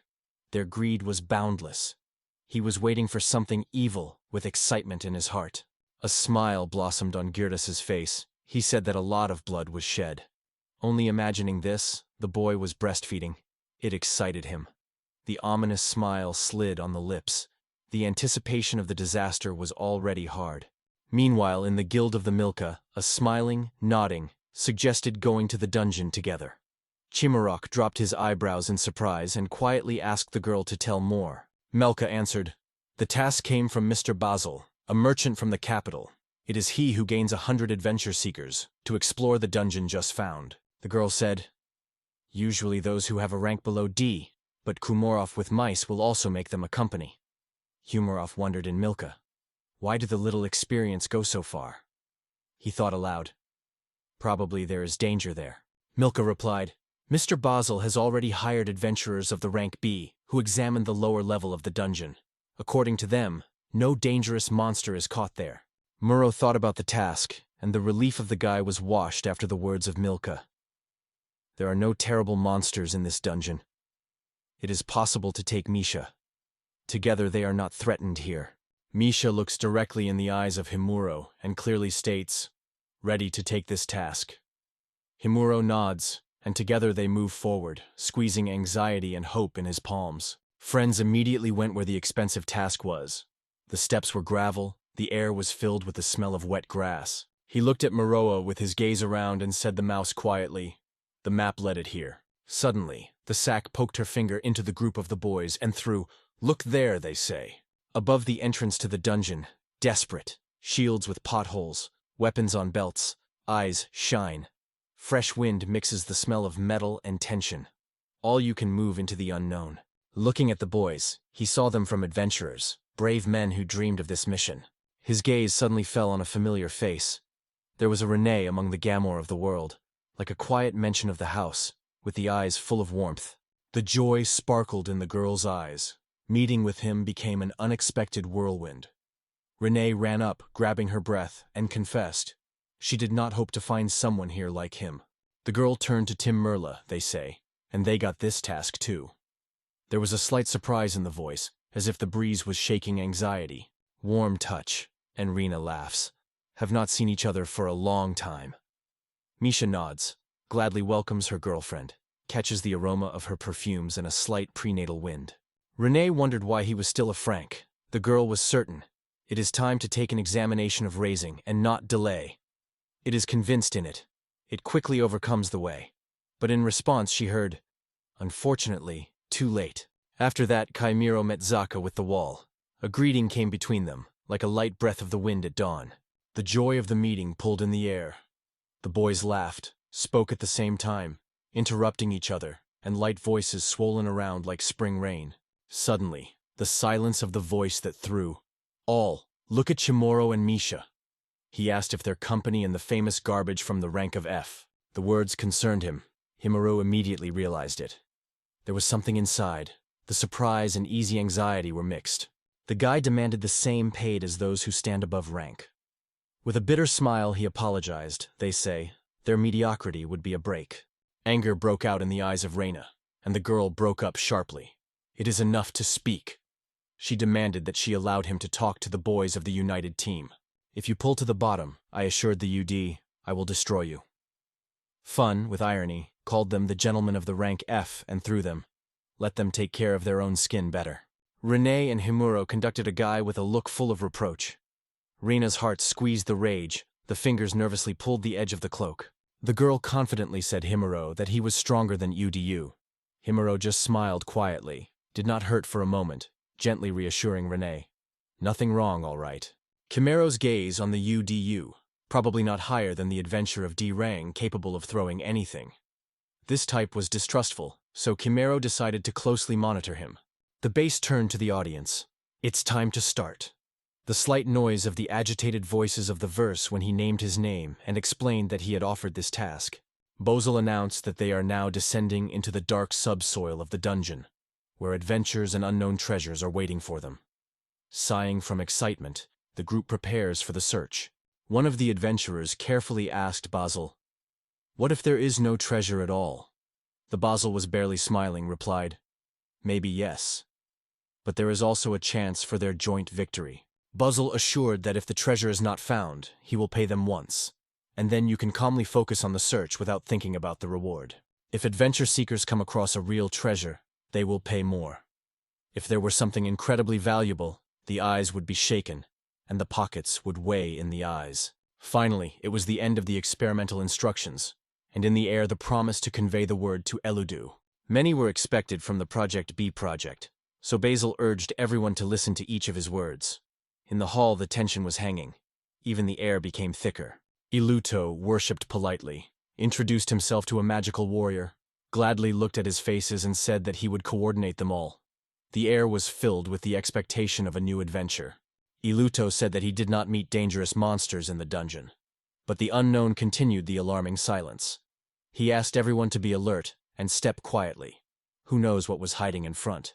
At the dark entrance to the Elut dungeon, he said, "Now you can inside." Each of the boys swallowed the air, froze. Only a quiet order to follow him without a step away.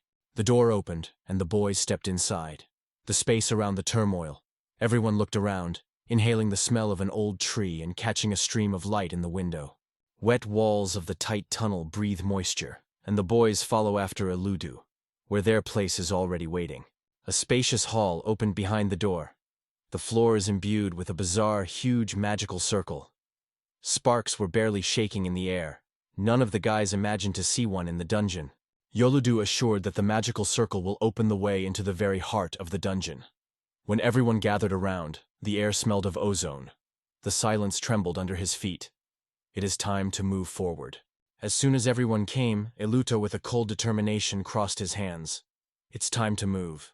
The boundaries of the magical circle broke out around, and the space of the hall was circling, tightening the boys.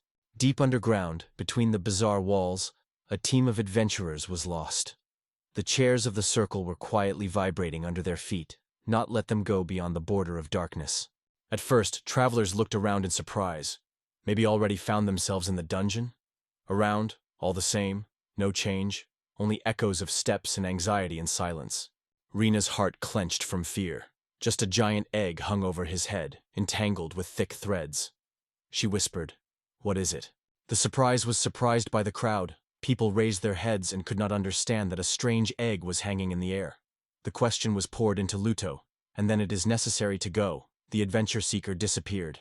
The smell of unusual heat trembled near the egg. One of the travelers asked what it was. He was answered, "Yes, it's an egg, but not simple." From there, this is about to hatch a real monster. The surprise grew. The voice was not known where. Everyone cast his gaze at each other, suspecting Basil, but no one could understand where he was hiding. The girl's heart pounded with fear. A mysterious egg frightened her to the shivers. She asked the team quietly why they had to come here. "Everything is simple," they told the girl. "Iluto and he are both pursuers of the great teaching of Carius." The Uzakar's chest jumped in his chest. What did he say about the Carius follower? The smell of anxiety, cold sweat. Fear rolled up to the throat. Moreau asked in Renee what they would whisper about, and what a curiosity here.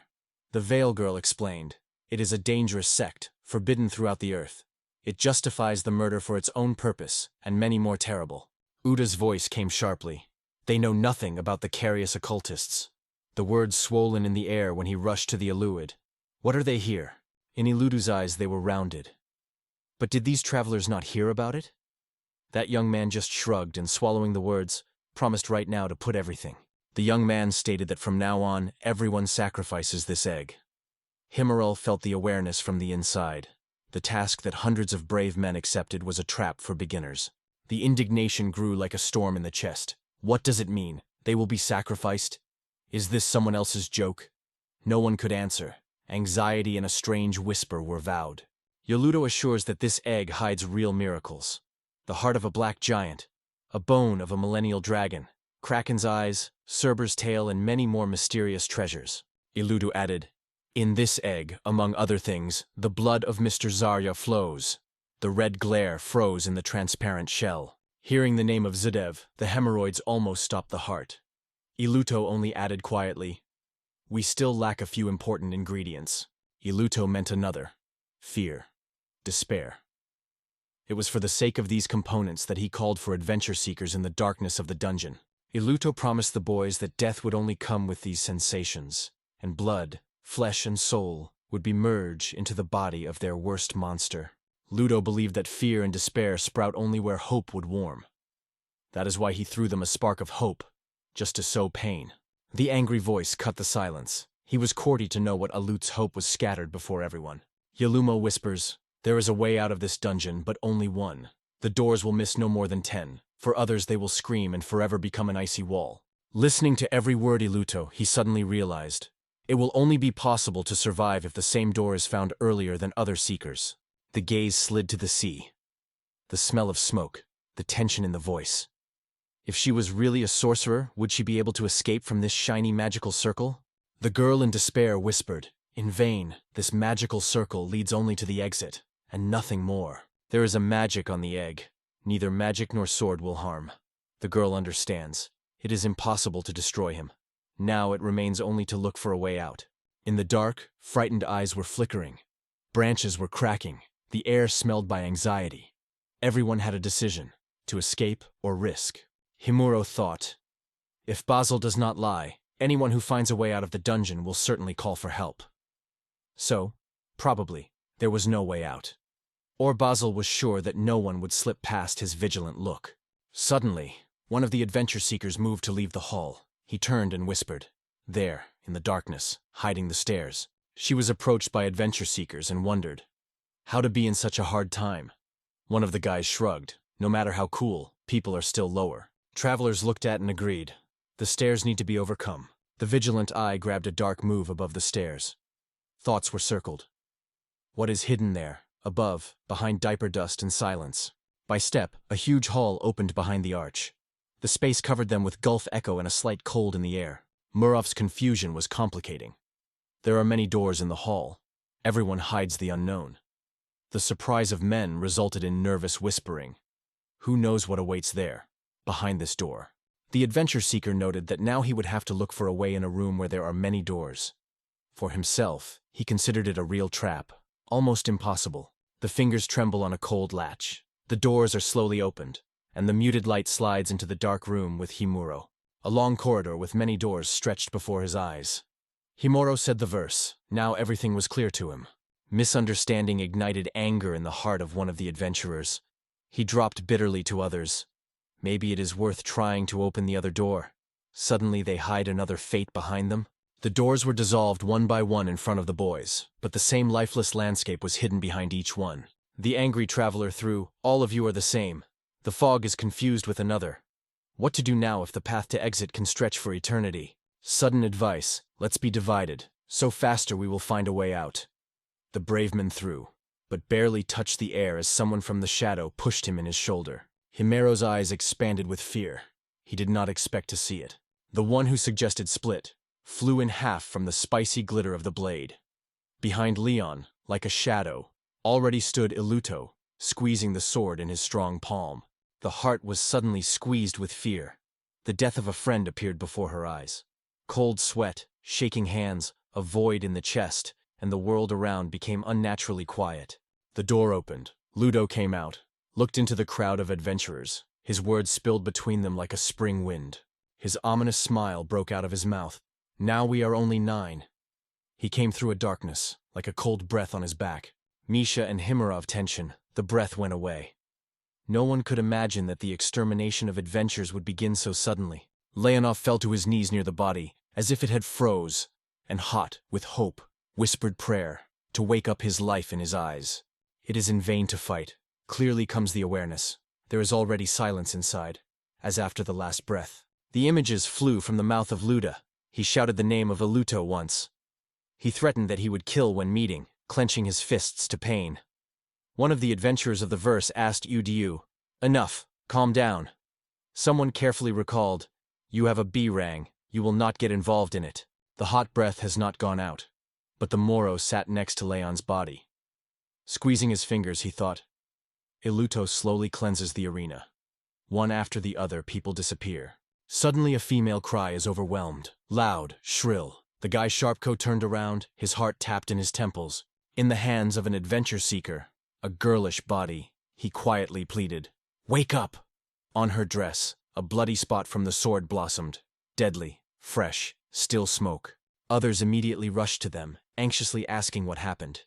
Kieran answered in hurry. Together with Amy, they checked the door when suddenly the darkness jumped out of the darkness and struck it with a sword. The girl leaned over Amy, checked the pulse. Silly, the body is cold, too late. The guy squeezed his fists, angry. If he was watching more closely, everything would have happened differently. Himuro immediately felt something wrong. The cold of anxiety stirred his chest. He slid his eyes on Amy's body, and then turned to Keiron. The question was rising from the mouth. "Did you kill Amy?" The words about the euro were struck like a stone.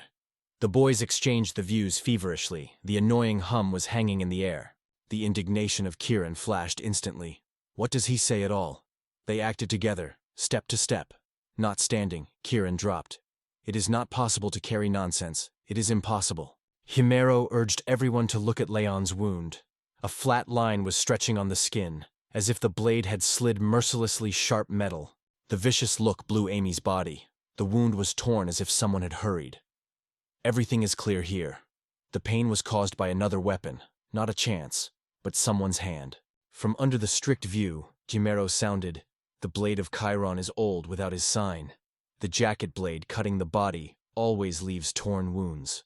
Humorov's arguments against Chiron flew the hall, like a thunder in the clear sky. The breaths were lost, the eyes were filled with surprise. No one believed what it was possible. Siren rushed to restrain the boys, asking, "Let everyone doubt it too."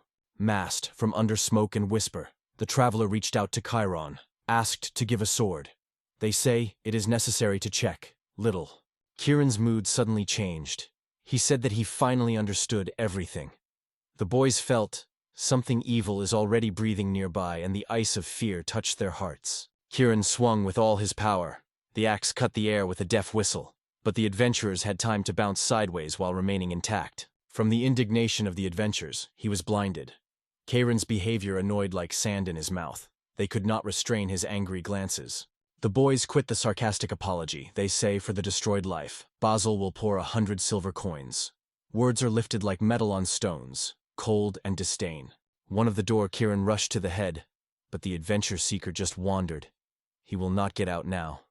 A sharp order, to grasp the guy. He was hanging in the air, like a hot breath of fear. Suddenly the blade whistled with air and stuck in the back of the Kieran.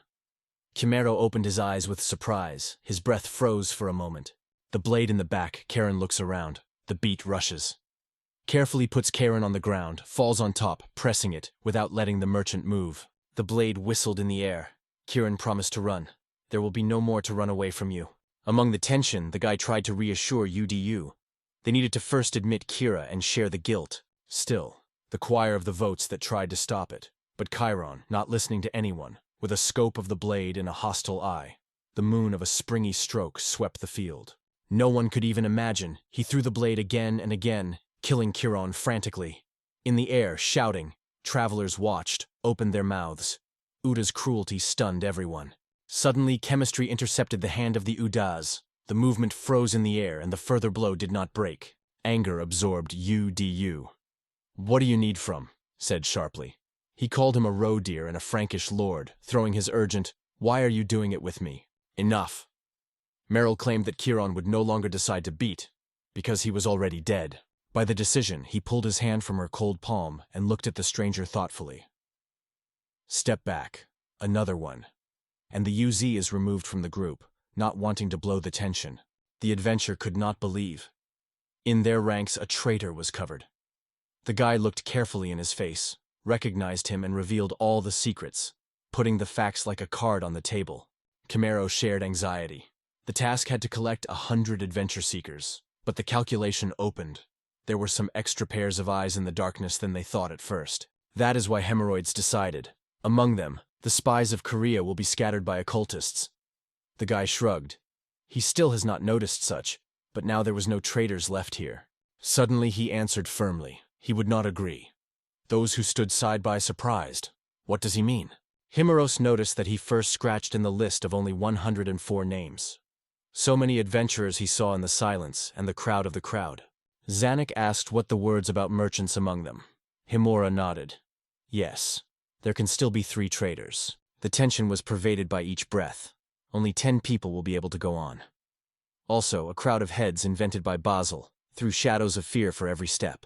100. One surviving slowly looks around. In the air, anxiety is laughed. Steps are rustling, looking for those who can become a merchant. Himura looked back at the adventure seekers, casting a sharp, like a blade. Did not know. Before him, carious officials or hired killers, whose secret goal was to destroy everyone, leaving silence and no witness. The views of adventure seekers were rushing around.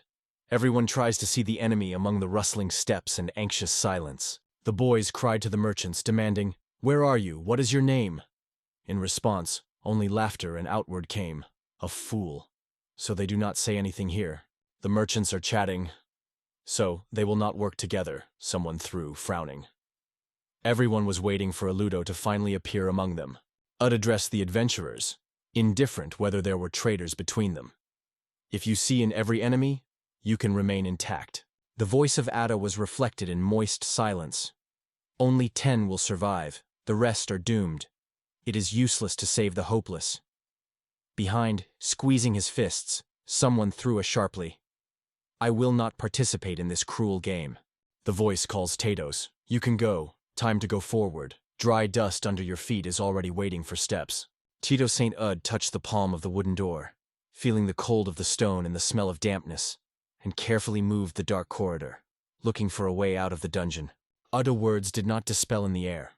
The boys thought about them and admitted, it really has a radio. A friendly circle, only for those who believe without hesitation, they decided. Others are enemies otherwise. The only thing is, to run away before the egg cracks. The boys were fussy into teams, separated from the rest.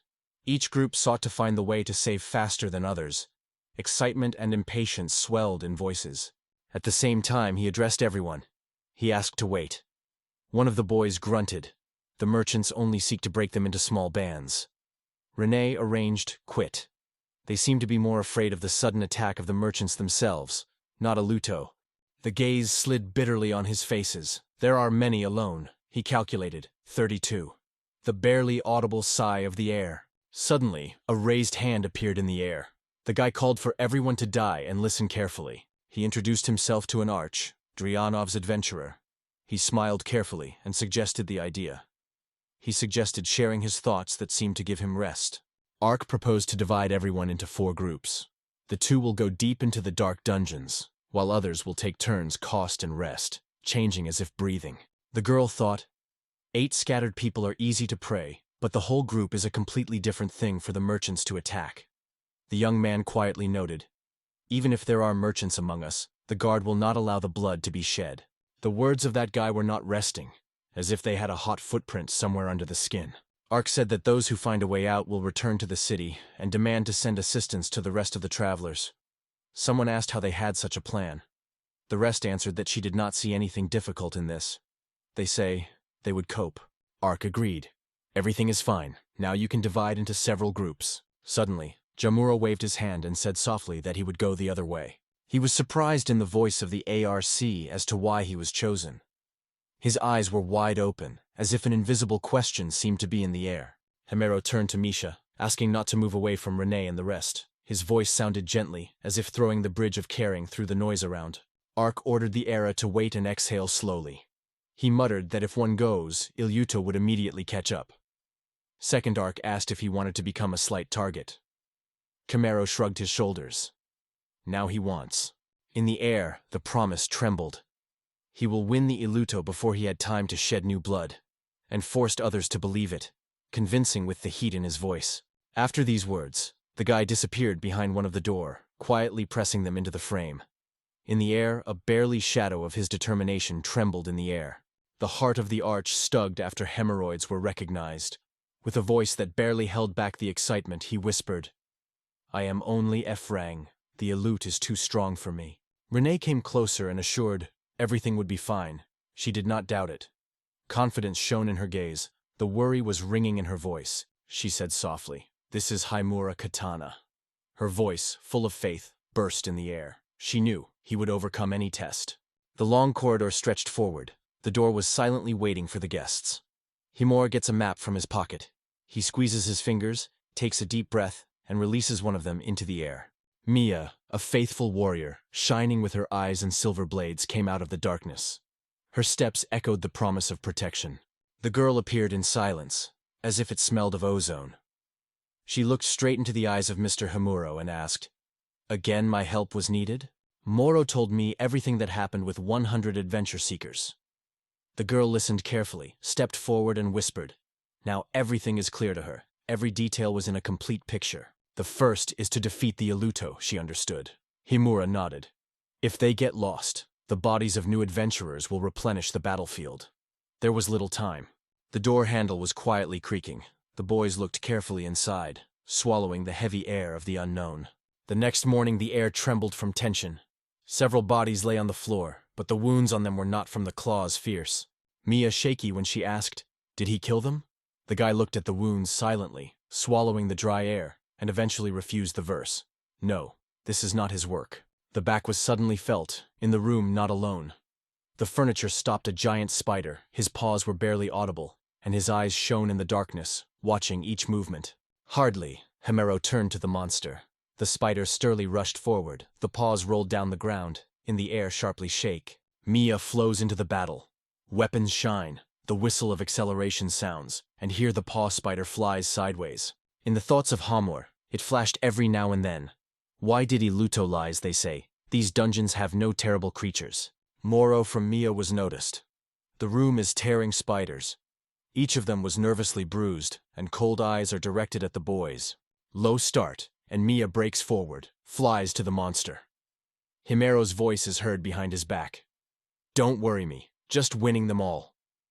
Mia smiles over the shoulder. Everything will be done. The sharp weight of the hands, and there was no spider. 2/2 of the dead fell to the floor. The blade was fifth in a spider muzzle covered with hairs. A thin crunch cut a silence, and a barely audible smell of iron and earth floated around. Mia whispered that these creatures were hardly frightened. They have the strength like crumbs in the palms of their palms. The girl easily dealt with the monsters. She jumped from a height. The blade with a whistle cut the air and plunged into the stomach of the monsters. Blood clapped a hot splash, and the monster fell to the ground.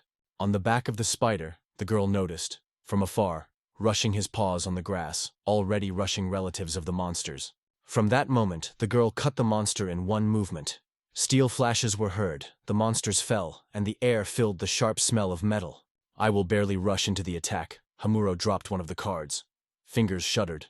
The map rustled against the air. On the card, a blade made from the very holy water shone. His wet cold was blowing in the air, giving a strange, clean glow. On the map in gold letters it was, "It is a blade of the element of water. Its form is flexible, subjected to the will of the owner. The blade lives for a day, after which it rests 18 days, waiting for the next awakening." The wind rolled in the ears when the murs swung and hit the monster that rushed to him. 2 more spiders flew in pieces from one strong blow. The paws trembled, and the web was shaken, pouring with dust and fear. As soon as all the monsters fell, no relief sighed. Everyone, nothing.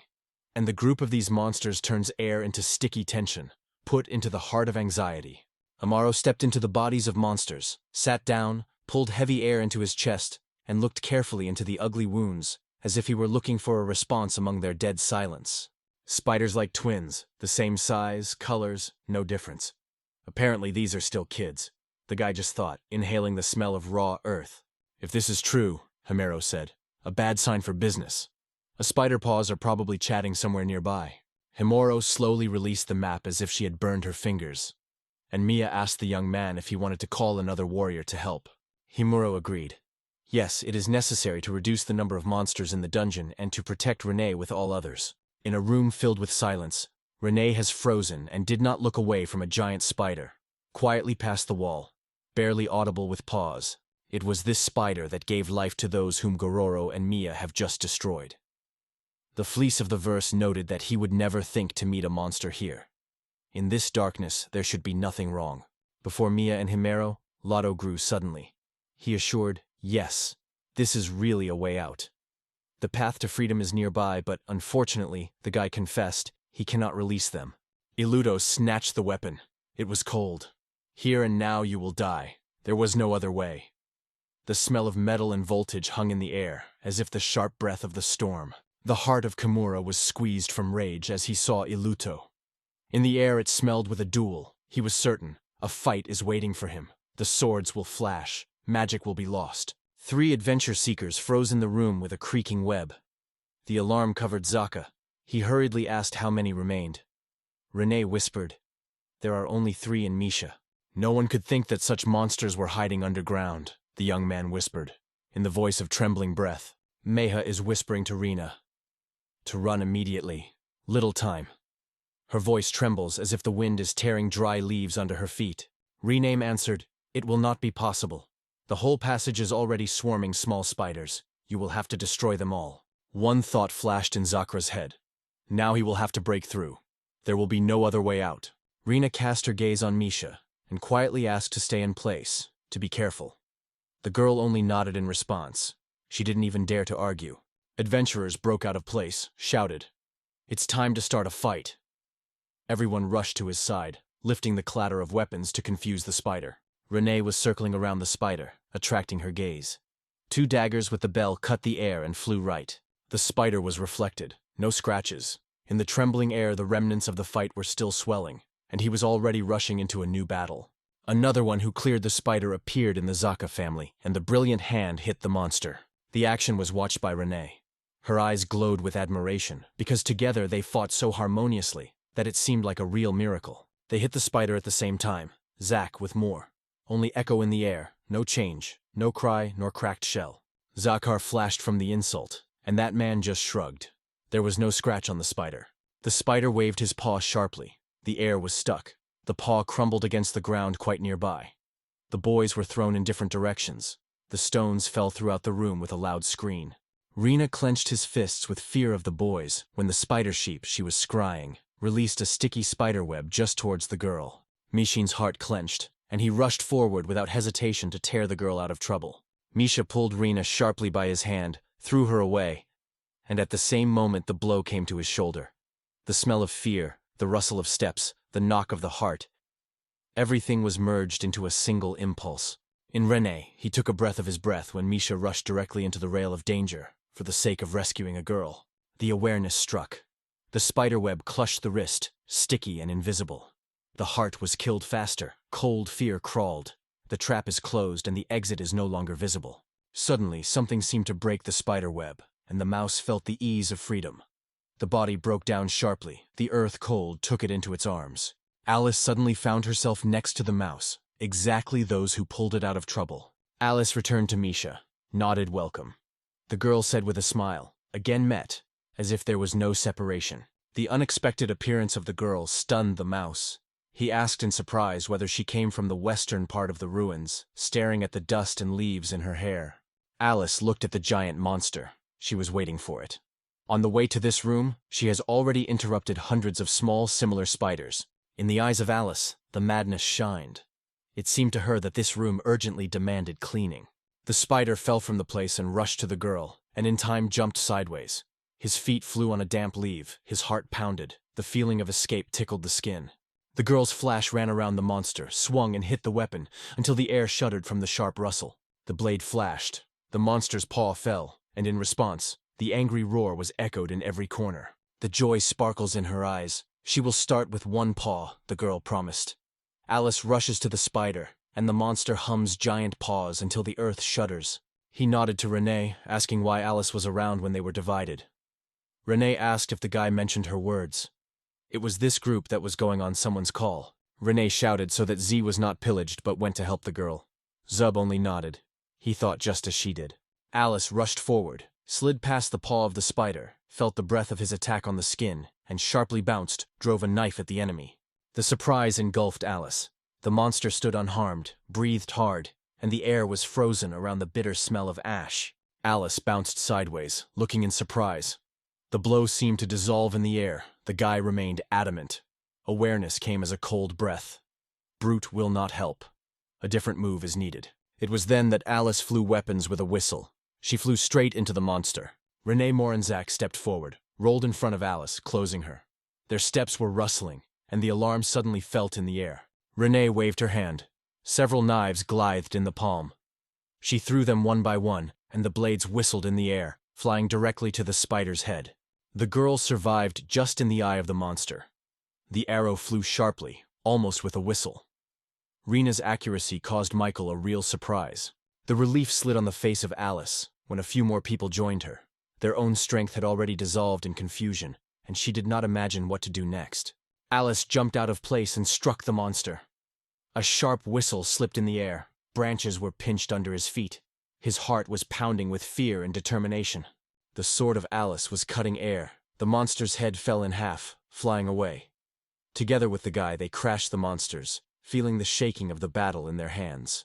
Under the creaking of their steps, Himero with Mia wandered the corridors, looked at the door, hesitated, behind which of them the next adventure hid. Something sharply attracted attention, and she gave a thin gesture about it. The look flashed, in the air in alarm. The girl's fingers trembled when she pointed to the unusual door. She said quietly, "Perhaps behind them, the necessary way." Just at the door, the boys appeared, and the Himeros noticed. It had something special, unlike others. The girl whispered, "Maybe it's their way to freedom." A new sound emerged from the darkness. The loud applause opened the evening air quite close. Himuro sharply turned to noise and froze, filled with surprise. It was Ludo who whispered to the boys. The exit was found, and then... Here.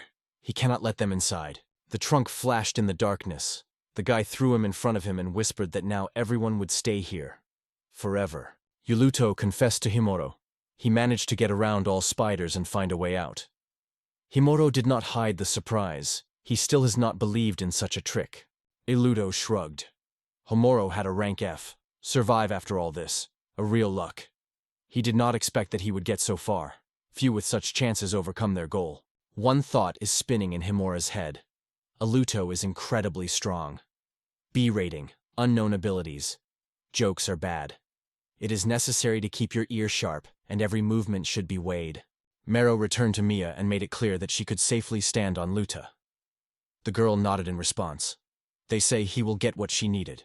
Iluro's gaze fell on the girl. He carefully asked who she was. The man whispered, "Earlier there were no travelers." The girl answered, "She is a battle servant with Miyaza's state. On behalf of Mr. Chemical will fight from Iluto," her voice of bells like sharp steel in the cold. "I do not know how you did it, but you caught me by surprise," he confessed. A slight surprise and admiration were felt in his voice. The winding of the wind drowned doubts. In the breast it was squeezed when Iluto lifted his weapon. It whispers about inevitable. He will have to take her life. Homero's eyes expanded in surprise when Iluto rushed to Mia and waved the blade. The whistle of the metal, and Mia turned the blow in time. The blade cleared without touching the skin. Iluto smiled skeptically. The girl's abilities were not amazed. Mia, not knowing the defeat, rushed forward. Her steps were gave in the air, and the breath caught the rhythm of the heart. Iluito rushed towards the girl, but Mia had time to react. The movements of the sharp, the air rings from the tension, the shocks are reflected with a dry knock. The miracle of Iluto hiding. The guy confessed that Mia did not deviate from his blade. Not everyone will be able to. Iluto did not restrain curiosity. How did Mia learn such a blow? The strange words poured out of his mouth, as if in a foreign language. The girl caught their sound in the air, but the meaning dissolved like a fog at dawn. The sudden outbreak of Iluto light cut the darkness. The room was filled with a bright glow, and even Mia locked his breath in the blinding. Mia marauted her eyes, made his way through the bright light. The girl realized that it is not just so. Someone deliberately blinds her. Job again rushed to the girl, catching her vulnerability. In the look of the heat, but she cleverly evaded the blade of the blade, feeling his gnashing in the air. Baluto's surprise broke into every word. The girl did not see, the vision never returned, and still evaded his blows with a shaky lightness.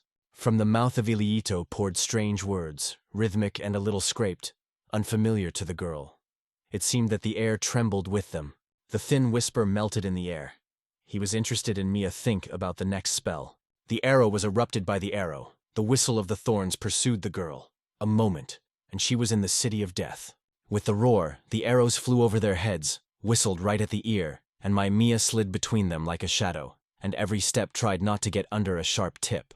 The alto arrow was quietly inserted into the girl's thigh. Mia noticed it, and in the chest there were anxious pain. Anxiety, like a cold wind, leaked into her thoughts. Ludo noted that Mia could no longer fly as fast as it once. The sigh of silence cut off, and it seemed time stopped with her. The arrow in the leg is hell, but my Maya whispered, "Give me another 3 minutes, and you will see your defeat." Her voice trembled, but the flames glowed in her eyes. Step, another step. Himuro becomes between the wounded girl and the danger, covering her with a shield. He looked at Mia. Now the turn to come with the enemy behind him, and she should move away, where the safety remains. The rage flared in the eyes of Mia. Despite the pain, the girl threw away fear and confidently challenged. The fight for her has not yet ended. Himuro only nodded. He knew about it, but he was not going to agree. I would like to go against such a rival, to feel the stress of battle with the skin. The passion in the voice of Iluto did not go out. He asked again if the guy really wanted to fight. This admiration sparkled in his gaze, as if battle were a real holiday. The smell of the call was hanging in the air when he asked, "Does he really believe that he can win this worthless rank F?" Muro replied calmly, "I don't think I just know it." Just before the eyes, a fight between Iluto and Mia broke out. His confidence became iron. Chimero tightly squeezed the weapon in his hand and said, "If it is his true power, he would definitely be able to win." The voice trembled, but their eyes were determined. Every word painfully crashed into the soul of Alud, and anger spilled between the ribs. He did not restrain. He threw out into the space, "You are a disgusting morning." In a moment in the hands of Iluto, weapons flashed. The sharp wind cut off.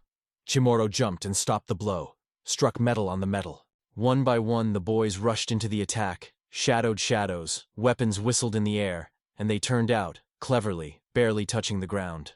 Iluto again spoke unfamiliar with Mara words, hissing, singing, as if the night wind was rocking the leaves in a foreign forest. In the movement of the mouth, Iluto hemorrhoid immediately recognized the trap.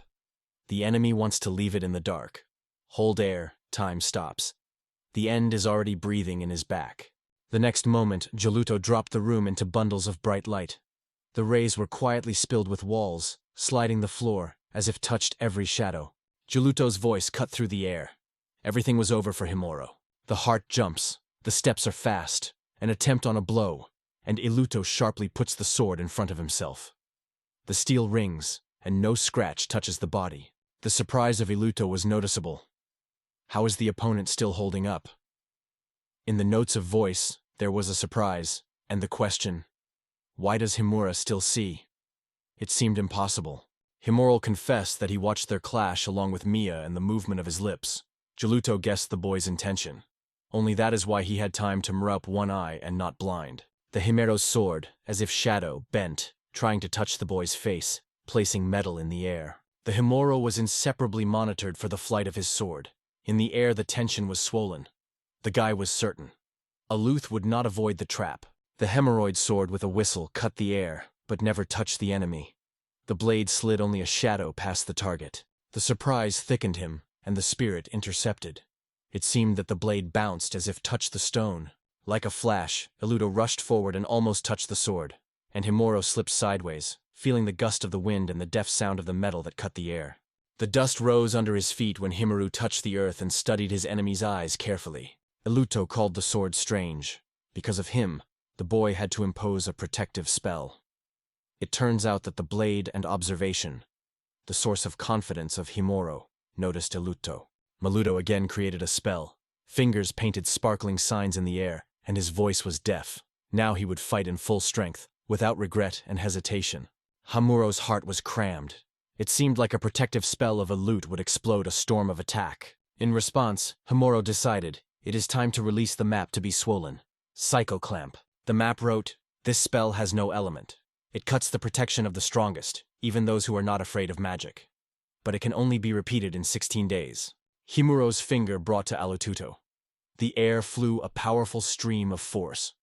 Alututo froze, looking for a response, but for some reason, the words were stuck in his throat. In a moment, a powerful explosive wave came next to the alluve. The air trembled. The gunpowder filled the lungs. Through the smoke, Himuro noticed. At the place where Luto had just stood, blood was already flowing to the ground. Thick drops, like a broken crane. Himura felt the sharp smell of metal. A piece of body Ludo broke the circle of Aishiro, and in the air frozen the fragile rustle of destruction. The last minutes were in the cold of the rage. Aluto could not put up that he had defeated the F-class. The bitter insult was strangled. It seemed impossible. The exclamation. And the guy got on the ground. In an instant, all his life went out. In the gully, the big hall, the band gathered. The verse was whispering. They discussed fresh rumors from the dungeons, caught in the air anxious smell of adventures. The surprise poured in the air. The spider did not leave a trace. Only a thin shadow on the wall was still reminiscent of it. On the floor, exhausted, he was barely breathing. This spider has been chasing after them. The spider has released a whole tight nasty babies. He was left alone. The rest torn the spider horde. The words about the death of many people were echoed in Renee's head. She just stood, opening her eyes wide, and could not believe what heard. Seemed to be silent in silence. The gaze slid into the arch. What else do these fighters need to finally act together? Otherwise, giant spiders will tear them in the same way as all the rest of the desperate. Ark nodded, acknowledging. Yes, he was right. Among the noise, like a lightning, a girl jumped. Her voice cut the air. There was a trouble. The sea remarked that the egg behaves strangely. Its rhythm of the heartbeat has accelerated, and through the translucent shell pulled the ghostly glare of life. A muffled thrill in the air. About a monster from the egg of the dungeon. The tension penetrates every cell. Breathing becomes careful, as if the world is waiting for the first river. There is almost no time left. Only 10 will be able to escape from the darkness of the dungeon. Somewhere in the Homon and steps, there are 3 merchants among everyone, and they need to be found. Mast steps fade near the egg. Its shell is already trembling. There is something knocking inside. A monster will appear. The alarm squeezes the air. It is bitten by fear. Everything was flying, the guy confessed. The anxiety was heard in his voice, and his fingers involuntarily squeezed the edge of the table. The room came. You should run away from here. The answer was a bitter. There was no way out. There are no ways. And there, in the darkness of the dungeons, still, gigantic spiders were tempting. Ark suggested that there is almost no time left. The trouble is already breathing in the nape of the head. Remember what Basil called for. To be born permanently, everyone has to die. An alarming pause stopped in the air. Everyone caught a stranger. Hearts fought loudly. The Ark noted that 24 adventurers gathered there. In addition, a group of single, apparently, is still alive. They were 100 at the beginning, so the victims should be expected about the same. Panic covered the adventurers. The egg is about to crack, and no one imagines what to do next. The unknown compresses the throat. The skin runs cold. Misha turned to his friends and asked not to worry. Even if the monster escapes, the humor will still cope. The girl believed in this without a shadow of doubt. It seems that the monster's shell became more transparent, and said to the boys of the sea. The girl suggested that her spells may now stand on him. The adventurer asked the girl if she could kill the creature before he hatched. The girl sighed quietly and answered, "It is probably worth trying." With her hand, she was a gesture called everyone behind. Only no one would suffer. She's afraid of everyone. The girl plunged into the silence and whispered to the fiery spirit for help. "Give strength," she asked. And in the air it was already smelled by smoke and hot inspiration. In her voice the names trembled. Rufalt Siri Rel, Lafel, Gilda, Regwell. She uttered them as if she were scattered in silence. The girl turned sharply to the band. An alarm has rushed in her lips. Now everyone here is waiting for. It was a voice, like a thunder before the storm. The girl's strength struck directly into a group of adventurers. Renee recognized her. It was one of the trade. A moment, and the place where people stood broke a powerful explosion. Some guys pulled their hands into the ground. The wind knocked down. The deaf roar of the explosion drove a dust and a breath out of breasts. At the place where Marat fell, a deep abyss was gap. Dust poured. There was a smell of dampness and broken stone in the air. The horror froze in Misha's look, and the sea curved her lips in a sarcastic smile. She said that she had killed too many people, and she was so ashamed of it. From the surprise, the Ark turned to the sea, and not believing his eyes, asked, "What did she think?" The smell of smoke is still in the air when the sea suddenly asks, "Why do you still miss?" Her voice is soft, but the betrayal is already trembling in it, barely hidden by the shadow. The girl smiled, thanked the boys for standing so comfortable with a pile. Some survived, but most travelers fell from her hand. The anger flashed in the eyes of the boys. and they, clamping their fists, rushed to the girl. The top-eyed of the heels cut the night's silence, like a slap of a broken glass. But the other merchant suddenly disrupted the silence, and gave them deadly wounds. The horror slipped between people when traitors, like ghosts, suddenly began to reincarnate one by one, changing their face and voices. The Arctus lowered his eyes, bitterly sounded in his voice. He is also a traitor. The slave threw a sarcastic sorry, barely waving his eyebrows, and added with a clamp, he also, saying, a loose student of Curios. The merchants whispered. 5 more remained.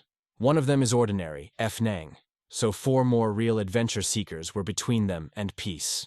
The heart moves when he is noticed. The merchants rush directly to them.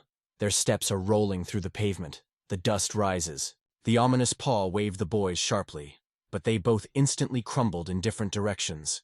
The blows did not touch their body. At the last moment, the morn returned and met the gaze, which had already brought magic, and was about to release him a mighty flash. He did not have time, and the girl hit the target. He fell silently on the ground, cold, inanimate. The alarm squeezed the chest. He was lost, not knowing how to save a friend.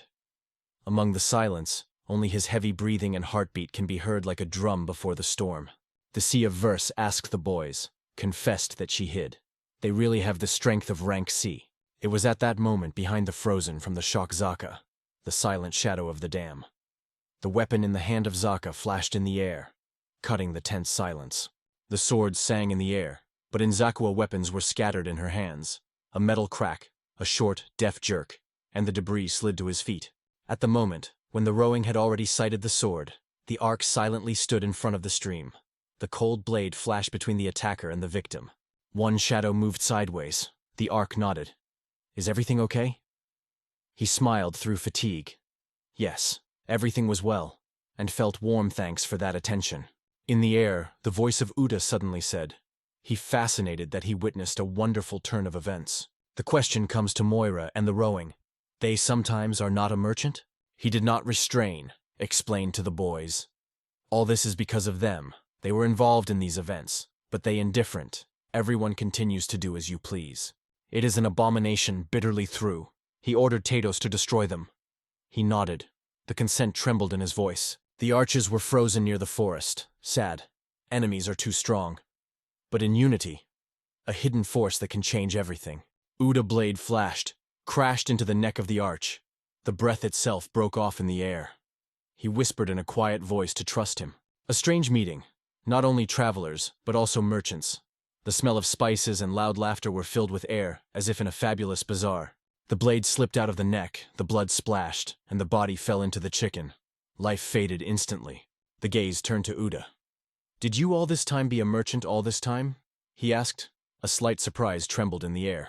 The UD said, no, he did not guess. In fact, the merchant turned out to be Tatos. UDD said, after their separation, Tadov offered him an agreement to kill all the adventurers, and instead get a round sum and way to escape. The face broke out with anger. He demanded that you stop these ridicule. Shurchit steps, impatient look. The guy was rushing into battle with Udam, but he just quit. You move as if in the water, speed up. The explosive blow of Uda was sharply plunging into the body. Everything subsided. Life faded instantly. The merchants looked around with the rest of the adventurers and were quietly thrown. Only you remained alone. The viscous sound of their voice hangs in intense silence. In the pupil of Rena and Misha, anxiety was squeezed. His eyes wandered by other people's faces of merchants in silent misunderstanding. Gimero emerges from the ashes, a spell card chosen by him. It turns into a crystal magical spear that is ominously directed towards the merchants. The spear cut the body in half. With a rattling of metal and a hot smell of blood, everything was frozen for a moment. The girl noticed how the arrow flashed in the wall. He appeared. The hearts are relieved. Finally, it is here.